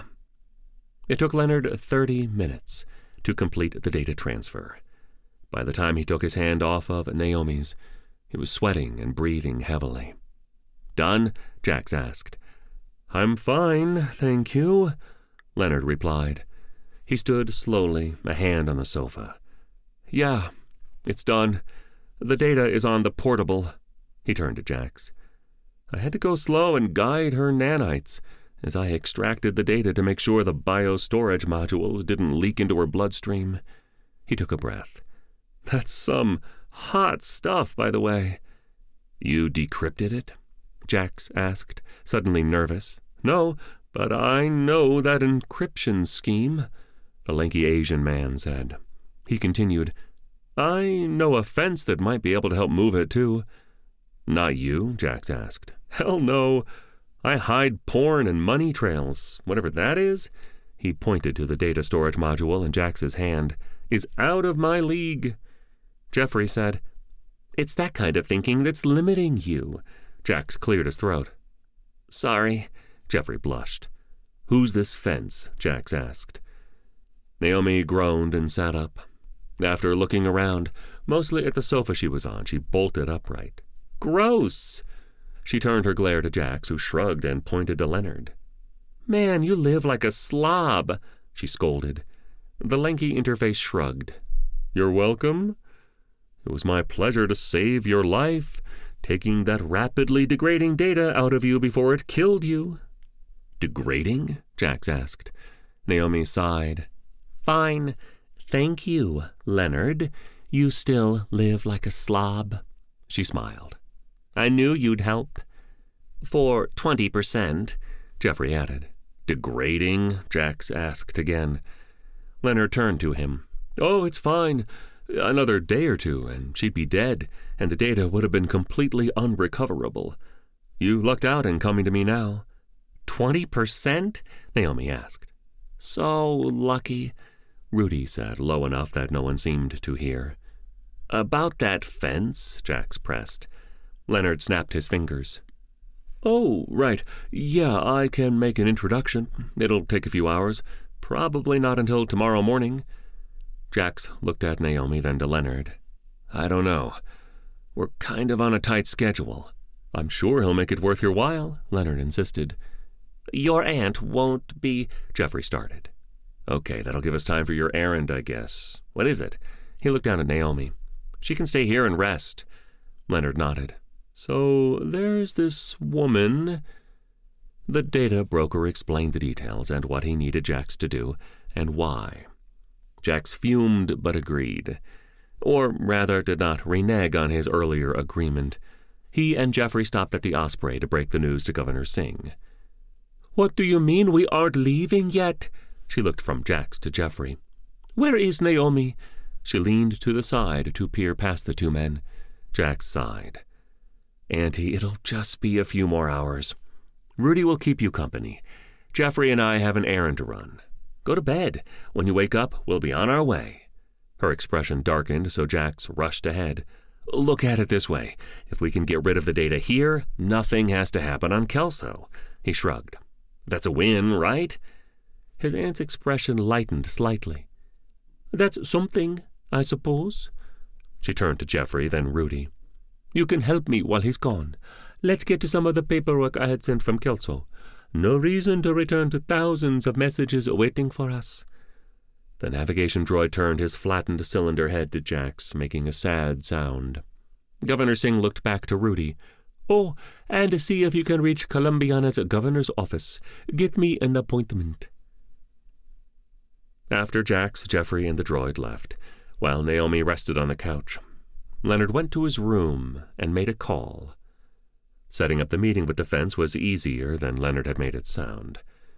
The fence, a man named Joe, was eager to meet Naomi and Jax and would have met them immediately. Leonard told them they were busy until much later that evening. Once that meeting was set up, he made another call. After 20 minutes of nervously waiting by his G-phone, he got a call back. "Yes? Okay. Yeah, I told the fence 3 hours. I can call them now and let them know." "Okay. I will. No, I haven't forgotten." He hung up and called Jax, giving him the details of the meeting he had set up with Joe. He walked back to the small front office space. Naomi was still asleep. He sighed. "Sorry." Side quests. Jax and Jeffrey departed the Osprey. The younger man, Governor Singh's assistant of several years, said, "Why did you bring me along?" "In case they're shooting, 2 targets are better than 1. He glanced over and saw Jeffrey's face. "I'm kidding," he added, mostly under his breath. In a normal tone, he said, "I don't know what the deal with this woman is. I might need help." Jeffrey stared at him. I'm still not sure how I add value." Jax shrugged. "Like I said, worst case, cannon fodder." He didn't wait for Jeffrey to reply. The woman they were looking for kept an office in the old section of the station, the asteroid mining facility outside the rocky exterior of the station. Bare metal walls and floors mixed with rough-hewn rock still bore the scars of excavation equipment. The lift doors opened. Both men recoiled. "Oh, God, that's not right," Jack said, holding his nose. He pointed to a plaque bolted to the rocky wall. "That way, looks like." He headed off, Jeffrey trailing after him. "I can't believe you agreed to this," the younger man complained, falling in behind Jax. He ran his hand along the rough-hewn rock of the asteroid. It was damp from the humidity in that section. The atmospheric processors of the station interior kept humidity at just the right levels.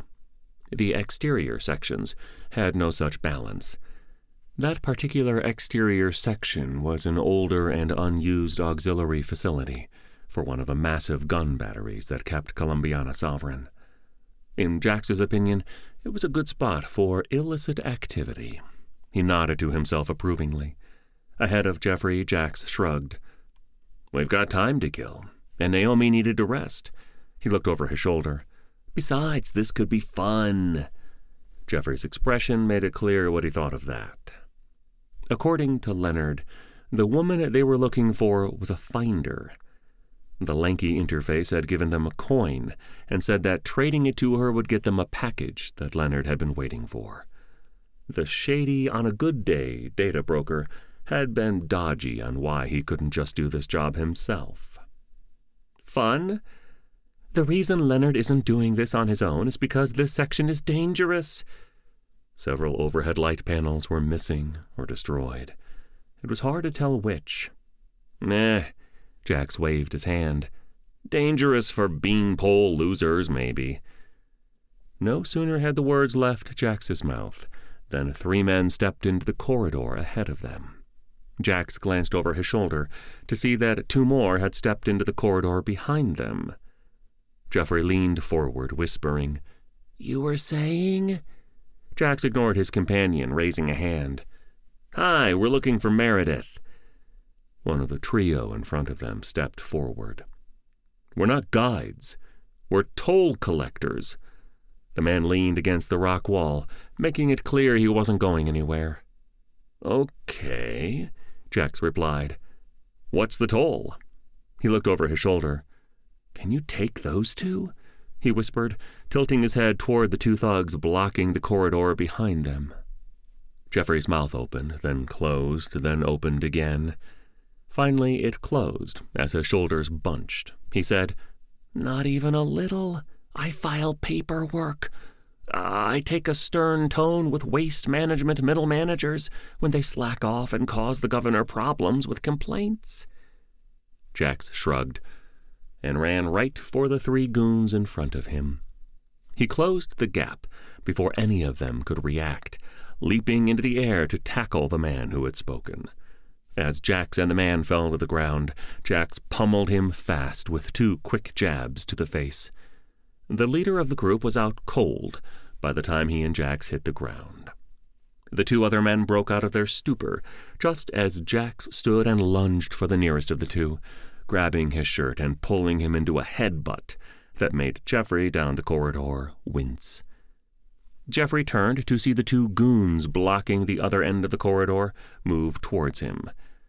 Look, guys, I can pay the toll, whatever it is, he said, backing up, hands up in front of him.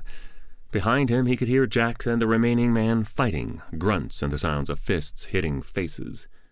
Jeffrey backed up until he stumbled over the unconscious form of the leader of the goons. As he hit the floor, his hand landed on something. The grip of a pistol.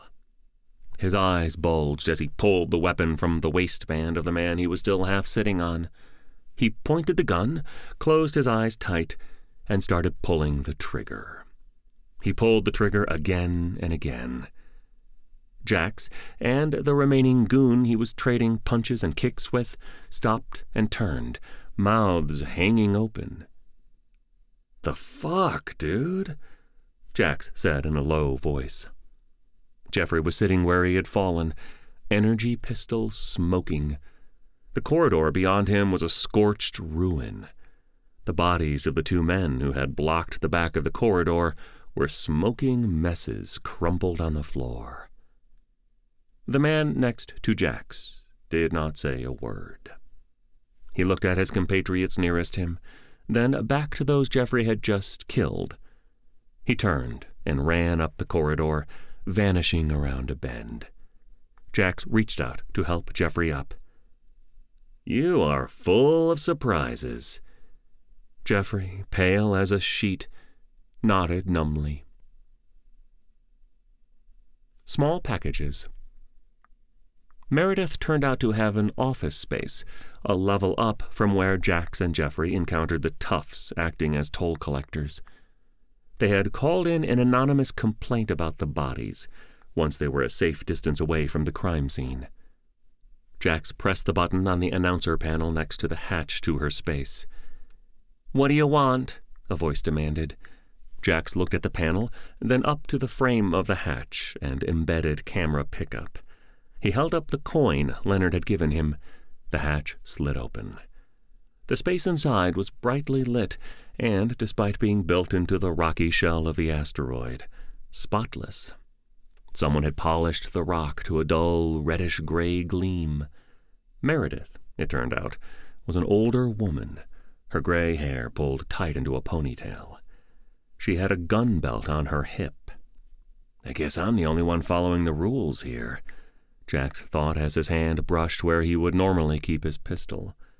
She was sitting behind a large wooden desk. Shelves lined the walls on both sides, packed with boxes and crates of various sizes. An older model personal assistant droid stood in the corner behind her. The droid was one of the bipedal models, popular before the war. It had likely been gold-plated earlier in its life.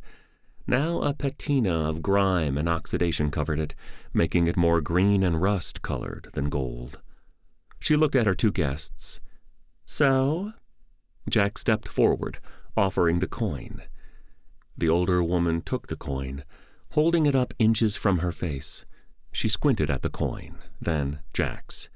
"How'd you get this?" Jax rocked on his heels. "Well, we're doing a favor for a friend." "Friend feels a little strong," Jeffrey offered. Jax looked at his companion. "A guy we just met." He looked at Jeffrey. "Better?" The other man nodded. He turned to Meredith. "Leonard." The woman clucked. "That giant chicken." She turned in her chair to look at the shelving on her left.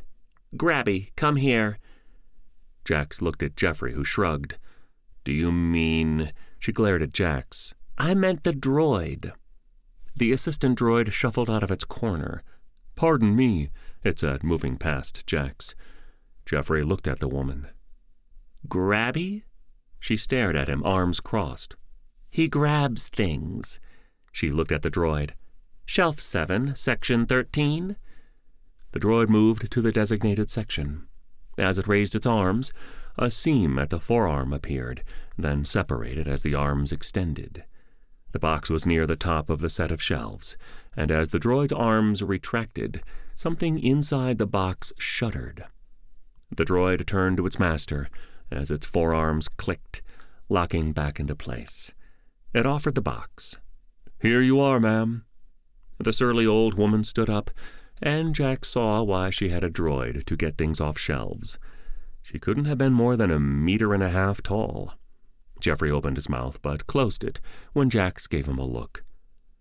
The droid deposited the box in Meredith's hands, then ambled back to its corner. She held the box at arm's length and shook it. Something inside hissed. The two men on the opposite side of her desk reared back a bit. "What the hell is that?" Jax asked.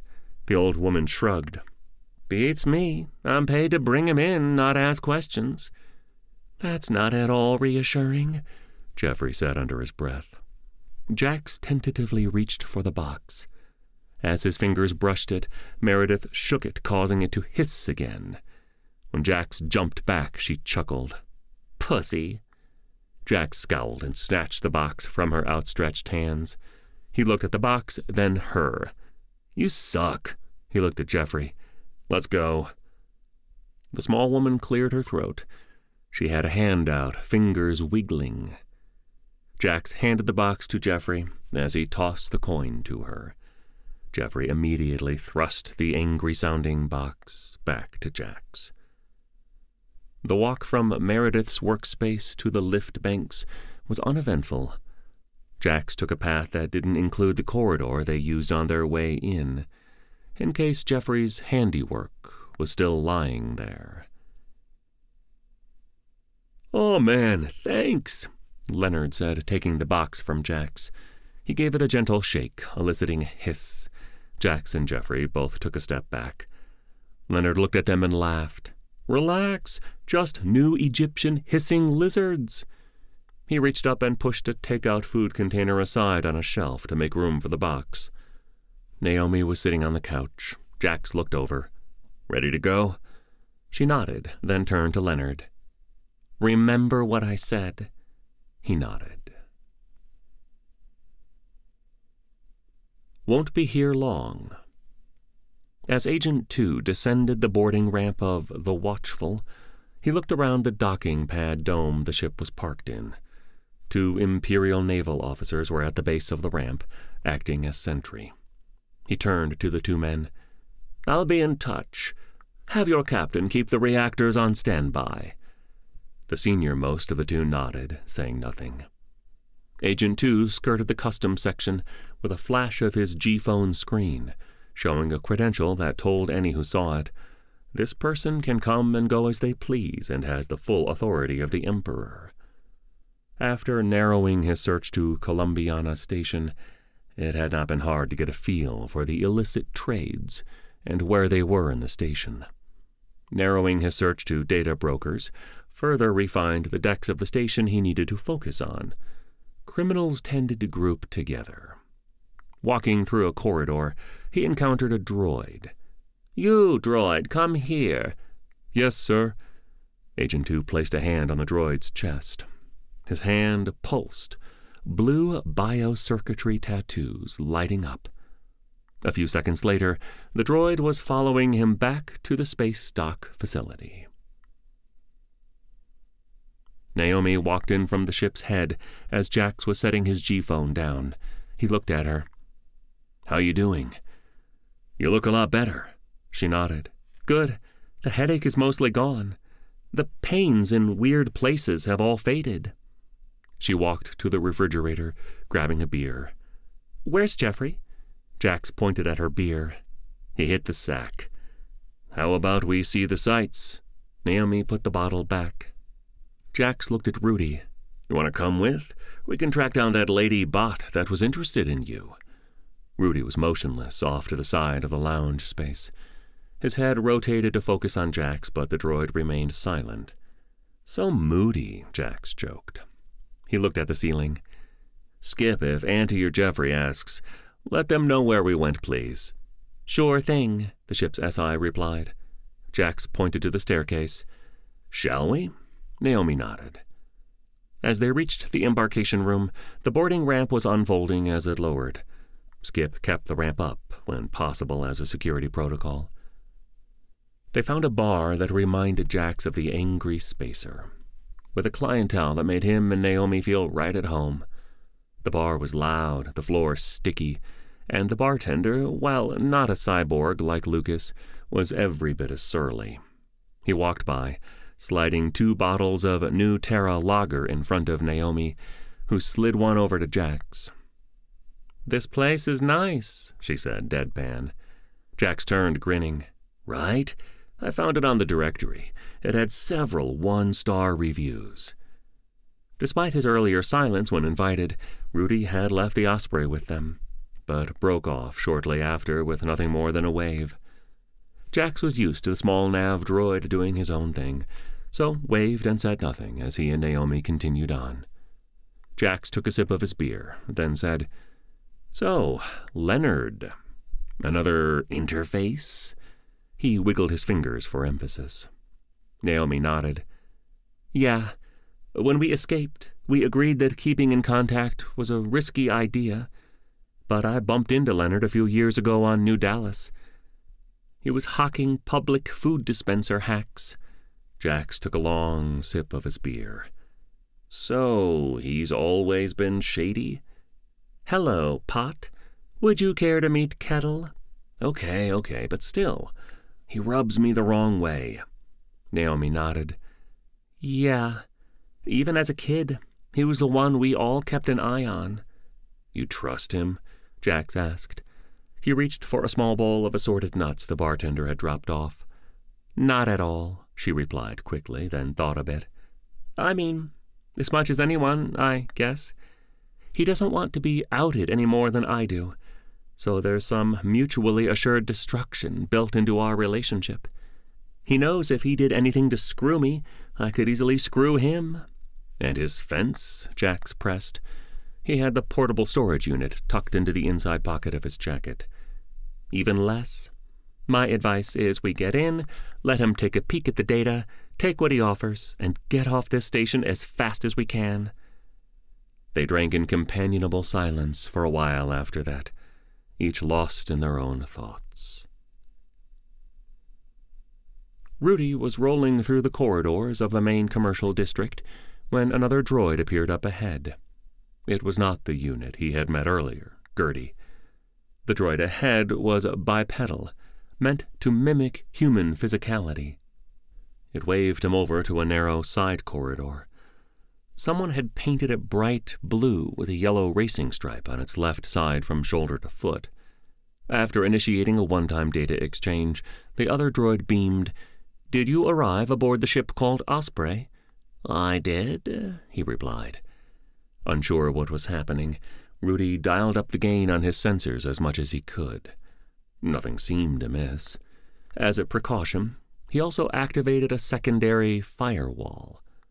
"I work in the space dock facility," the mysterious droid sent. "Very good, thank you," Rudy sent back. He rolled away, stopping when the other droid reached out. "I have information I believe will be valuable to you.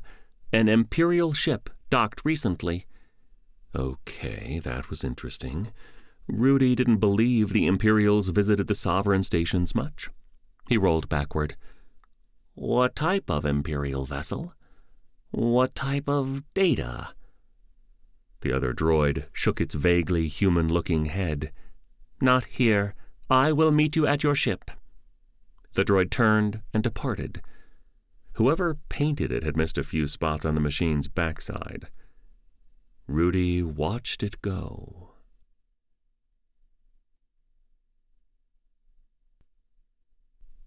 Chapter 13.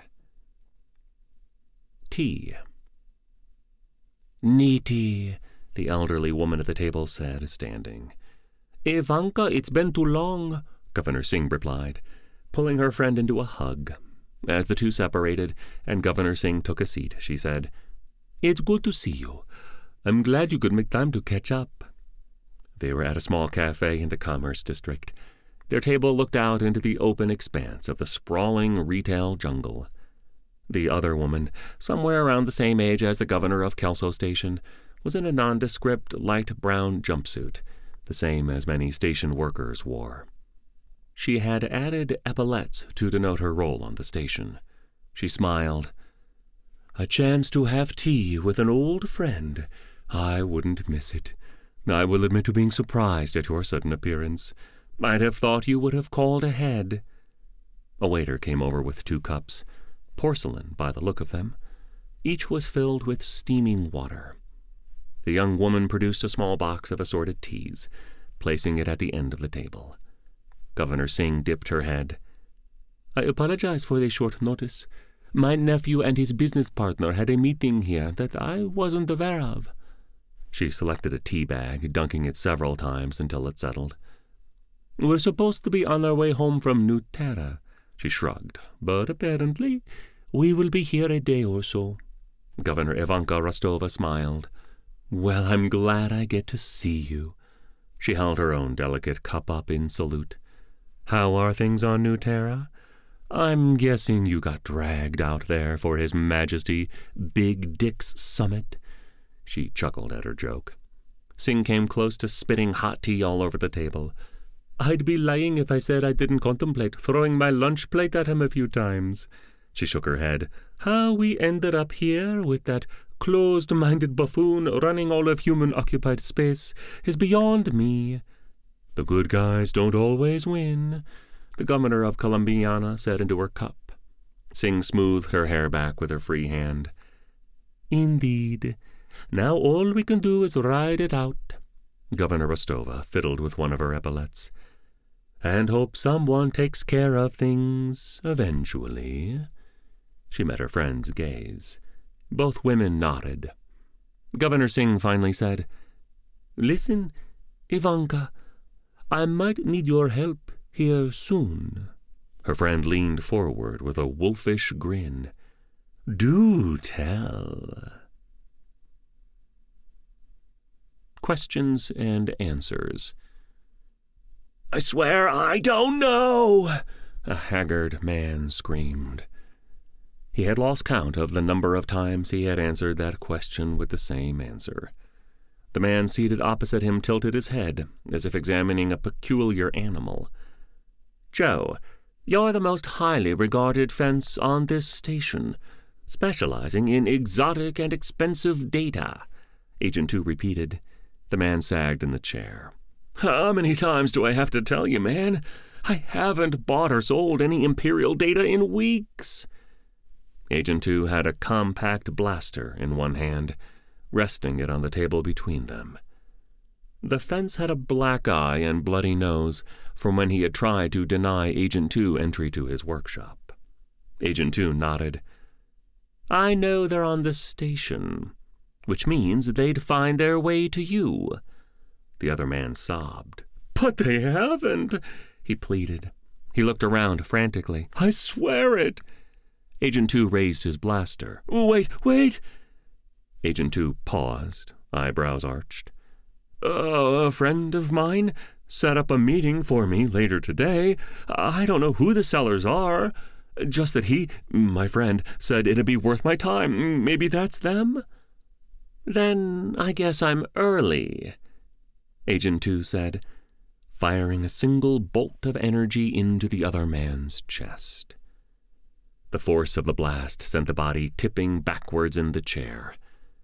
Joe the fence was dead before his body hit the ground. Agent 2 was settling in to wait for his prey when his G-phone buzzed. His involuntary droid operative had just completed its job much sooner than he had expected. He swore at the timing, knowing that if he missed his opportunity to get aboard the Osprey, he'd never get another shot.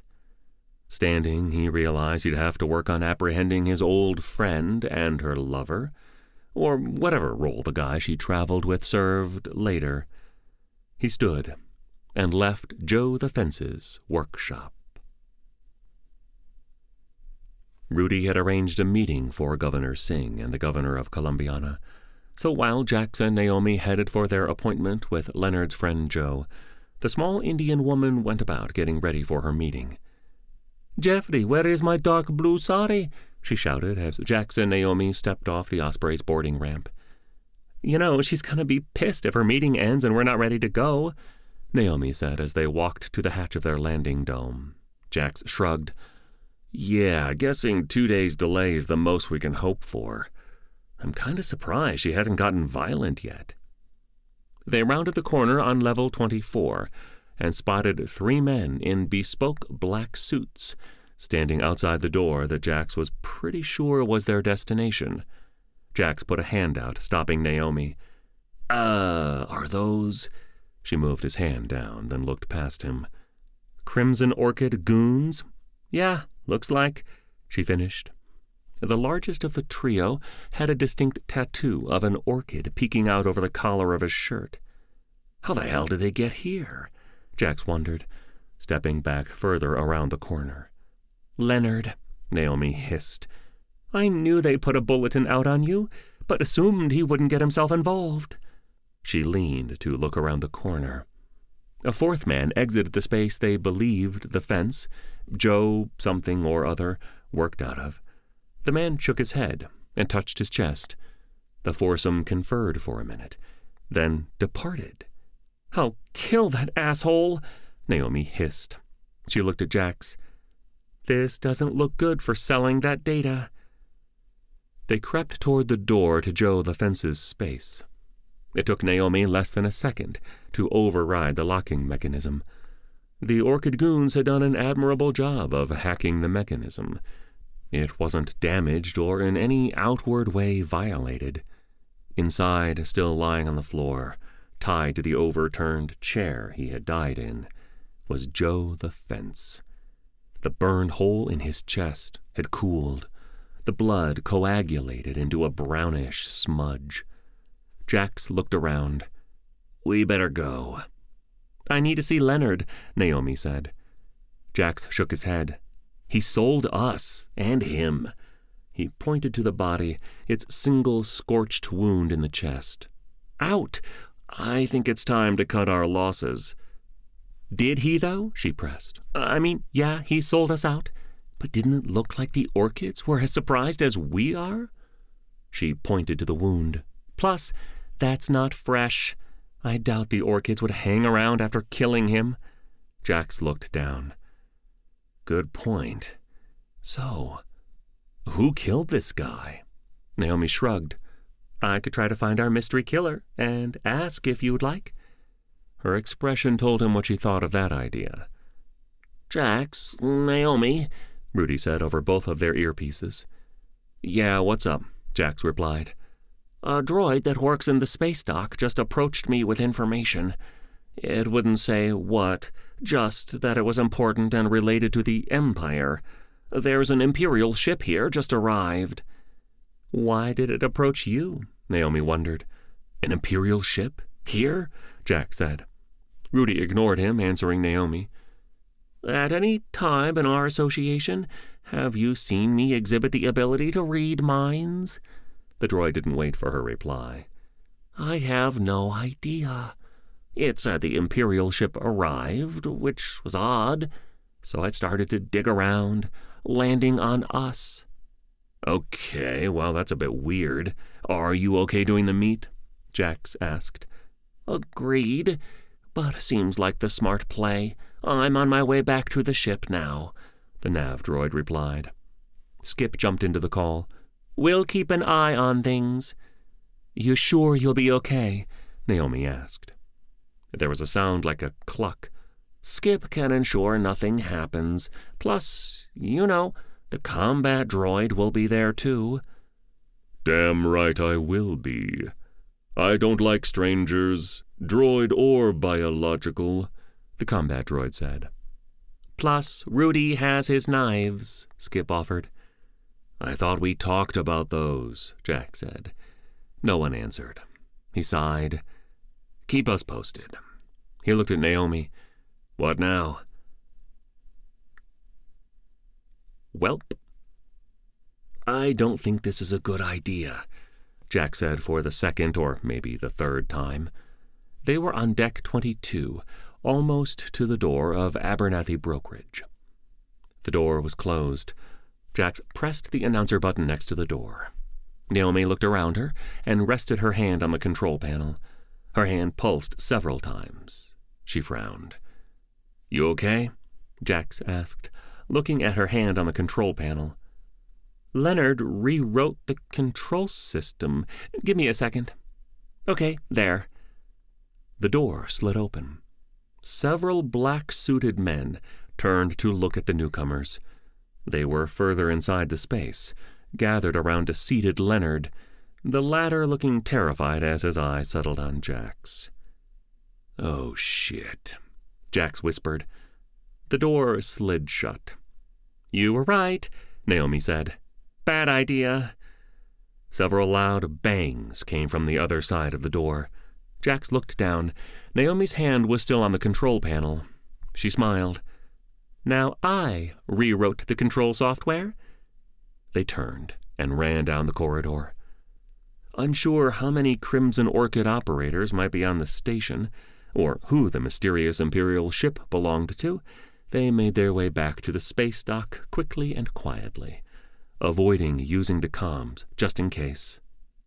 When they reached the Osprey, Skip wasn't responding. Neither was Baxter or Rudy. The boarding ramp was down. Jax looked at Naomi as they approached. Not good, she nodded. Neither of them was armed. Columbiana, being a sovereign station, set its own rules, and citizens carrying guns was frowned on. Visitors carrying guns was explicitly forbidden. Only law enforcement officers could carry weapons. Jax was pretty sure he saw sidearms on the Crimson Orchid goons, and someone definitely burned a hole through the fence. They crept up the ramp, then up the spiral staircase into the cargo and engineering deck. Rudy was lying on the deck in the middle of the space. Jax rushed to the droid. Buddy, hey! He tapped on the droid's head. Naomi crept past them to the engineering space. The normally closed hatch was half open. She pushed the hatch all the way open. Jax, she hissed. Jax came up beside her. Holy hell, what is all this? Inside the engineering space was normally a tidy area, thanks to Baxter. Since his charging station was in engineering, he considered the entire space his, despite knowing almost nothing about starship engineering. Baxter was in the middle of the space, frozen mid-stride, held firmly in place by some type of foam that looked like it had come from a droid Jax did not recognize. The mystery droid had frozen mid-fall, only a few feet from Baxter. It looked as if the latter was charging the former when the foam erupted from the torso of the intruder. The foam seemed to have exploded outward as a mist or fog, then flashed into a hardened state. Jax knocked on the hardened foam. Solid. "Who the hell is that?" Jax asked, pointing. Naomi shrugged. "Must be the droid Rudy mentioned," she tutted. "Certainly an elaborate trap." Jax groaned. "Auntie!" He bolted for the staircase. Naomi followed, then stopped, kneeling next to Rudy's inert form. She placed a hand on his head, her bio-circuit tattoos activating. "Gah!" the droid shouted as indicators on his head and cylindrical torso lit up. Naomi stood up. "Come on." By the time Naomi made it up the stairs, Rudy zipping up the null-gravity center column of the staircase, Jax was in the lounge space of the common deck, standing perfectly still. "Jax?" his business partner said in a low voice. "They're gone," he said. "My aunt and Jeffrey. They're gone." Naomi walked over and put a hand on his shoulder. "Jax." He shrugged her hand off and turned to face Rudy. "What the hell happened?" The nav droid made a low keening sound. "I don't know, Jax. I wish I did. I got here just before that other droid, P-54X2, did. He insisted on coming aboard. The moment we got into the hold, he disabled me with a localized EMP. The squat droid rolled around in a circle. He must have run into engineering to take out Baxter." "And Skip?" Jax asked, looking at the ceiling. Rudy bobbed up and down nervously. "The droid must have fired off an EMP at the same time he immobilized Baxter." Naomi looked down at Rudy, then headed for the stairs. "I'll try to get to the computer core and get Skip up and running." Jax nodded. He turned to Rudy and sighed. "It's okay, bud. Something is going on, and we're still at the starting block."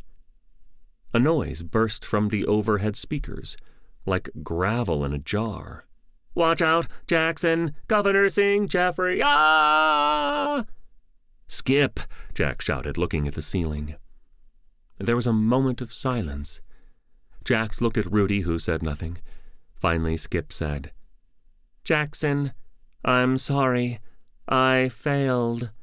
Jack smiled. "It's okay, buddy." "No, it's not," the ceiling retorted. Naomi came back up the stairs. "I left Baxter offline for now. I couldn't even budge that foam stuff." She smiled. "I had to climb over it to get to the core." Jax nodded. "He just wig out." He looked back to the ceiling. "What happened, Skip?"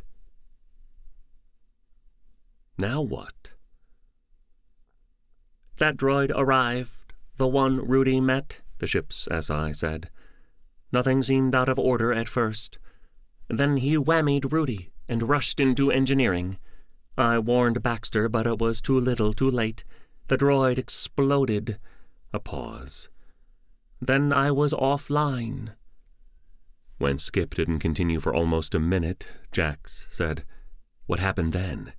An EMP shouldn't have completely knocked you out." I don't know," the ship replied. "You're right. Wait." Jax looked at Naomi, who shrugged. Jack said, "Skip?" "I found something." The bulkhead-mounted entertainment screen came to life. On it, a still image of a tall man in a bespoke suit entering the cargo hold. I don't remember doing it, but I saved that snapshot in an encrypted comm buffer. A long pause. I don't know who that is. I have no memory of him coming aboard. I don't even remember saving that still. I do, Naomi said. Jax looked at her. Know him, that is. He's an interface. You know him? Jax pressed. An interface, like you? She shook her head. No. At least I don't think so. I don't recognize him, but only an interface could get aboard and completely override Skip and shut Baxter down before they could get a warning to us. She took a deep breath. Not to mention wiping Skip's memory so thoroughly. Damn it, what the hell is going on here? Jax exhaled. Why did he take my aunt and Jeffrey? I'm sorry, Captain. I don't have any other answers. He wiped everything. The sapient intelligence that managed the Osprey's systems apologized. Jax put his face in both hands. If anything happens to her, I don't know what I'll do. And Jeffrey? Naomi asked.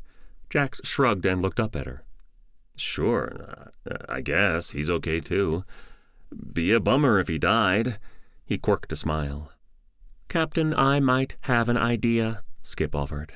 Jax looked at the ceiling. Rudy's booby-trapped friend may not have been lying about why he was here. If I can infiltrate the space dock management computer and find the ship that brought the interface here, maybe I can find him on cameras and we can track him. And the Crimson Orchid? Naomi wondered, not addressing anyone in particular. Jax took a deep breath, rubbing his face. Damn, yeah, we gotta address them too.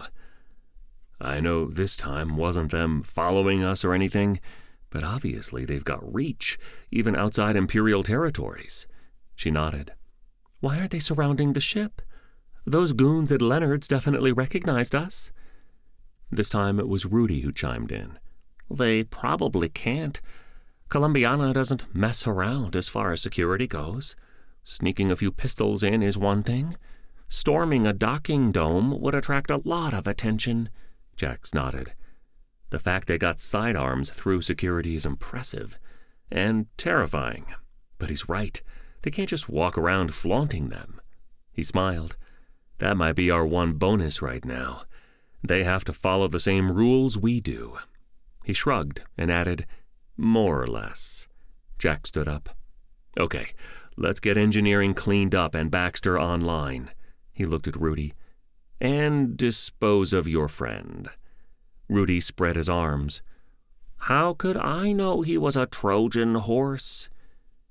It took 30 minutes and a laser saw to free Baxter. The engineering space would need a significant amount of cleanup and a fresh coat of paint at some point down the road. Naomi only needed a few minutes to unlock the combat droid's processing core and bring him back to full functionality. The other droid was a lost cause. The explosion of capture foam destroyed its processing core and most of its torso. I will rip someone apart, Baxter said, once Naomi got him back online. Jax rested a hand on the matte black combat droid's chest. You'll get your chance, buddy. Captain, I think I've got something, Skip said. Jax and Naomi looked up. The ship's SI continued. Our bad guy, well, the non-organized crime bad guy, is some type of Imperial agent. He arrived aboard a ship that made it from New Terra to here in almost a third of the time it took us.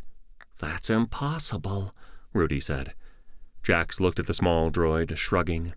He looked at the ceiling. Anything else? According to the space dock control computer, the ship's crew is still aboard, keeping the reactor running. I was able to access the security feeds for the space dock. I compared the image I captured of our intruder to the feeds and found him. They are one and the same. Jax headed for the staircase. Okay, any chance he had a name tag on or anything? I'm afraid not, the ship replied. On the common deck, Jax said, I think it's time we looked at our treasure. This is bad. The data storage module was sitting on the shelf in the vault, right where Jax had left it the day before. They were lucky that their Imperial visitor had not had time to ransack the ship and discover the vault. Jax placed the storage unit on the small dining table. He was on one side, Naomi on the other. Rudy and Baxter were standing nearby, watching. Naomi had her eyes closed, both hands resting on the storage unit. Both hands were pulsing blue, slowly sometimes, then faster. Anything? Jax leaned forward. She opened one eye. Concentrating. He leaned back, hands up defensively. Sorry. He turned to Rudy, shrugging. She removed one hand from the storage module, placing it on a tablet lying on the table next to her. The device's screen immediately came to life. Lines of computer code scrolled down it. Jax watched the process, his foot tapping the floor, until a look from Naomi stopped it. Finally, she opened her eyes, the biocircuitry lining her arms and face fading until they were nearly invisible, then perfectly hidden. She picked up the tablet and looked it over, tapping and swiping the screen. Oh, crap. The tablet lowered to the table. Naomi just stared at it. Jax looked at the tablet, then back up at his partner's face. What? He reached for the tablet. After a minute of browsing the files on the device, he whistled. Improved grav plating. Wormhole compression. Improved microcontrollers for synthetic limbs. Pulse cannons. He looked up. Cool. Keep going, Naomi urged, rolling her hand for him to continue. Jack scrolled to the next set of files. What is this? He opened file after file, finally looking up at his business partner. Okay, this is bad. What? Rudy demanded, rolling sideways anxiously, then coming up next to the table. Jax looked at the navigation droid, handing him the tablet.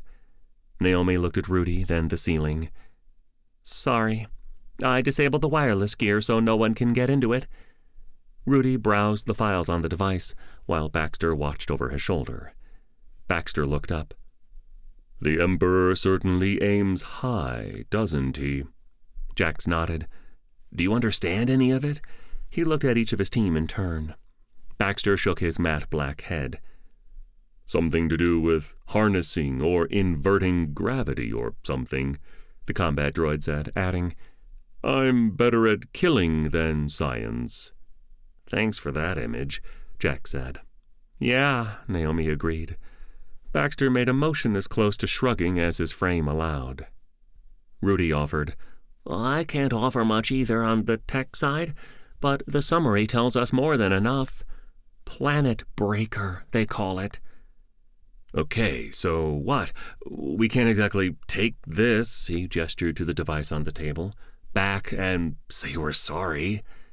And assuming those devices that the commander had us plant were as powerful as they looked, this is the only copy, Naomi said. Jax groaned. You know, I had forgotten those. Damn it. She inclined her head.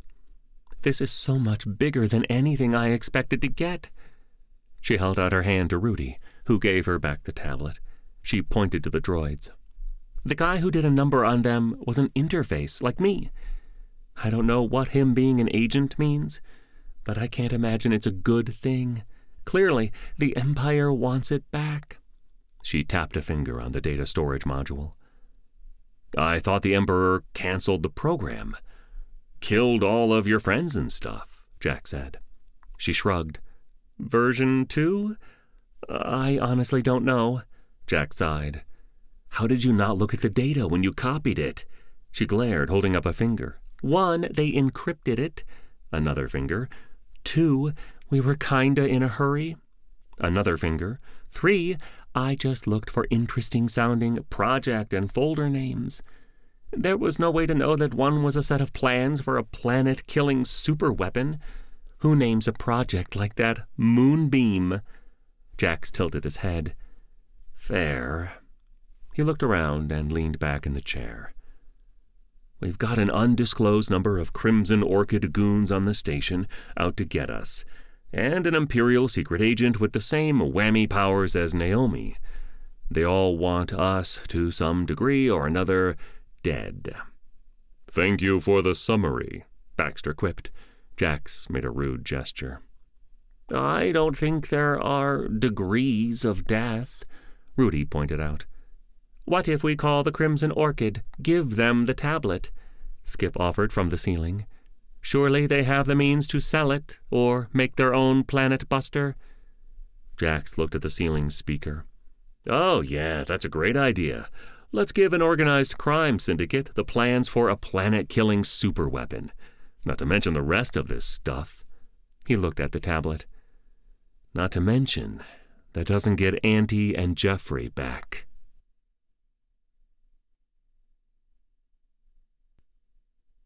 Part 3.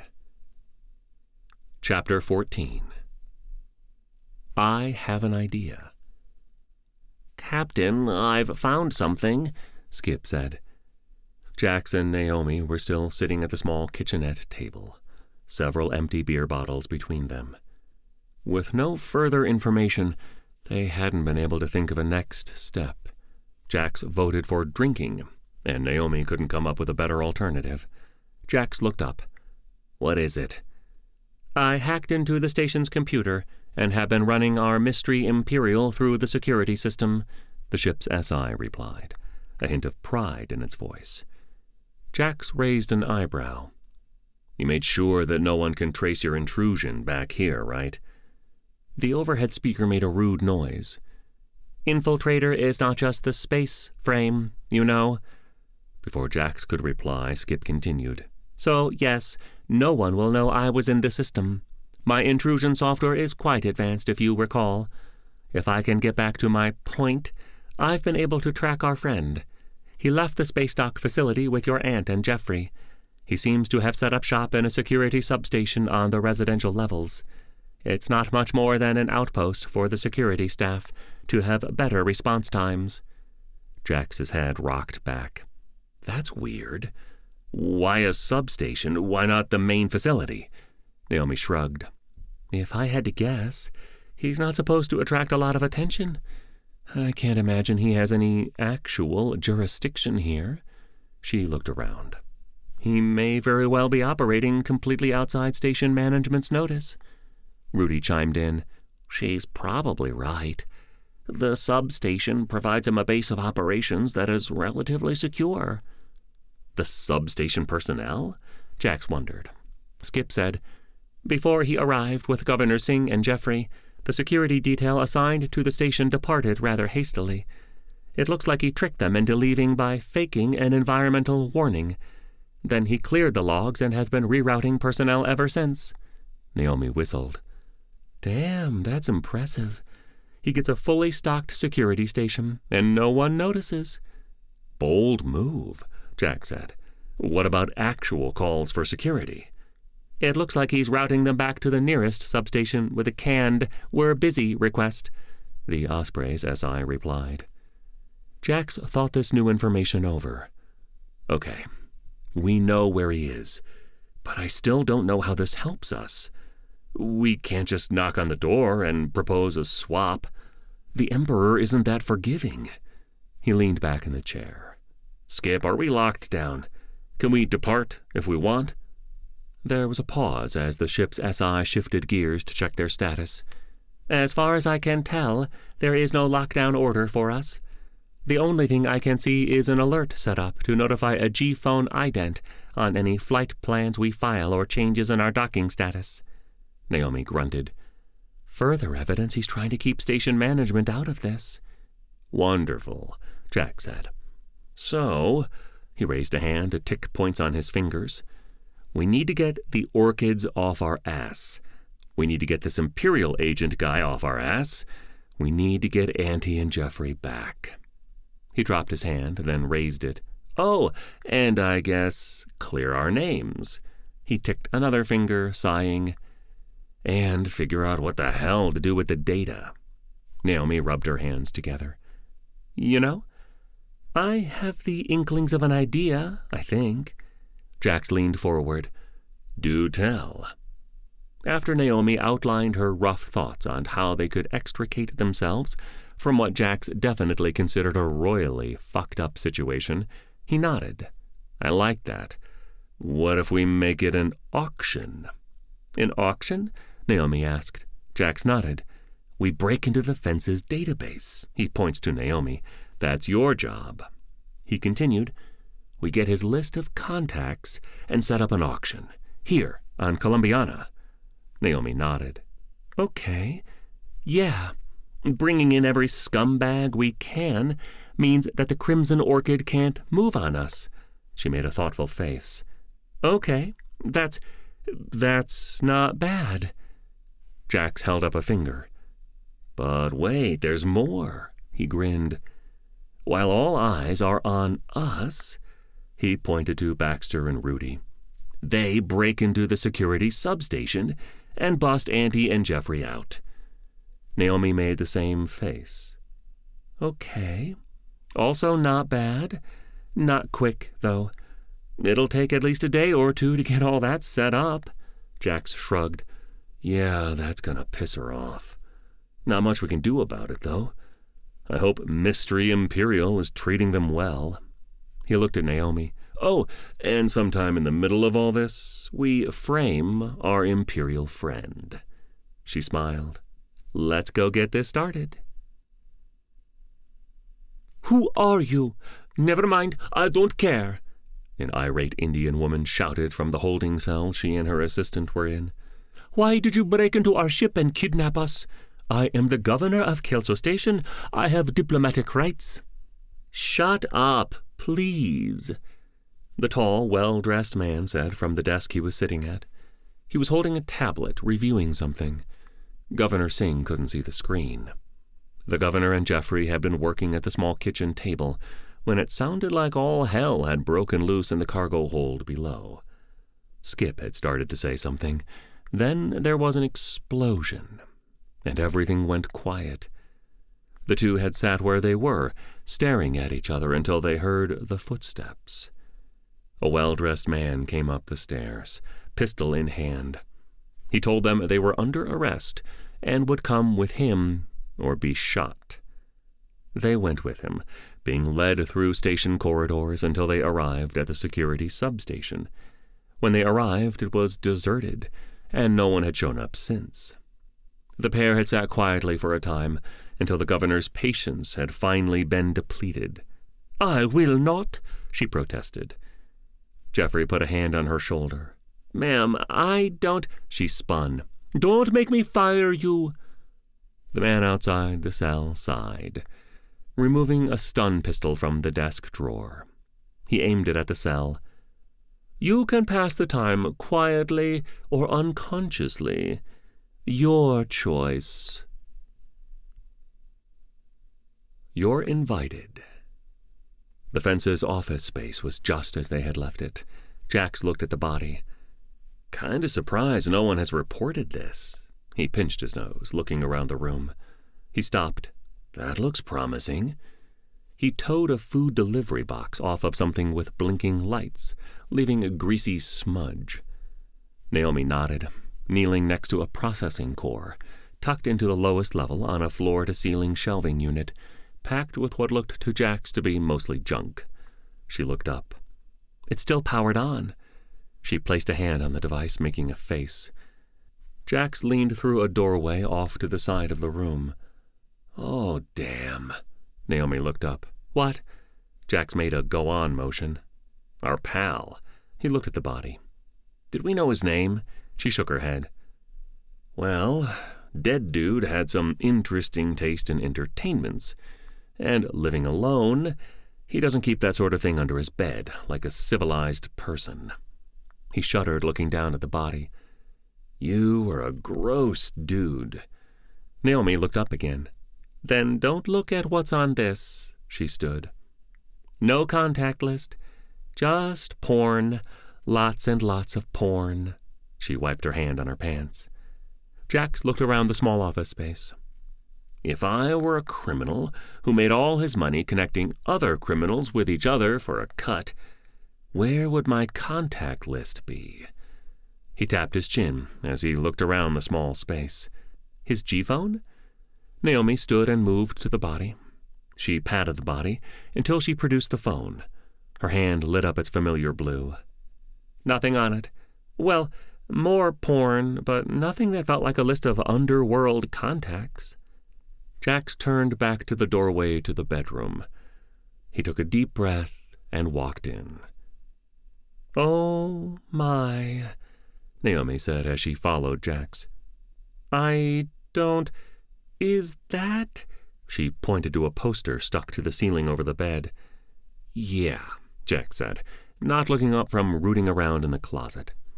After making a choked gagging sound, he said, "This guy was a deviant." Over his shoulder, he said, "I'm no prude, but this is making my skin crawl." He stood. "Hey, I think I got it." There was a tablet in his raised hand. It was old, covered in stickers, companies long gone, racing empires and subculture icons. Naomi took the device, her hand immediately pulsing with blue light. The tablet's scuffed screen came to life, lines of computer code flowing across it. She looked at Jax, smiling. "This is it." She walked back into the small sitting room. "Let's make the call from somewhere else. This place is really creeping me out." Jax nodded. "Yeah." As they walked down the corridor, Jax took his G-phone out of his pocket. "Yes, hello? There's a weird smell coming from one of the units in section G18 on deck 24. Okay, thanks." They walked in silence after that. Back aboard the Osprey, Jax was pacing while Naomi worked on a tablet at the small kitchen table. She looked up. "Cut it out!" "What's taking so long?" Jax looked over her shoulder. She looked up.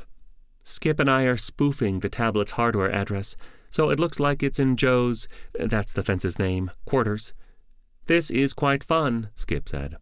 Jax looked at the ceiling, eyebrow raised. Naomi slapped his arm. "Hey, done! Invites sent." She set the tablet aside. "I set up a forward so the replies will come to Skip." Jax nodded. "Perfect." He looked at Rudy sitting in his charging cradle. "Okay, pal, time to do your part." "Well, I thought my part was breaking your aunt out." The navigation droid disconnected and rolled over to the table. "Okay, part 1 of 2. He gestured to Naomi. "We hide the data in Rudy." Naomi looked from Jax to the rust-colored droid and nodded. "This won't hurt." She reached out to put a hand on Rudy's head. "Damn it!" Agent 2 hissed. He tossed the tablet to the ground. "Something the matter, young man?" Governor Singh asked. She was sitting on her cot in the detention cell. She had finally grown tired of angrily berating her captor after the man had stunned Jeffrey as a warning. Jeffrey rolled over in his cot. "Is it too much to ask for some quiet? My head still hurts." Agent 2 stood and paced. "Your friends are playing a dangerous game." "Oh?" The governor stood, small brown hands grabbing the bars. "Which friends would those be?" "The terrorist ones," Agent 2 replied. "The ones who stole Imperial data." The governor clucked. "Don't know 'em?" Jeffrey groaned. Lots to do. The next morning, Naomi walked into the common area to find Jax on the sofa with a tablet. "Already seeing a bunch of RSVPs. Guess top-secret Imperial data is worth scrambling for. Should be a full house, even with the short notice." Jax didn't look up. She snapped her fingers. "Hey, this thing on?" He looked up. "Oh, sorry. RSVPs? That's good. I'm not sure how to feel about so many criminal organizations having a representative within a day's travel time to this station." Naomi grabbed a cup of coffee. "Right? The joys of true sovereignty, I guess. I'm going to run to the tech shop and get some tablets." Jax set his tablet down. "Sounds good. I'm going to get the space rented and set up." "You ever done something like this?" Naomi asked. Jax shook his head. "Nope. This is a new one for me." He looked her in the eye. "Still good?" She shrugged. "I don't know that it matters. We're in it now, no turning back." He nodded his agreement. "I wanted to tweak the nose of the people who made me." She held her arm out, letting the biocircuitry pulse. "Me. Now we're dealing in state secrets, avoiding assassins and Imperial agents." Jax grinned. "Only way to learn to swim is to dive into the deep end." He waved his hands. "And hope you don't drown." Naomi looked at him. "Yeah, I don't think that's how learning to swim works. You should never have children." Jax shrugged. "I think I'd make an outstanding dad." Naomi's face made clear her opinion on that. He stood. "Okay, I'm off. I'll take Rudy with me." Naomi nodded. Jax looked at Rudy, tilting his head toward the staircase. Rudy, who had been sitting in his charging cradle the entire time, said nothing, but unclipped and rolled toward the stairs. Jax followed. As Rudy and Jax walked from the Osprey, Rudy asked, "Are you sure this is a good idea?" Jax looked down at his mechanical friend. "Sure? Not even a little. I just don't think we have any better options. The Crimson Orchid don't seem to be getting bored with trying to kill us, and this Imperial agent guy's a wild card. Now he's got my aunt." "And Jeffrey," the droid added. Jax shrugged. "Yeah, him too. This agent thinks we're the ones responsible for the damage to the Science Academy." "You are," Rudy pointed out. "Well, yeah. Not directly, though. I mean, I kind of expected the rebellion to take credit for it and all that," Jax defended, thinking back to placing the devices as instructed near processing cores. The two of them moved through the station without further conversation, Jax lost in thought, Rudy likely thinking of 1,000 things. The commercial section of Columbiana had an event space that occupied almost an entire deck. Meeting spaces of various sizes made up the convention area. Each was able to be combined and divided to create larger and smaller spaces as needed. "Hello, sir," an older woman said from inside a small kiosk at the entrance to the convention area. Jack smiled. "I need to rent a space. Nothing too large. 12 or 2 people." The woman smiled. "Of course. Will you be needing any food and beverage services? Audio-visual help or furniture?" She produced a tablet that she began busily tapping on. Jax shrugged, looking down at Rudy, who also shrugged in his own way. He looked at the woman. No food or drink. We'll need a few tables, that's it." He snapped his fingers. "Throw in a few chairs, too." She nodded as she tapped on her tablet, then offered it to Jax to review. He filled in the details, date and time, number of hours, and such. He placed his G-phone against the device to verify his identity, a fake one, and processed the payment for the rental. When the woman took the tablet, she smiled and swiped up, causing Jax's G-phone to buzz, alerting him he had just received a copy of the order. "See you tomorrow, Mr." She consulted the tablet. "Palmer." As they walked away, Rudy said, "You're going to have to start keeping track of the identities and accounts that you are using." Jax shrugged. The more confusion he could create in the various electronic paper trails, the better. Reunions. After Jax left the ship, Naomi finished her coffee. She was making her way down the stairs when Baxter called out, "Oh, good. You're here." "Of course I'm here. I'm sure Skip told you I was," she replied, stopping on the cargo deck. "He did. I was trying to make this more organic," the battle droid said. "I don't think it worked," Skip said from the ceiling. Naomi shook her head. "What was it you wanted?" Baxter pointed back inside engineering. "Help. That foam crap is everywhere." He wiggled his thick metal fingers. "Not made for intricate work." Naomi sighed and headed for engineering. She worked with Baxter to dislodge the remaining foam and last few bits of the exploded droid. putting it all into a rolling cart with the Columbiana logo on its side. Using the cargo arm, Skip lowered the cart to the deck of the docking facility. On her way out, Naomi wheeled the cart away to a recycler. Each domed landing pad of the space dock area had a recycler, allowing visitors to dispose of trash without dragging it through the station proper. Naomi and Jax had planned to meet up for lunch after their respective errands. Helping Baxter had eaten up most of the buffer she had, so she hurried to the commercial district to get her shopping done before meeting her partner. The lift doors parted on the lowest level of the commerce section. Unlike most of the station, the 3 levels of the commerce section were open in the center, forming a bowl with 3 concentric circles. The lowest level had the smallest open courtyard. Behind the shops that paid enough for visibility were the 2 rings of shops that were okay being less visible, the black and the bit less black market. So long as you weren't skittish, you could find most anything you wanted on that level of the commerce sector. The 2 levels above were home to the more upscale sellers, the name brands like Spacer Wares and Galaxy Goods. She looked around the first level, but eventually made her way to the 3rd floor and into Spacer Wares. The technology section alone was bigger than most of the storefronts on the 2 levels below. She picked 5 nondescript base model tablets and checked out. Since she wasn't going back to the ship before lunch, she had the purchase delivered, letting Skip and Baxter know to be on the lookout and to not shoot the delivery bot.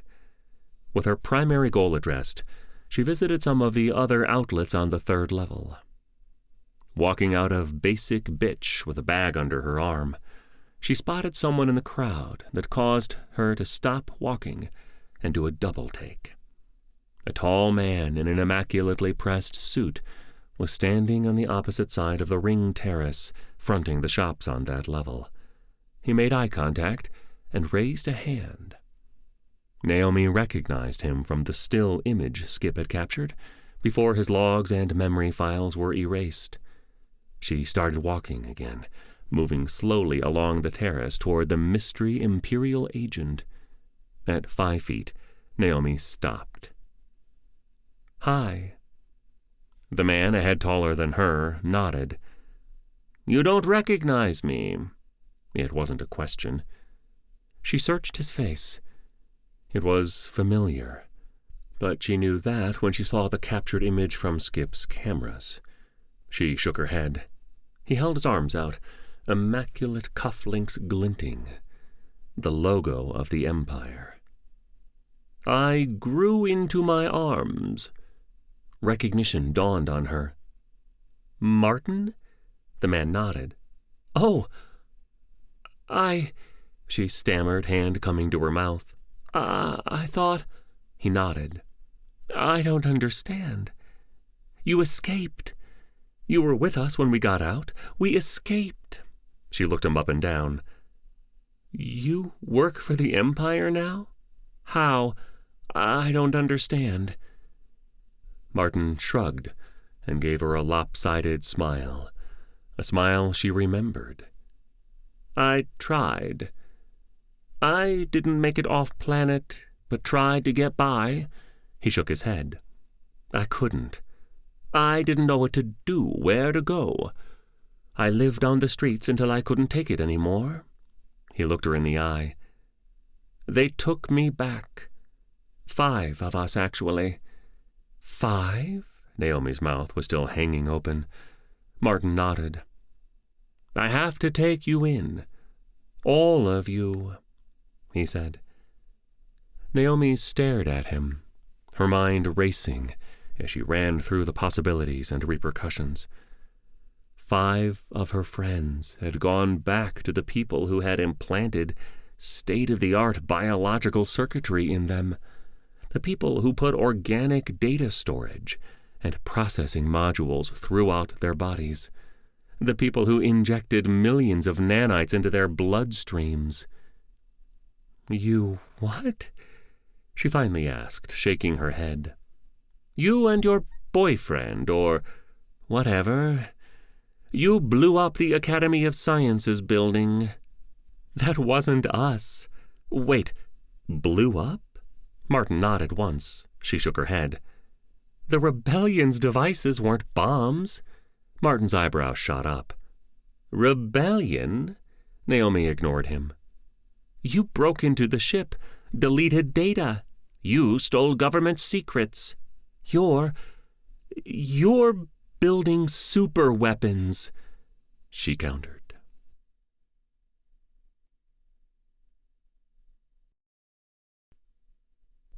Chapter 15. Jitters. By the time Naomi sat down with Jax for lunch, the shakes had mostly subsided. "What's wrong with you?" Jax asked, looking up from the thin tablet he was looking at with the menu on it. "Mostly." She shook her head. "I just ran into an old friend." Jax raised an eyebrow.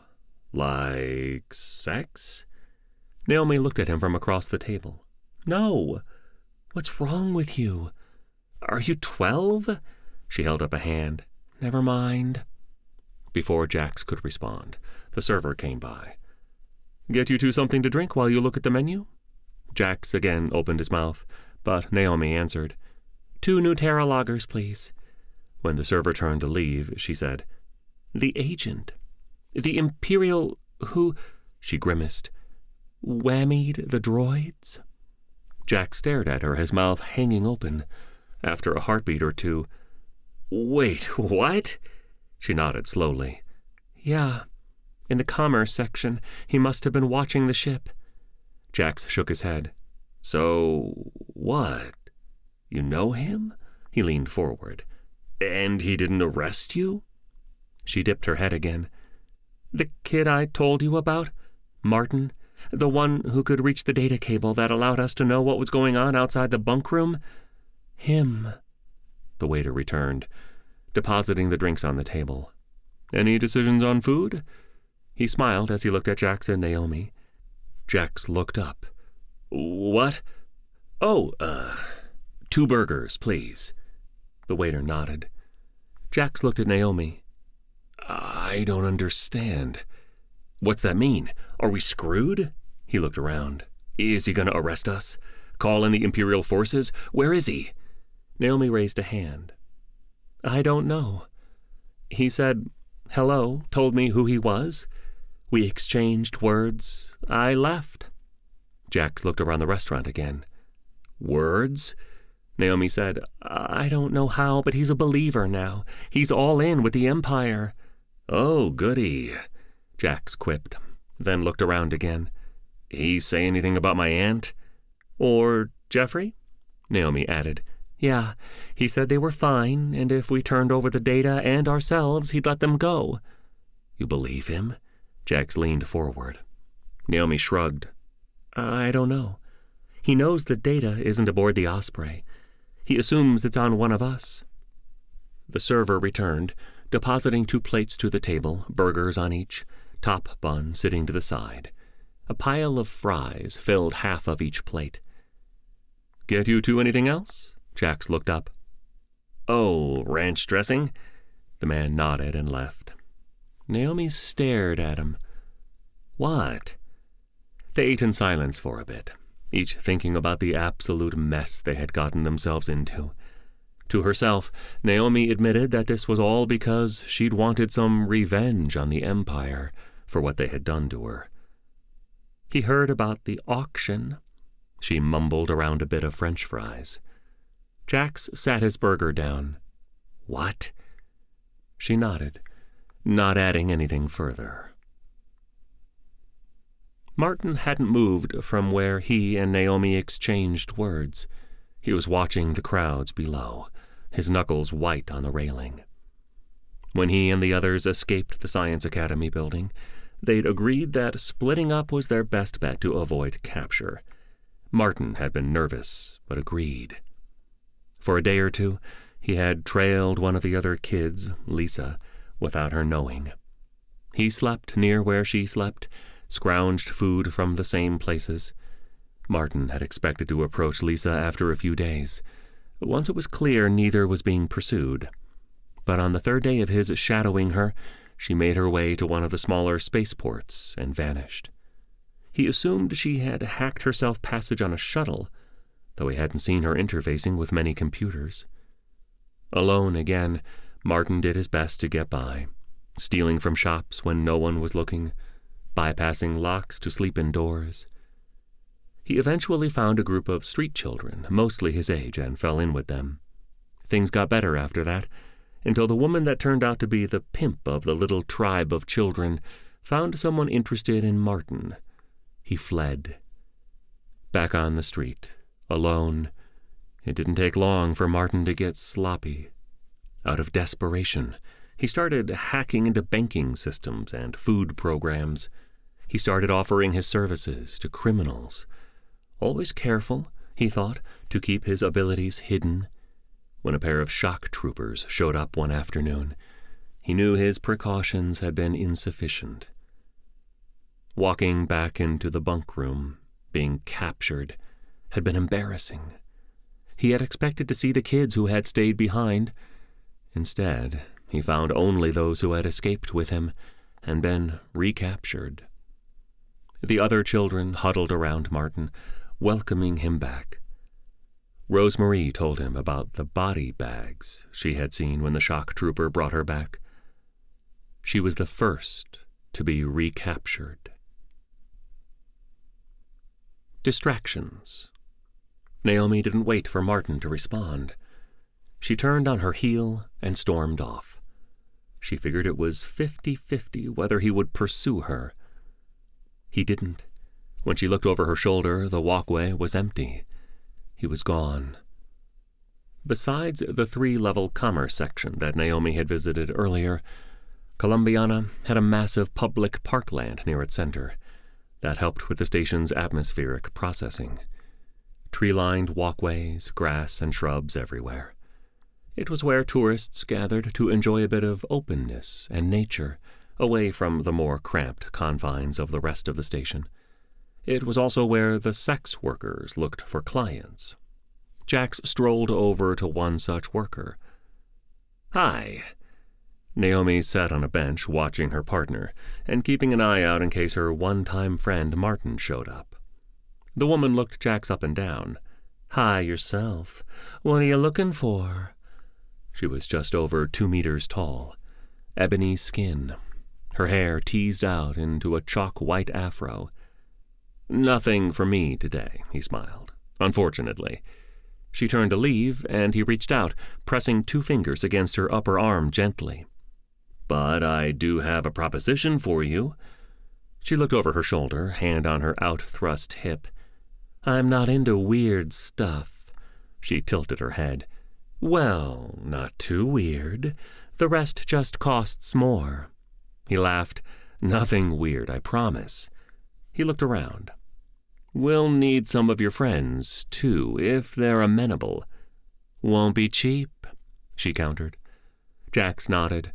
She squinted at him. "What are you up to?" He laughed. "I swear, nothing weird or illegal." He motioned to a bench. "Let me explain." Jax spent a few minutes explaining what he and Naomi had in mind. The tall woman smiled and waved over a few of her colleagues. After Jax came back over to Naomi, they walked along one of the pathways through a grove of pine trees. Naomi said, "How do you know they'll do it?" Jax shrugged. "Sex workers are some of the most fun people you'll ever meet. I'll have to introduce you to Billy and his friends on Kelso. They're a hoot. Anyway, I told her it was a gag for a friend's birthday." He rubbed his finger and thumb together. "That plus a not insignificant amount of money. They'll come through." He looked around. "Now we just need to designate our target." Naomi looked around. "He should be here any time. I used one of the public terminals to send him a tip that we would be here trying to sell the stolen data." They bought hot dogs from a vendor near the north entrance and sat down to wait. After chewing a bit of his probably not meat from an animal hot dog, Jax asked, "You think I'll buy it and come running?" Naomi took a bite of her hot dog and thought about her answer. She would never have pegged Martin as a joiner back when they were teens. He was one of the angrier kids in the group, an orphan, his parents miners on one of New Terra's moons. A recruiter had found him skulking around the transport hub, digging through a recycler. She nodded. Yeah, he doesn't have any other leads right now. He'll show. They did not have to wait long. Martin walked through the hatch without even looking around. He strode down the pebble-strewn path until he reached the first intersection. Walkways, branching out like spokes, bisected the park and its concentric rings. Jax put his G-phone to his ear. He's here. He doesn't suspect a thing. A pause. Awesome. Thank you so much. I wish I could see his face. He's gonna be so embarrassed. He hates surprises. Jax lowered his G-phone and took a picture of Martin, sending it to his new friend. He put the device back into his pocket and hitched his head toward the nearby hatch. Let's go. As they walked through the hatch, a half-dozen men and women swarmed the Imperial agent, screaming and making as big a scene as they could. Jax pulled his phone out again. Rudy, we're on our way. Rudy, hiding behind a large gray water tank in the landing dome that was currently home to the Imperial scout ship, said, Okay, I'm moving in now. They covered him in a black temporary paint Jax had aboard the Osprey. Like Baxter, it hid him from most common sensors. He rolled under the large Imperial ship. Skip, I'm ready, he beamed over the shared channel. Copy that, I'm ready here, the ship replied. Rudy opened a small panel in the deck, turning several dials. He moved to another panel, disconnecting several hoses leading to the Imperial ship. From the compartment normally reserved for knives, the small droid removed 2 cylinders. After placing each cylinder into the hoses, he reconnected them to the valves on the deck. After that, he rolled around, undoing what he had done earlier, turning valves back on. He quickly rolled to another panel closer to the large clamshell doors that allowed ships to enter and exit the massive dome. Opening that valve, a backflow to the valves connected to the Imperial ship's umbilicals, he waited. It was not a long wait to see the fruits of his labors. The boarding ramp of the Imperial ship deployed, and before it hit the deck, Imperial naval officers were streaming out of the ship, coughing and retching. One stumbled to the deck, puking up their last meal. Orange lights popped up from the deck around the perimeter of the dome and began to strobe. Atmospheric contamination detected. Evacuate the area immediately. It was Skip's voice coming from the docking bay's speakers. Rudy rolled back further behind the gray water tank to make sure the fleeing Imperials did not see him. The ship's captain stumbled down the ramp, coughing. He looked around. Everyone out! He pointed to the pink-hued mist clinging to the floor, roiling down the ramp. Head to the medical center!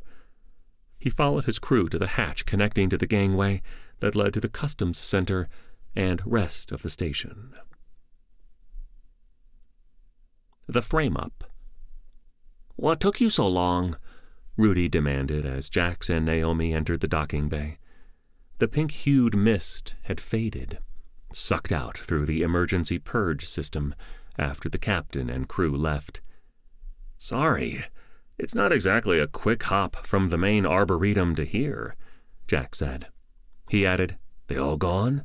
He looked around the large domed space. Yes, they should all be in the med center. Skip already cleared the call the captain put into the station administration. He rolled toward the ship. We should still hurry.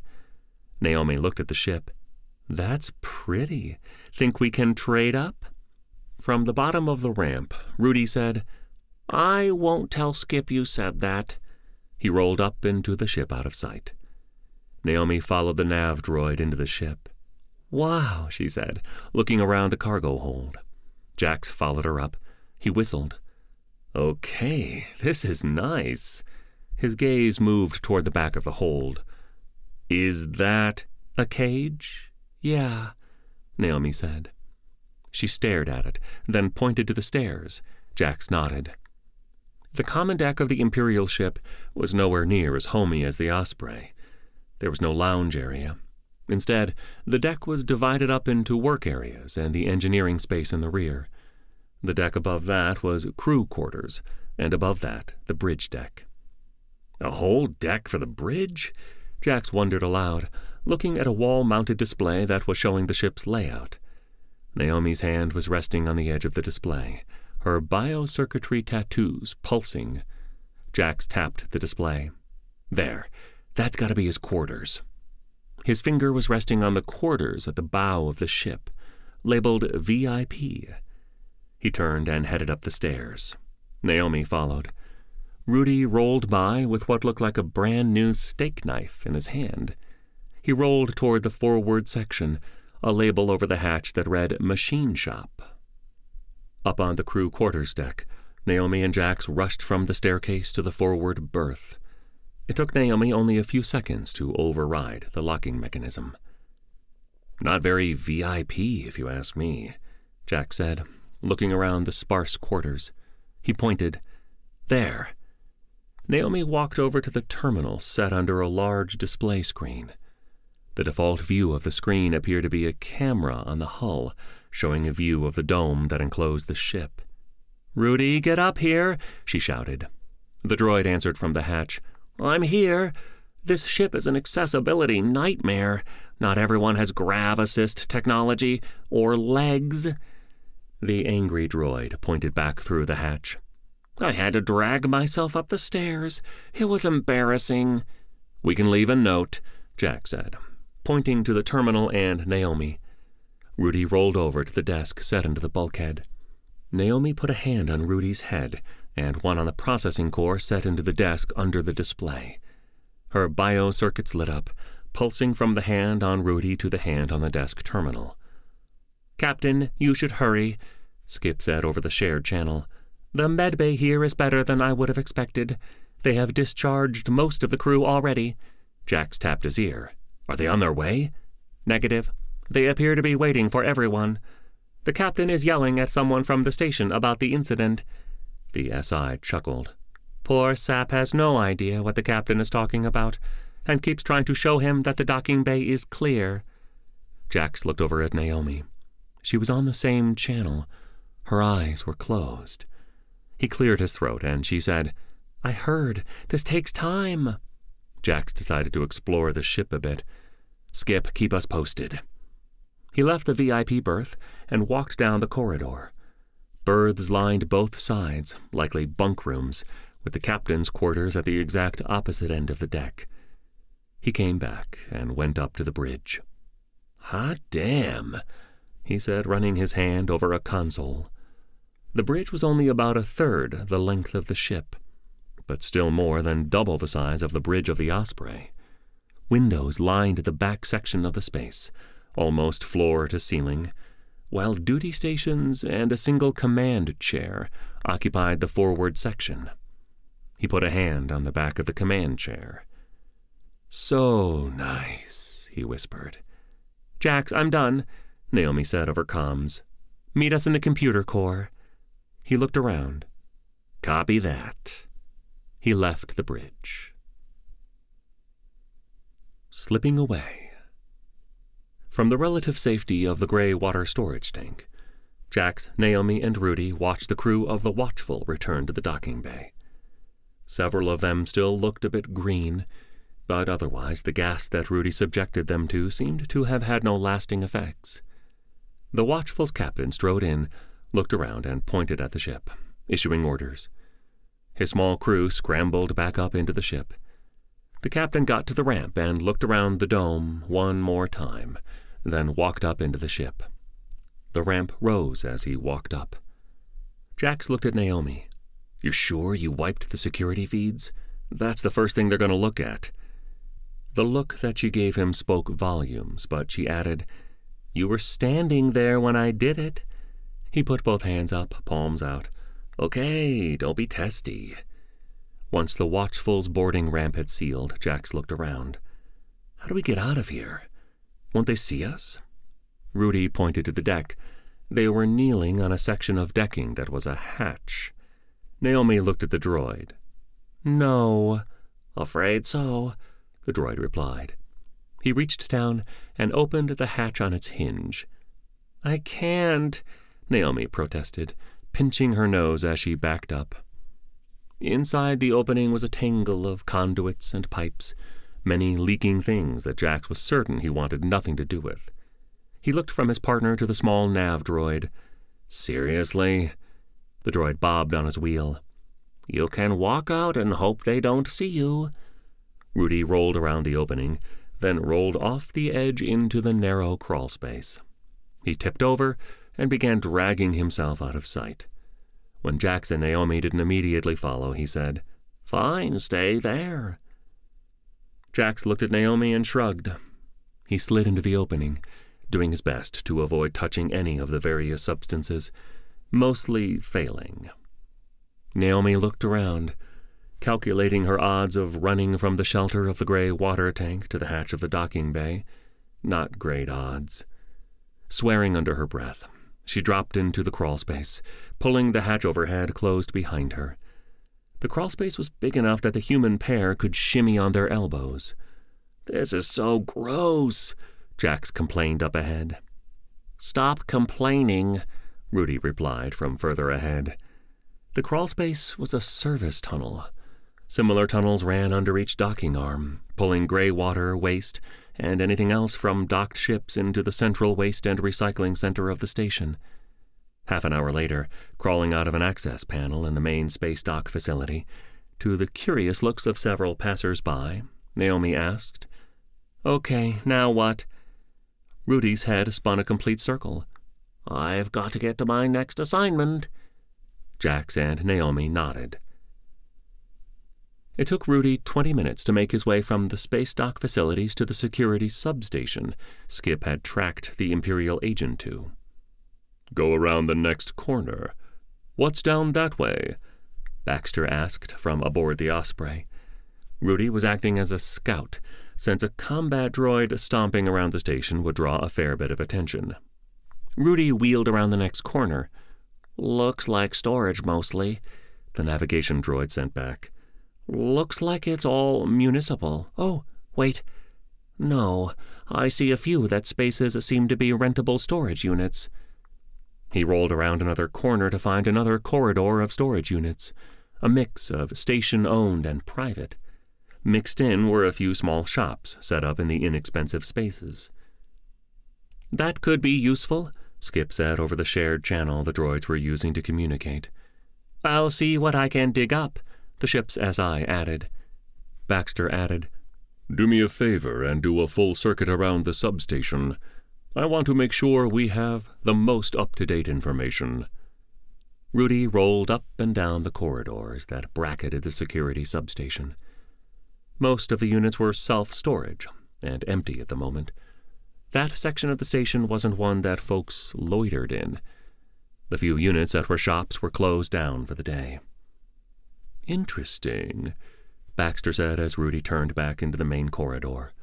"That last corridor is marked as closed for renovations, according to the main computer." Rudy stopped and looked back down the corridor he had just come from. It didn't look any different from any of the others, at first, until his sensors picked up the newer wall panels on the right side of the corridor, the side nearest the substation. "They did some work on the wall. Looks like something to do with the substation, maybe." "Rudy, I just saw our Imperial friend on a camera feed. Get out of there," Skip warned. Rudy sped toward the service elevator section of the deck.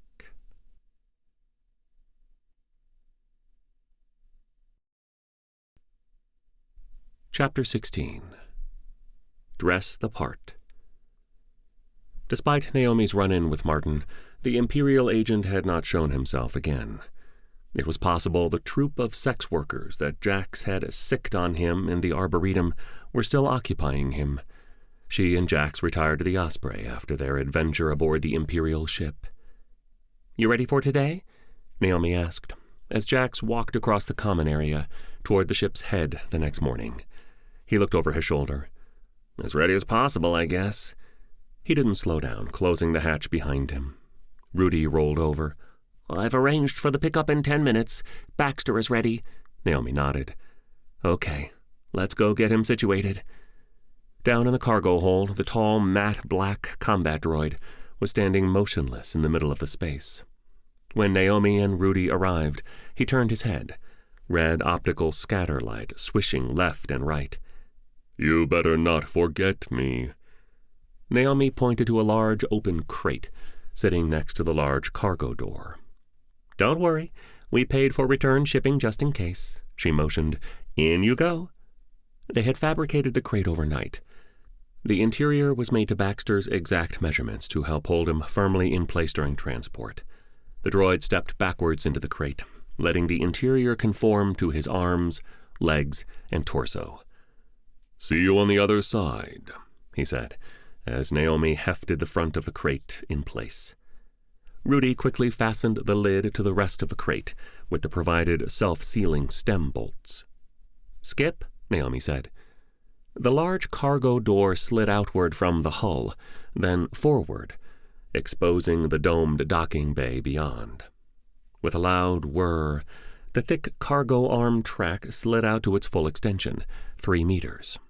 A powerful cargo grasper slid along the track until it was over the crate containing Baxter. It lowered, grabbed the crate, then retracted, raising the crate off the deck. The assembly slid along the extended arm until it reached the end and lowered the crate to the deck below, setting it down with barely a thud. As the entire assembly retracted back up and into the ship, a team of cargo movers arrived. From the large opening, Naomi waved. "Hi there, that's the one." She pointed to the crate. "Just this one?" the taller of the 2 cargo handlers asked, running a hand through his red hair. He pointed his other hand to the crate, directing a heavy cargo droid. The massive machine rolled over on thick treads, bending to lift Baxter's crate. The other human guided the droid back the way they had come. Naomi nodded.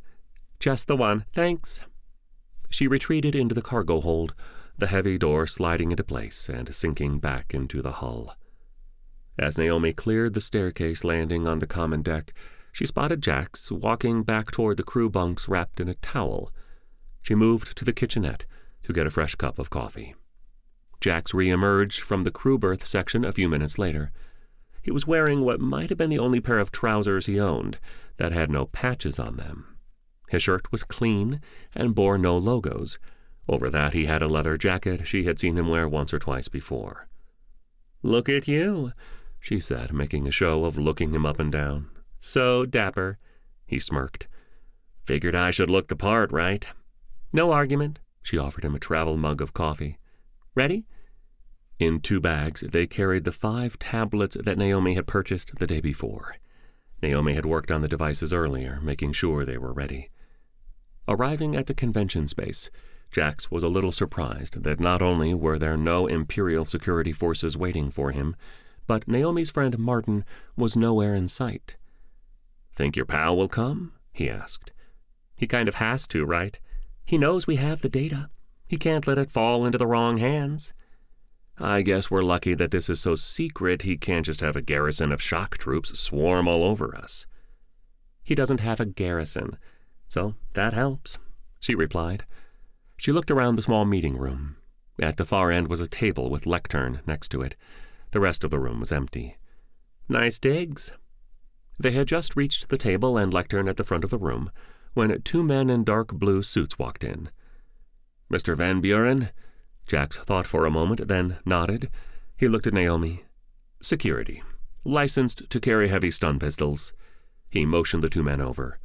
"So, I just need you 2 to stand on either side of the table. Make sure no one picks the tablet up. They can see the file listing, but that's it." "Got it," the more heavily muscled of the 2 said.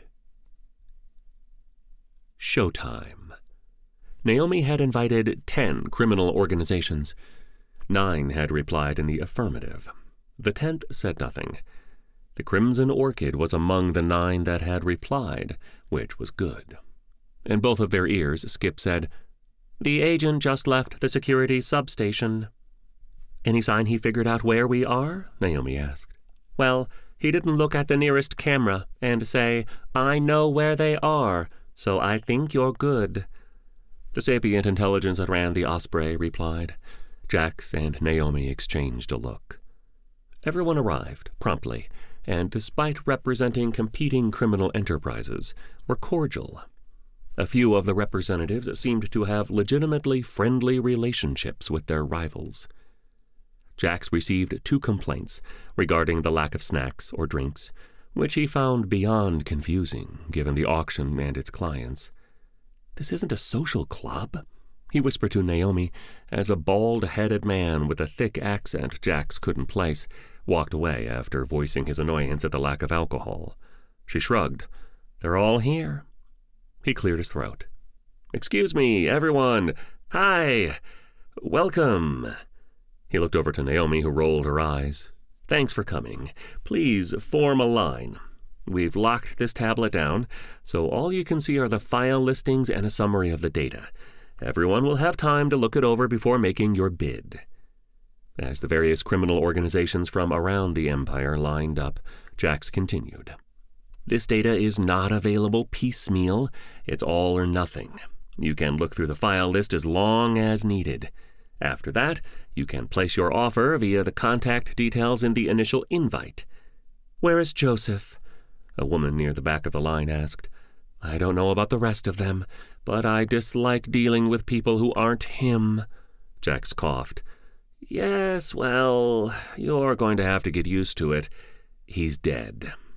The room burst into shouts of surprise and anger. Jax held up both hands. "We didn't kill him." "How do we know that?" another woman asked. This one was dressed in a leather catsuit with a gun belt draped over her hip, the empty holster obvious. "How did you get our details if Joe is dead?" the dark-skinned man demanded. Jax made a face, looking at the woman first. "Well, you don't, I guess." He turned to the man. "Does it matter? You're welcome to leave if you have an issue here." He pointed at the tablet that as yet no one had approached. "We're getting a little off track. If you don't want to bid on these files, by all means." He pointed to the door at the back of the room. "There's the door. I'm sure your competitors can find a use for higher throughput long-range comms or high-compression wormhole tech."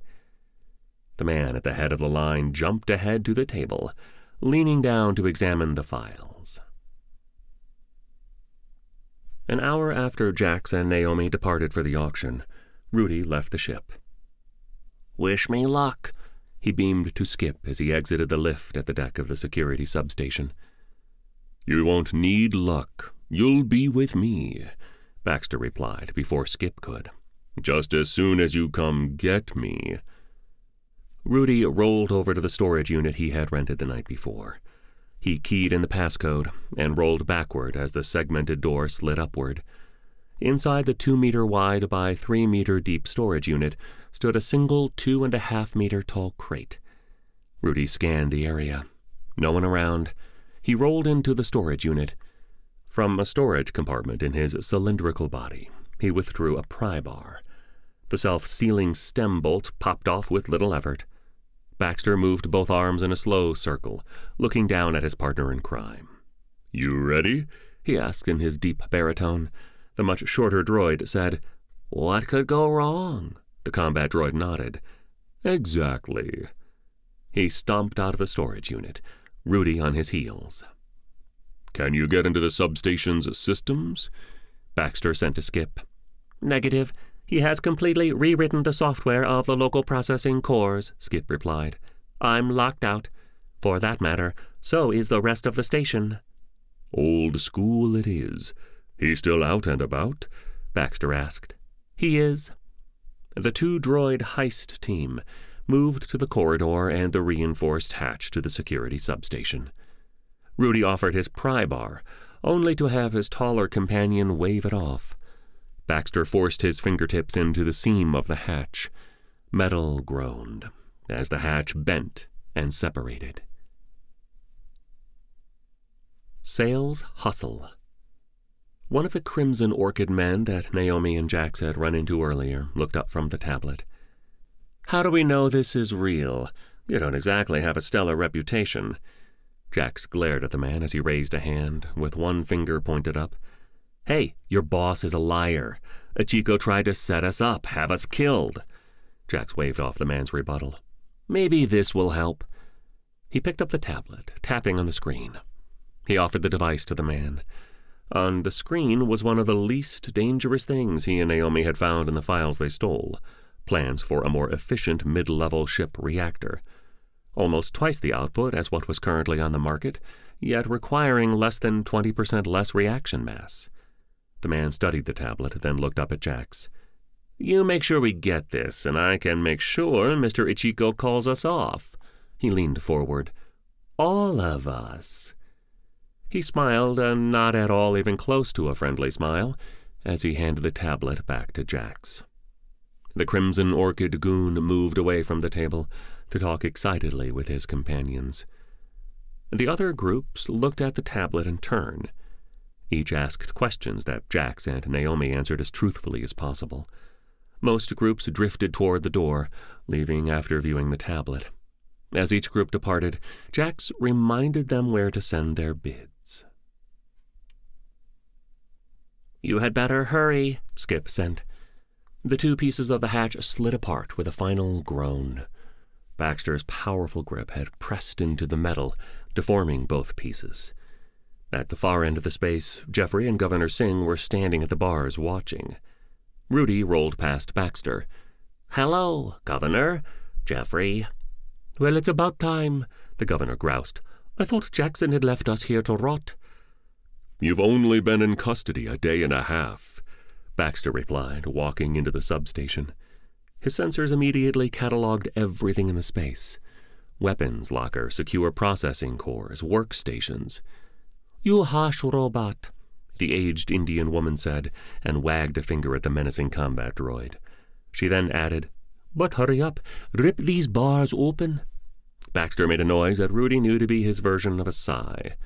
The bars should have presented less of a problem than the hatch, except that as Baxter approached, a low hum appeared in the air. Red lights in the corners of the substation came to life, strobing. The substation was nothing more than a long rectangular space, desks in the front for those assigned to the station, a small closet off to one side that served as the armory, and the detention cells against the back wall. 3 of them. Only the center cell had occupants. Step back, Baxter snapped a moment before arcs of static electricity moved along the length of the bars. Governor Singh and Jeffrey let go of the bars, stepping back with barely a second to spare. Rudy's head made 2 full rotations, taking in the scene. That's a lot of current. Baxter said nothing, nodding. Well? The angry old woman demanded, tapping a foot on the floor. Rudy moved to the wall that would back up to the recently renovated corridor outside. One of his circular sensor arrays shifted colors quickly as he scanned the wall. He rolled backwards, then pointed. There. There what? Governor Singh and Baxter asked in unison. Blast, there. The nav droid turned to the 2 humans. Get down. Jeffrey and the governor got down on the ground, the younger man sort of covering his employer. The metal of Baxter's back shifted and whirred, freeing the twin railguns. They clicked into place, a low whine building from within the combat droid's torso as the weapon's supercapacitors charged. Without warning, each powerful weapon barked once. The sound of fast discharge capacitors dumping their energy faded quickly. The wall that Rudy had pointed at was now a smoking ruin. Sparks erupted from ruined conduits. Water trickled out of a wastewater supply line, filling the substation with a stench that sent Jeffrey to the small privacy field surrounding the toilet. The red emergency lighting had died. As his railguns folded back into his back, Baxter reached the cell and grasped the bars. With a single pull, he yanked the cell door from its frame. Let's go, he said, dropping the door with a clang.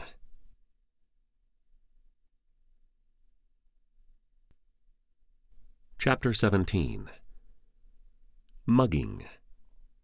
Jax and Naomi thanked the security team they had rented and left the convention section of the station.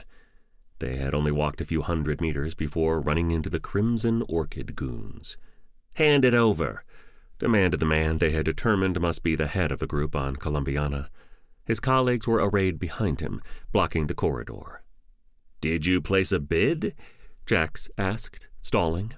Out of the corner of his eye, he saw Naomi lean down to rummage in the bag with the tablets. She kept herself between the bag and the Crimson Orchid man. The goons all produced pistols. The leader said, "I think this bid wins." Jax raised both hands. "Whoa, be cool." Naomi stood and handed over a tablet. The lead man took it, handing it to one of his men. Jax added, "This still squares us, right? I mean, now you're getting it for free." The lead goon smirked. "We'll see." They turned and left. Jax looked at Naomi, and they continued on. "This way," Rudy said, rolling ahead of the group. He made a turn down the corridor that housed the rented storage unit Baxter had been delivered to earlier in the day. He entered the code and ushered the two humans inside. "Quickly!" Baxter pressed the control, lowering the door. Rudy rolled over to the empty crate, pulling a panel off of the side. He manipulated the material for a minute, turning it into a low bench. "Here you go." "I beg your pardon?" Governor Singh said, looking from the smart plastic origami bench to the small nav droid. Baxter moved to the crate and began disassembling it. He constructed several large poles. He moved to each corner of the small space, setting a pole up in each. Once in place, the top of each pole turned blue, a light pulsing slowly. Rudy made a gesture to the nearest pole. "Those are providing a damping field to shield this unit from scans. Until we can make sure the agent is no longer after you, we need to keep you off the radar. Those will mask your biosigns," the small droid explained, pushing Jeffrey towards the bench. "Jackson will pay for this," the elderly woman growled as she eased down next to her young assistant on the bench, the smart plastic creaking. Rudy rolled over to the door, his head spinning to look back at the others. "I'll be right back." The door slid up, and he rolled out. From several intersections over, the small navigation droid leaned into the corridor in time to see Agent 2, Martin, come around the corner. He stopped at the ruined hatch and swore loudly. After looking up and down the corridor, he rushed into the substation. Rudy could hear more swearing from inside the station. The Imperial stormed out and headed off the way he had come. "He's on the move, probably coming for you," Rudy reported over the shared channel. He rolled back to the storage unit. Once the door dropped closed behind him, he looked around. "Now we wait." The next group to intercept Jax and Naomi was the woman who had initially not wanted to deal with them without the fence, Joe, involved. 4 freakishly muscled, in Jax's opinion, men were flanking her. Each man held a pulse pistol. Jax looked at Naomi. "I guess everyone ignores the no-guns rule," she shrugged. "You will give me the tablet," the woman demanded, stepping forward. Jax watched Naomi turn and stoop to reach into the bag of tablets. She kept her body in the way, so that no one else could see that there were 4 tablets left in the bag. She withdrew one, handing it to Jax with an exaggerated sigh. Jax looked at the device. "You know this will make you a target, right?" The woman smirked. "I think I'm okay with the risk based on what I saw on that thing. Hand it over." She held her hand out, fingers wiggling. Her eyes were bright with the profit she was expecting to see.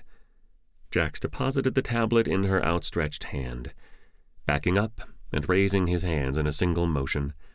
She looked Jax and Naomi up and down. "Don't fret, you'll get better at this. Everyone gets screwed their first time out." She winked at Jax and turned to leave, motioning her muscle to fall in with her as she moved. In Jax's ear, Skip said, "That Imperial ship, it just opened up. 6 spacers just departed, armed." Jax and Naomi exchanged a glance, then waited until the woman and her men had rounded a corner 100 meters ahead. Jax said, "Not shock troops?" "Negative. Naval regulars." It's complicated. Jax and Naomi continued walking the corridors, guided by Skip.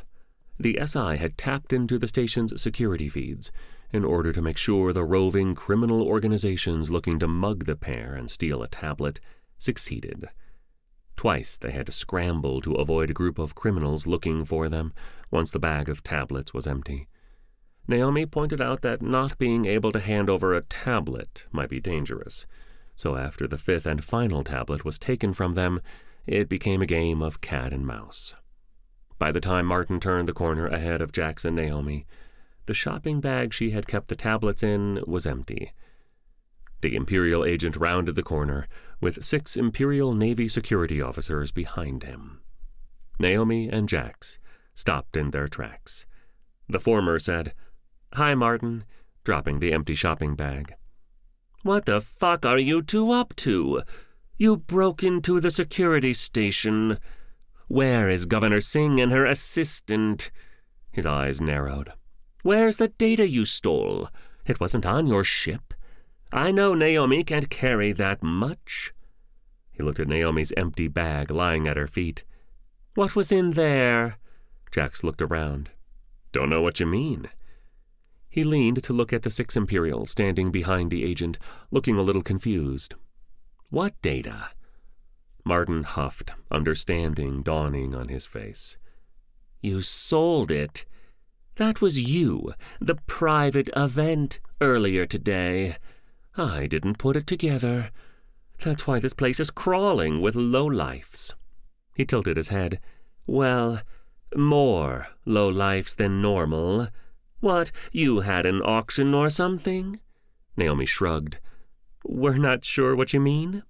Jax held up a hand. "You know what, though? I did see a bunch of unsavory-type folks all walking away from the convention section with identical tablets. Seemed weird. I just assumed Spacer Wares had had a sale or something." "Do you know what you've done?" Martin demanded, stepping closer to Naomi and Jax. The 6 security officers shifted their weapons. "Selling state secrets to organized crime syndicates." He turned to his men.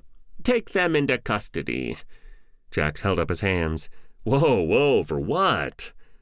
Martin gave him a crooked grin.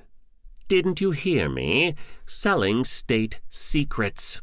He motioned to his men. "Take them to the ship."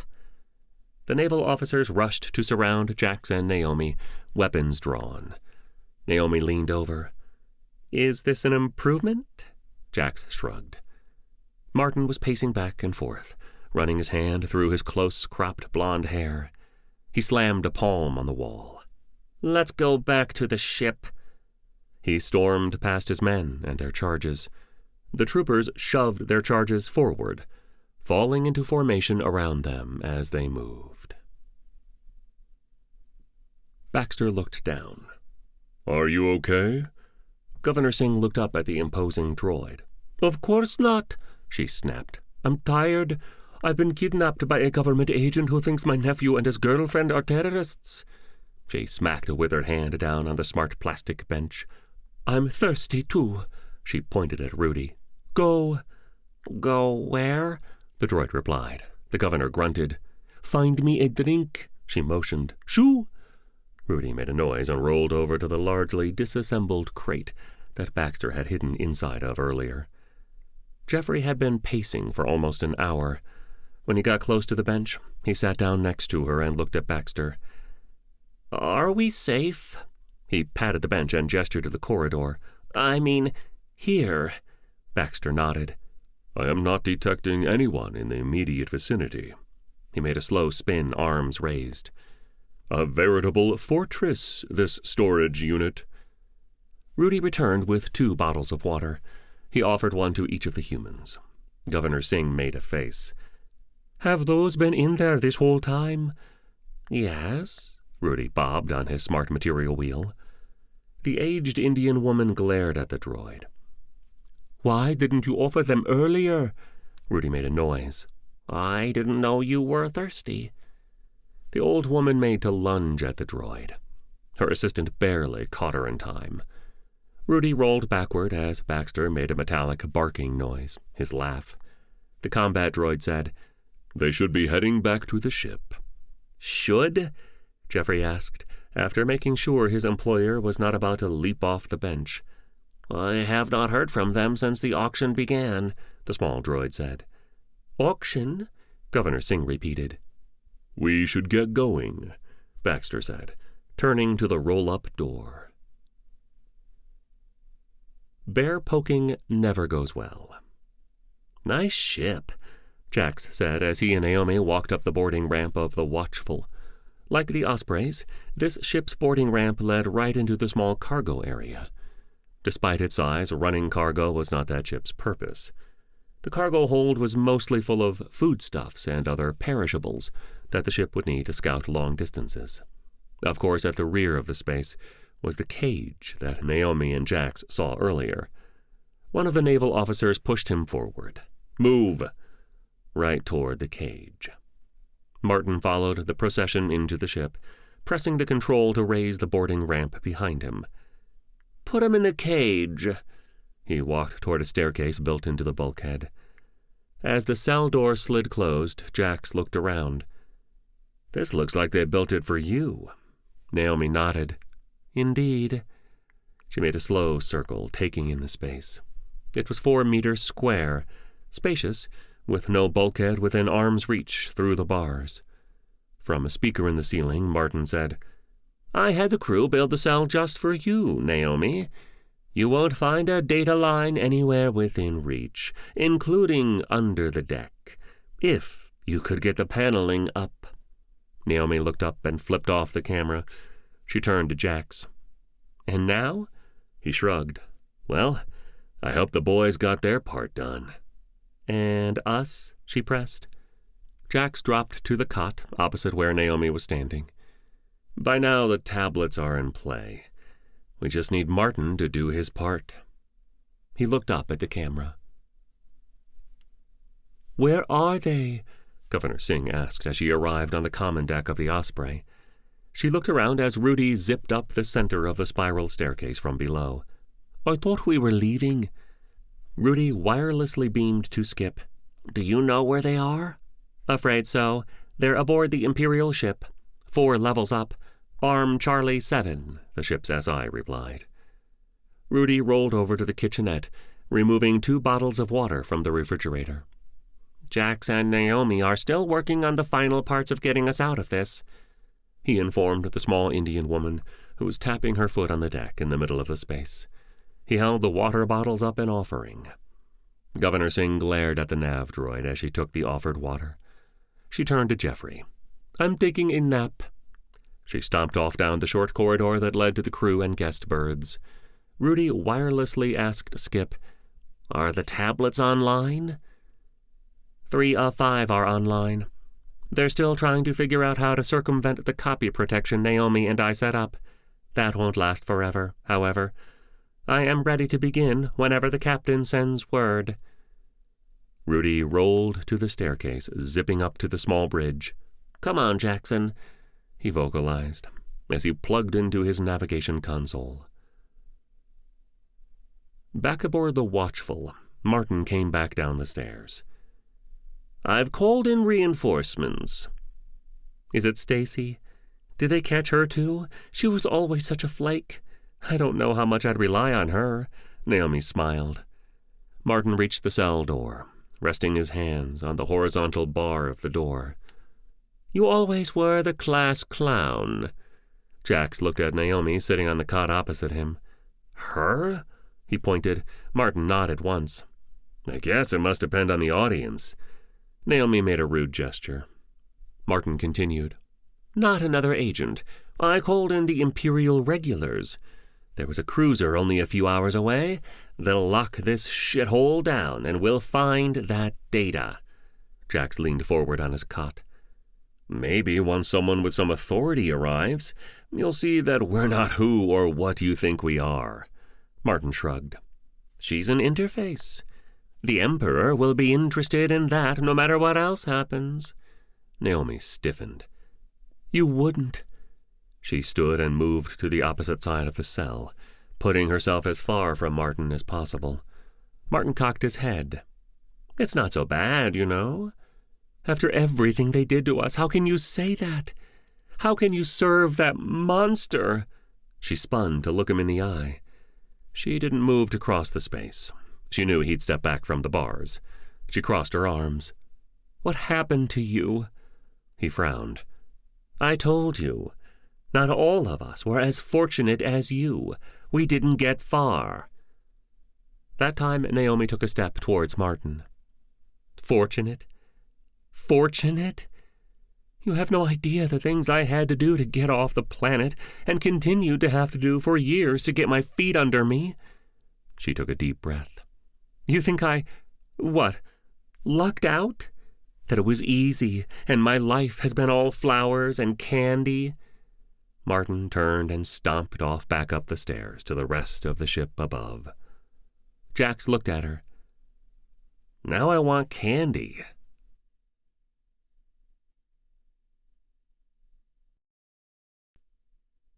Chapter 18. Springing the Trap.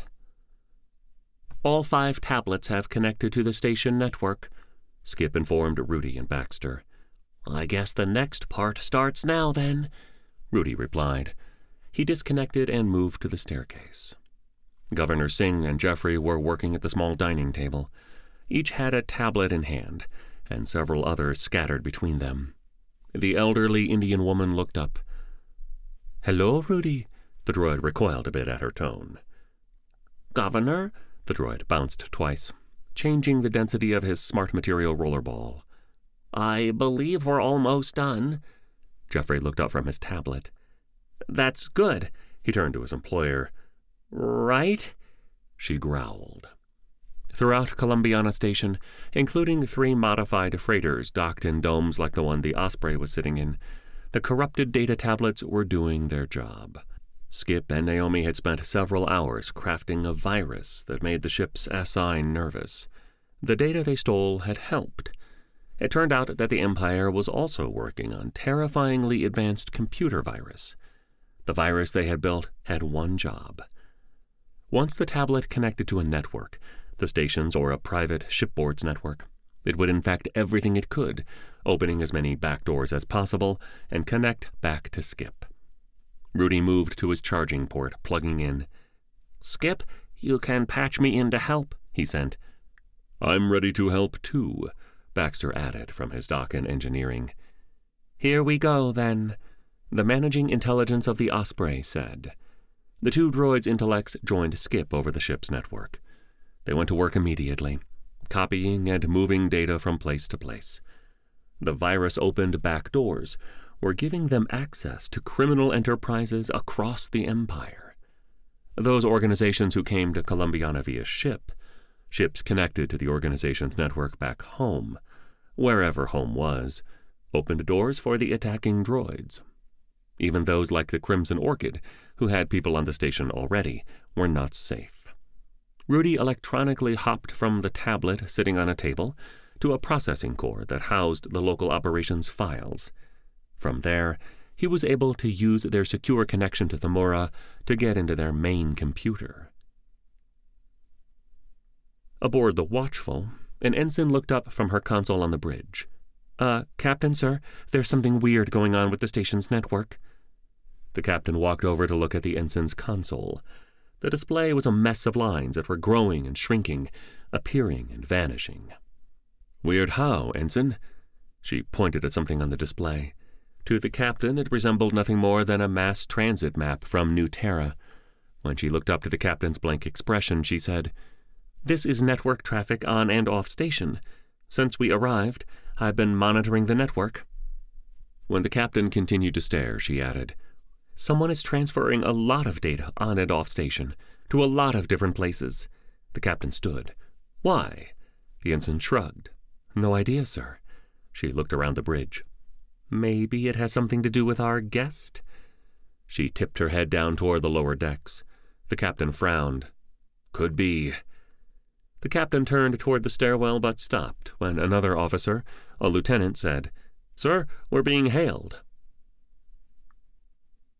Bad news. A tablet smashed against the wall, shattering into many tiny parts. A well-dressed man spun to face one of his lieutenants. "What the hell is going on?" he shouted. The younger, equally well-dressed man shied away from his boss. "I don't know. The processing core is going nuts." He pointed to the pair of processing cores sitting on a shelf in the corner of the rented office space. "We're getting data packets from who knows where, and sending data out to who knows where." The fronts of the processing cores were awash, with lights flickering. The young gangster pointed to a screen. This looks like accounting records from one of Black Sun's shell companies." One thread of data thickened. That, I think, is an inventory of one of our warehouses on New Terra." The Crimson Orchid man looked at his lieutenant, then at the processing cores and their blinking lights. He removed a pistol from a shoulder-mounted holster, firing a single burst of energy into each core. The devices sparked and went dark. The local boss looked around. "Get on the horn with the Murrah. Mr. Ichiko needs to know about this." He looked at another man who had until then kept silent in the office's corner. "Go find me that Caruso kid." He frowned as he watched the screen, data packets moving all over the place. One minute he saw the ledgers for their retail outlet on the commercial level, and the next it was gone, replaced by the payroll records for a business that sure looked like it was a front for the Lorax syndicate. Hack the Hacker. Jax and Naomi were sitting on their respective cots staring at each other when Martin returned. "What are you doing?" Jax did not turn his head or blink. "Staring contest." Martin stopped dead in his tracks. "What?" Naomi did not turn her head or blink. Which word was confusing? Her right eye twitched and she blinked. "Damn!" She turned to Martin, sighing. "What do you want?" The Imperial agent stammered. "What? I don't—" He took a deep breath, running his hands down the front of his well-pressed dress shirt. "I don't know what you two are up to, but you're never going to see the light of day after this." Jax looked around. "Will we be seeing the light of day soon, then, so that it can be the last time? You're terrorists. You blew up the Imperial Academy of Sciences building." Jax shook his head. "No, we didn't. We have you on video," Martin countered. "We took a tour," Jax pointed out. "It's an interesting building." He looked at Naomi. She wanted to see it again.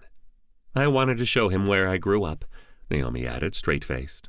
"You know, where you grew up, too." Martin shook his head. "Times change. You two can talk around the issue all you like. We have you on video entering the Academy building and not leaving it. We also know what files you stole. Now I have you not only on the theft of those files, but the selling of them." Before Martin could say anything more, an Imperial officer came down the stairs. He was in a hover chair, gliding down the staircase with ease, lieutenant bars on his shoulders. "Sir?" Martin's shoulders hunched as he took a breath. "What?" "Sir, the Pulaski has arrived and is preparing to dock." Martin spun to face the officer. "Very well." He moved to join the junior officer as they returned to the bridge. Naomi looked at Jax, who shrugged and leaned back on the cot against the bars of the cell. "I think that is about all we can do," Skip said. "Agreed," Baxter said. The two droids disconnected from the Osprey's main computer, while the managing intelligence erased as much presence as possible of their trespass on the network. "Think it worked?" Rudy asked.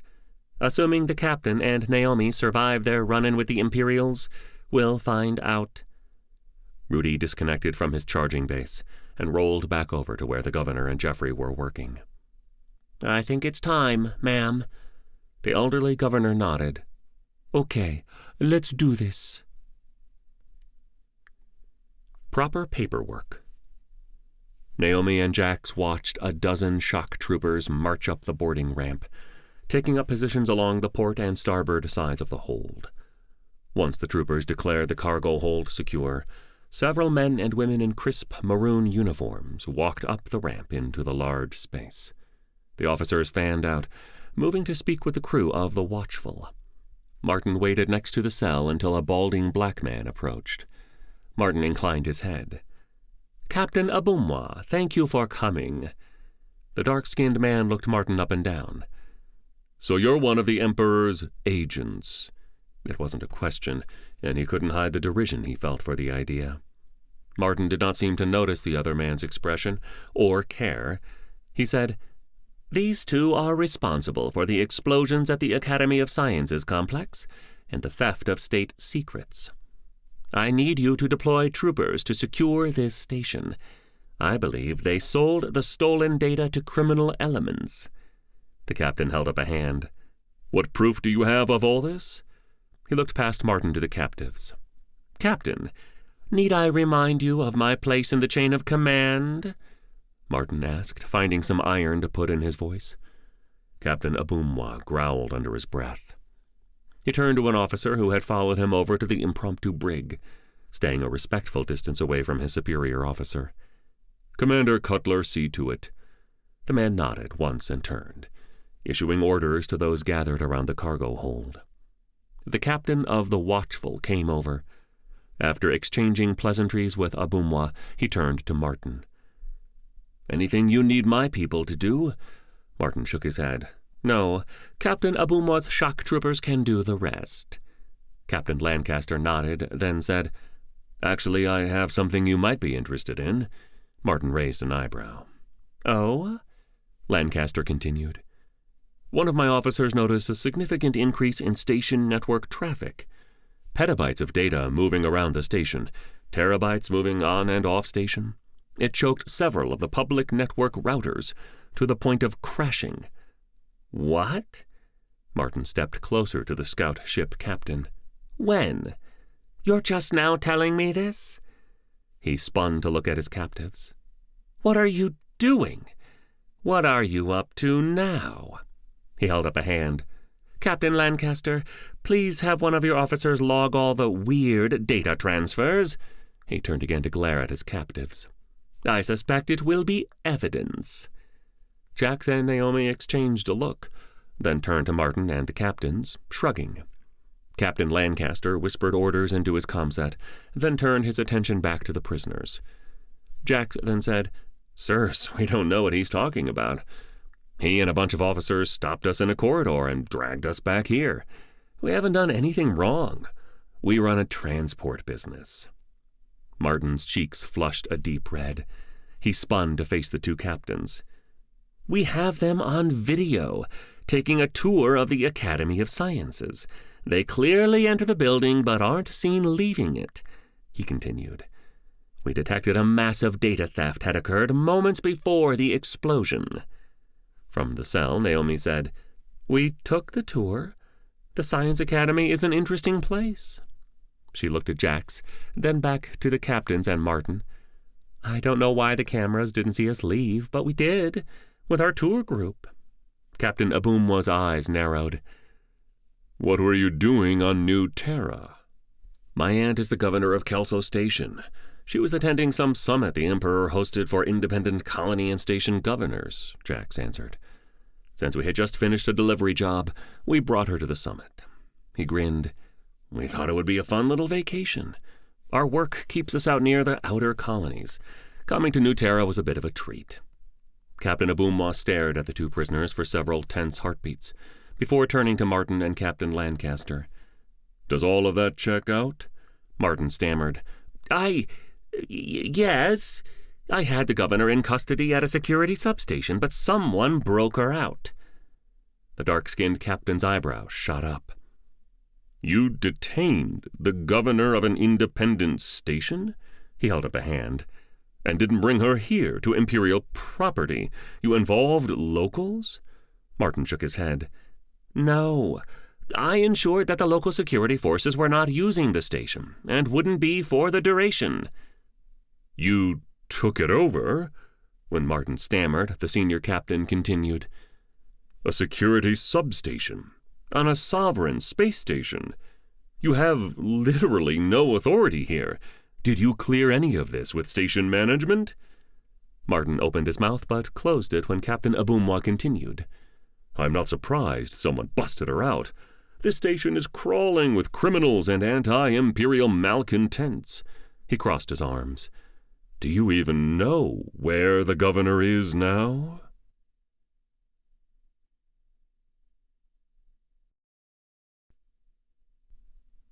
Chapter 19. Closing the Trap. Two elderly women strolled through the corridors of Columbiana Station. One turned to the other. "Who do you suppose will pay the repair bill on that security substation?" Governor Singh turned to her colleague and friend. "Oh, I don't know, Ivanka.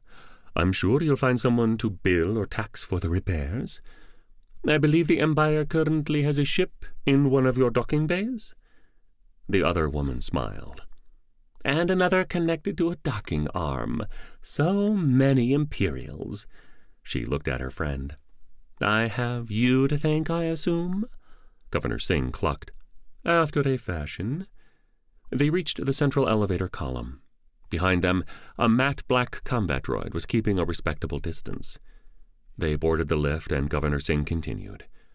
"You've done well keeping this place together." Her friend nodded. "Being the largest producer of helium-3 and a few other rare elements in the sector helps keep Imperial mitts out of my hair." She grinned a coffee-stained, toothy grin. "The massive guns hidden all over the place probably help too," Governor Singh said. Her friend inclined her head in agreement. As the lift descended toward the space dock facility, Governor Ivanka Rostova looked up. "You know, I could really clean this place up with a few of him." She hitched a thumb towards Baxter. Governor Singh clucked again. "Is that a thing you want? To clean the station up? It was my understanding that Columbiana was exactly as you liked it, mostly lawless." Her friend grinned. "True, maybe clean up was not the right phrase." Her grin turned wicked. From behind them, Baxter said, "I'm sure Jax could come up with a suitable hourly rate for my services." Both women laughed. The doors parted, and they continued on their way. "Well, no. I was attempting to locate her when I found those two." Martin hitched a thumb over his shoulder. "The governor was never a suspect, of course. I was holding her to draw these criminals out." This time it was Captain Lancaster that looked at Naomi and Jax. "So those two are criminal masterminds?" "No offense." He looked at Martin. "You've searched their ship, I presume?" Martin nodded. "I did. They must have moved the data off the ship, probably to keep it close and safe. Sirs, if I can offer a suggestion." Naomi stood and walked over to the cell door. Martin glared at her but said nothing. Captain Abumwa, being the senior of the two captains, answered, "Of course." "I assume he," she inclined her head toward Martin, "has the file signatures for the stolen data?" Martin nodded, unsure where she was going. "It sounds like you've tapped into the station's network. Couldn't you scour it and all connected chips, devices, etc. for those signatures?" Abumwa looked to Lancaster first, then Martin. Martin finally nodded. "Yes, we could," he added quickly, "but if, as I suspect, they have hidden the data on a device not attached to the network, such a search would be fruitless." "Captains, sirs," an ensign said from the top of the boarding ramp. Both captains turned. "I have two old ladies and a combat droid outside. They're demanding to speak to someone in charge." "Are they specific old ladies, or—" Captain Lancaster snapped. "Sorry, sir. They say that they are the governor of this station and another. I didn't catch the name. I can go ask." The nervous ensign made to turn back toward the ramp. Captain Abumwa glowered at Martin. "No, send them up," he added. "The droid stays out there. Place a guard on it." The junior officer nodded and hurried back down the ramp. Jax and Naomi watched two older women ascend the boarding ramp. "Hi, Auntie," Jax waved. "Hello, dear," she shouted back as the two women walked toward the group at the rear of the ship. The taller of the two women spoke first. "Who's in charge here? Someone destroyed one of my security stations." She glared at the two captains. "I need to know who to send the bill to." Governor Singh added, "That man," pointing at Martin, "abducted myself and my assistant the other day." She turned her attention back to the captains. switching from angry auntie to diplomatic governor. "I am beyond late returning to my duties on Kelso Station." She pointed at Jax and Naomi. "You've detained my ride." Before either captain could answer, the lieutenant in a hover chair descended the stairs. "Excuse me, sirs. We've been inspecting the network traffic as ordered and have found some weird stuff." "Stuff?" Abumwa and Lancaster asked in unison. Turning of screws. The lieutenant continued as his chair hovered to a stop. "I believe, sirs, that several criminal syndicates here on Columbiana and elsewhere within the sector are being hacked, like right now. The data we're seeing is a mishmash of accounting, secure file storage, personal records, payroll, and more. It seems to move from one organization to another at random. Files clearly belonging to the Black Sun Syndicate appear to be showing up in Gallardo family servers." The uncomfortable-looking officer then added, "Several of the file streams also have Imperial coding." "See?" Martin shouted, making both elderly women flinch. "I told you. They sold the stolen data to organized crime." Martin punched the air. "I knew it!" The lieutenant added, "Several streams also seem to have our ident encoded in them." Captain Lancaster dropped both hands to his sides. "What do you mean, our ident?" He turned to Martin. "I think it's time to search the network and ship for those archive signatures." He turned to Governor Rostova. "I understand we have not consulted you of late. With your permission, I would like to deep dive the station's network for any indications of the allegedly stolen data." The two older women exchanged a look, Rostova asking, "Do I have a choice?" Captain Lancaster smiled. "Not really, no. Of course, you're welcome to lodge a formal complaint later." The governor of Columbiana Station nodded. "Then by all means." Captain Lancaster looked at the lieutenant. "Get the agent a tablet." With all eyes on him, Martin grudgingly uploaded the archive signatures to the tablet.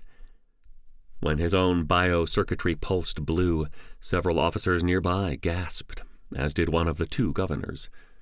He handed the tablet back to the waiting lieutenant, who guided his hover chair back to the staircase and up to the bridge. Seeing an opportunity, Jax pointed out, "You know, it sounds like organized crime in this sector is going to be shaken up for quite a while. Probably a great opportunity for the Empire to swoop in and do some cleanup. Right, guys? Bring that light of civilization and all that." He looked at Governor Rostova, who smiled. The two captains looked at each other, then Jax. They said nothing, turning their backs on the cell to face the two elderly station governors standing before them, looking bored. Governor Rostova said, "You know, captains, while this current situation sounds like it spans the sector, it seems to be focused here on Columbiana. My security forces are more aligned with local code enforcement, not mopping up organized crime. I could be convinced to invite your forces onto the station, briefly, I assume." She looked over her shoulder to the nearest shock trooper, standing at parade rest along the bulkhead. "Those shiny troops of yours would make quick work of these criminals." Governor Singh chimed in. "If what your lieutenant said is true, I'd assume your forensic investigators will be quite busy. As well, dismantling the syndicates. A mighty win, to be sure." She grinned. "The Emperor will surely be pleased." The lieutenant from before descended the stairs, this time with two security officers trailing behind his chair. "Sirs?" The two officers with the lieutenant fanned out. The shock troopers took notice and moved as well.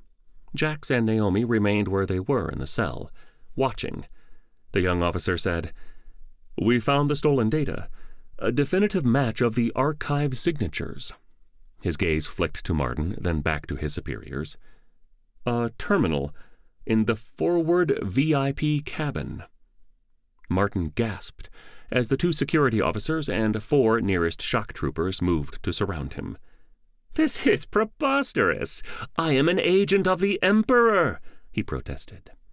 He spun and lunged for Jax and Naomi through the bars of their cell. "You did this!" Both of them stepped back, hands up in front of them. Captain Abumwa took in the situation, then turned to the lieutenant. With the data you've collected, do you think we have enough to move on the criminal organizations you mentioned? The lieutenant tapped the side of his chair as he thought. Almost certainly, sir. He turned to his captain. It's hard to know exactly how many organizations are involved, but we traced several pathways to spaces here on the station, in the commerce section. Lancaster turned to Abumwa. My ship doesn't carry any shock troopers. The older captain turned to another officer. Dispatch squads where, he pointed to the hover chair-bound lieutenant, this man says. Both officers nodded and departed. Captain Abumwa turned to his colleague. What say we see what secrets might be in your forward VIP cabin? Fake news. I would like to see as well, Governor Rostova said before the two captains took a single step. Me too, Governor Singh added. Captain Lancaster sighed. Very well. He motioned to one of the troopers nearest Martin. Bring him. When the group was out of earshot, Jax leaned over to Naomi. Moment of truth. She threw him a look. You doubt me? He held both hands up. The VIP cabin, while spacious, had not been designed to accommodate 6 people at one time, especially when one was a shock trooper in 200 kilograms of bulky shock trooper armor. The trooper shoved Martin in ahead of him, then stood in the hatch opening, his carbine held at the ready. Captain Lancaster sat down at the terminal, using his credentials to override the personal lockout used by Martin.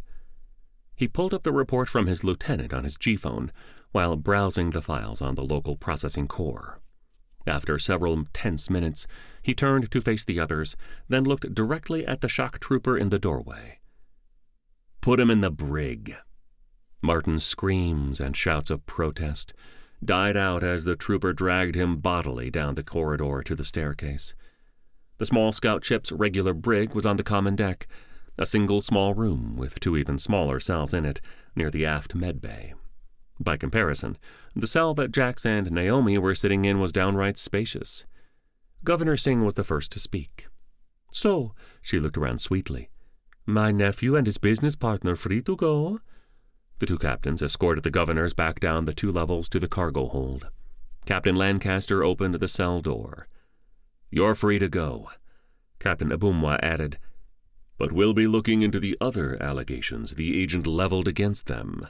He turned to the 2 prisoners, nodding. Jax and Naomi walked out, the former hugging his adopted aunt. Governor Rostova said, I would most appreciate any updates on your actions against the criminal elements on Columbiana. Abumwa nodded. I'll have my second-in-command put together a report when the squads check in. He consulted his G-phone. I can't imagine it taking more than a day, given that we've tracked the data pathways. He pulled Jax aside. Captain Caruso, your name isn't unknown to me. I'm aware of your recent run-in on Jebidiah. His eyes narrowed. You'd be smart to keep a low profile. He looked at Jax. A lower profile. He smiled. Especially after this. When Jax opened his mouth, he made a motion, silencing the reply. I don't pretend to know what all is going on here. I had my people check into Martin's story about the attack on the Science Academy building. It is weird that you're not seen leaving. But that doesn't justify all of this. He waved a hand toward the cage sitting a few meters away. You already made an enemy of the Crimson Orchid, and it sounds like you've added quite a few names to the list today. In fact, you seem to be exceptionally good at collecting enemies. Captain Lancaster joined in.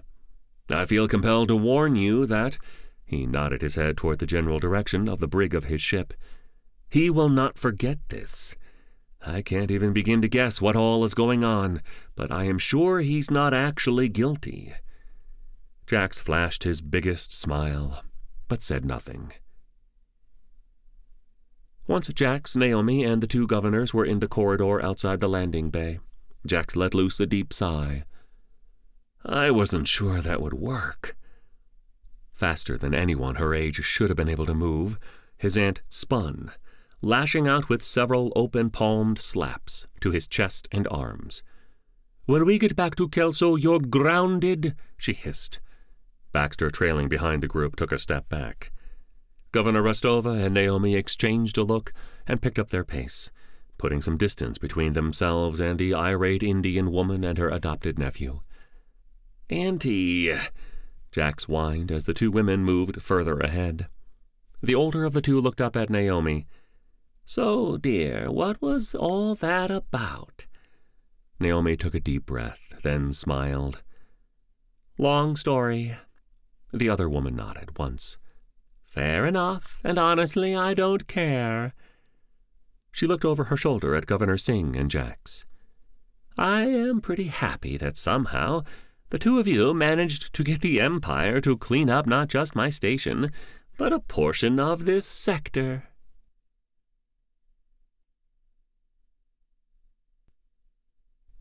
Chapter 20. TTFN. "Welcome back, Captain," Skip said. Jax, Naomi, and Governor Singh were filing up through the embarkation room. Baxter took up a position at the bottom of the ramp. "Let's get ready to go," Jax said, moving through the common deck to the quarters he was currently sharing with Jeffrey. He mumbled something about changing his clothes as he disappeared from view. Jeffrey had been sitting in the large chair in the lounge space when the others arrived. He was up and out of the chair the moment the ship's SI notified him of their arrival in the landing bay. He was hovering next to Governor Singh until she swatted at him, driving him to the dining table. Rudy rolled over to Naomi. "Glad that all went according to plan." The governor looked over. "There was a plan?" She gestured to Jeffrey as she dropped into the sofa. "Jeffrey, I need a drink, whatever the stiffest thing Jackson has." Jeffrey stood but stopped when Naomi said, "He keeps the strong stuff here." She walked over to a bookshelf set against the bulkhead, opposite the large entertainment display. 3 of the books were fake, revealing 2 bottles, both whiskey. The governor grinned. "I'm glad not everything I taught him was for naught." "Oh, come on, Auntie," Jack said, emerging from the short corridor that led to the crew and guest quarters. "I learned a ton from you, not least of which is an appreciation for alcohol." He grinned. He had changed into his customary shipboard uniform of loose-fitting denim pants and T-shirt with a logo no one else recognized. Their time locked up had been made even more uncomfortable by his being dressed for the auction in tight-fitting trousers and a nice shirt. He moved to the kitchenette, opening one of the high cabinets, removing 4 tumblers. Setting all 4 on the coffee table in front of the sofa, he took the bottle from Naomi. "Skip, go ahead and get the pre-flights started, please." "Copy that, Captain," the ship's SI replied. Rudy bobbed his metal fist, nodding. He rolled to the staircase and shot up the center to the bridge above. Once Jax had poured the drinks, he distributed the glasses. Holding his own up, he said, "To things never going according to plan." Everyone took a sip. After coughing, Jeffrey said, "That doesn't seem like a thing you would toast to." Jax grinned. "You just haven't been around us long enough." He made a gesture to himself and Naomi. Jeffrey took another sip, shuddering. "No offense, Jackson, but I hope to never, ever, ever travel with you again." "That's fair," Jack said. "Captain, we've got clearance to depart," Skip announced. Jack stood. "On my way." From below, the sound of Baxter coming up the ramp echoed. "We're sealed up," Skip announced. They never learn. The Osprey slid out of the domed landing bay into space. Local space was no less busy than when they had arrived. Dozens of massive freighters jockeyed for position to dock and load or unload. The biggest difference that time was the Lightfoot-class corvette docked at one of the longer docking arms. Jax watched the busy local space, expertly moving the Osprey out of the way of vessels larger and smaller. "Someone just scanned us," Skip announced. Jack tensed. "Who?" "Working on it." Jax looked over his shoulder. "Get a course plotted for home." Rudy bobbed his fist. "On it." "Light freighter sliding in behind us," Skip announced. "No ident being broadcast." "One guess," Jax groused. He slapped the communication console, opening a channel. "I'll say this once. Don't do anything stupid." He muted the channel. "Skip, just in case, see if you can reach our Imperial friends." He adjusted their course, trying his best to make it look like he was simply trying to avoid a large bulk freighter, instead of trying to keep the Osprey and their new friend in weapons range of the Imperial corvette. The communications console blinked. He pressed a button. One of the overhead monitors came to life. It was one of the Crimson Orchid goons he had seen at Leonard's. "You really have a death wish, don't you?" the man said. He continued, "You could have been free and clear of us. We'd be off your back, and you could go back to hauling grain or whatever you do." Jax grinned. "No, not really. I'm hoping to live a long life and to die when medical science has done everything humanly possible to extend my life. I've even thought about having my head preserved in a jar, but then I don't know if I could live without sex." He grunted. "I mean, what kind of life would that be? No physical pleasure?" "Shut up!" the man on the screen shouted. An icon appeared on the screen, a microphone with a red slash through it. Skip had muted their side, then said, "He's targeting us." Jax nodded as the mute icon vanished. "You know, it'd be highly insane to attack me here. I mean, sure, Columbiana normally wouldn't care, as long as you didn't hit the station. But you know, right about now, all your guys and all your competitors' guys are being rounded up by shock troopers. I'm kind of in the good graces of the station governor." Jax beamed. "Plus, you know, that Imperial corvette." "You're just space trash, nothing more," the man retorted. "That's just mean," Jax replied. The mute icon appeared again. "The Pulaski said, and I quote, 'You are on your own,'" Skip said. The mute icon vanished.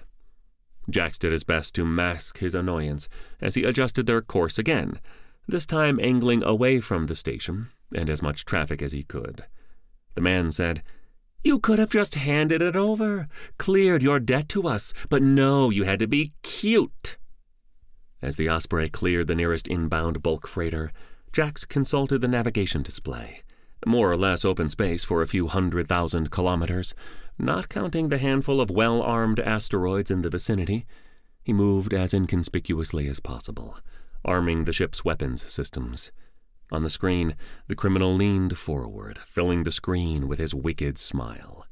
"Goodbye, Mr. Caruso. Mr. Ichiko sends his regards." "He is firing," Skip announced, not bothering to mute the channel. Jax laughed, pulling the ship into a tight corkscrew as a missile flew past. "Here's the thing." He brought the Osprey into a turn in the opposite direction, using the maneuvering thrusters to slide the ship laterally as it turned wide, bringing the nose of the much smaller ship to bear on the modified freighter. "You're in a freighter. A well-armed one, pretty thick armor, too, I'm sure." On his primary flight display, he watched as the targeting computer went to work, lining up the powerful plasma cannon, mounted amidships on the ventral section of the ship, just aft of the boarding ramp. It had a limited firing arc, requiring the Valerian co-op infiltrator to be above its target. "But," Jax said, "I've got this." He squeezed the trigger on his flight control as the rectangle on his main display turned green. A purple line appeared between the two ships, causing Jax to squint until the transparent portion of the bridge turned dark. The freighter immediately listed to the side, atmosphere venting from a 5-meter-long cut in the ship's side. The damage was still glowing white as the escaping atmosphere pulled a body through the hole. On the small communication screen, the Crimson Orchid man was shouting orders at someone, red lights around him strobing. He looked back at the camera, scowling. Jax slapped the communication console to close the channel, then lined up another shot as the Osprey sailed past the stricken freighter. A turret on the dorsal of the ship tracked the smaller craft, firing blaster bolts that splashed against the shields, rocking the much smaller ship. Jax's own turret came around, lining up on the freighter. The moment before the targeting rectangle was going to turn green, a nearby asteroid opened fire, with a single railgun shot that vaporized the freighter. "Governor Rostova says you're welcome," Skip announced. Jax adjusted their course to clear the remaining asteroids. He looked over his shoulder. "We good?" "Course plotted. Wormhole generator is online," Rudy replied. Jax smiled as he reached for the blinking button that would open the rift in space-time directly ahead. The green and purple vortex opened, and the Osprey leapt into it. Welcome home. The rest of the trip was uneventful. The new alluvial damper for the wormhole generator worked without issue. Jeffrey and Naomi bonded over a trilogy of movies that Jax had forgotten were even in his archive. Something about sharks in a hurricane or something. He only made it through half of the first one, before finding something to read in the cabin he and Jeffrey were sharing. It was beyond Jax how someone thought making more than one was a good idea. He spent the trip going through the files they had stolen, deleting most of them. Most of the data they had stolen was far too dangerous in anyone's hands, especially anyone Jax would likely sell it to.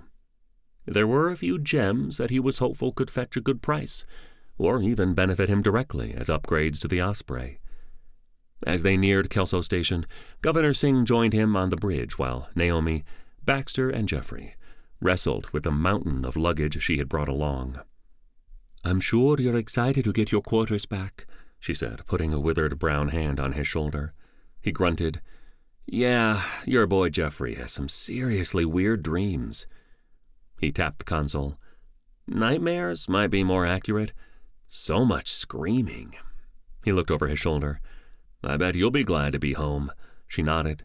"You have no idea. Apparently there was a bit of a labor issue in engineering, and my lieutenant promised everyone additional holidays and hazard pay." She shook her head. "Idiot. I might have to promote Jeffrey. He's far more competent than that boob, Robert." The large outer door of the Caruso family mechanical bay slid open, orange lights strobing. Jax let out a sigh of relief. It wasn't much, but everything in that bay was his, and it was home. The Osprey touched down with a clang. Jax flipped switches, powering down the reactor and engaging the standby routines. He looked at his aunt. "That was quite the adventure." She smiled. "Yeah, it was. I never want to do that again," Jax laughed, standing up. "Can't argue. I've had more than enough of New Terra and the Empire for a bit." "Good, because I was serious when I grounded you," the small Indian woman said, walking to the staircase. Jax froze, watching her vanish down to the common deck below. He turned to Rudy, who spun his squat cylindrical head so that his optic sensors were facing away from Jax. He rushed to the staircase. "Auntie, wait!" Governor Singh joined Jeffrey and Naomi as Jax came down. "You can't be serious. I'm a grown-ass man. You can't ground me." He looked at the others for support. Naomi made a deliberate show of looking at her fingernails. Jeffrey held both hands up and pointed to the small woman next to him. "She signs my paycheck. Sorry, man." Jax's face fell. "Auntie?" She smiled. "Sorry, Jackson.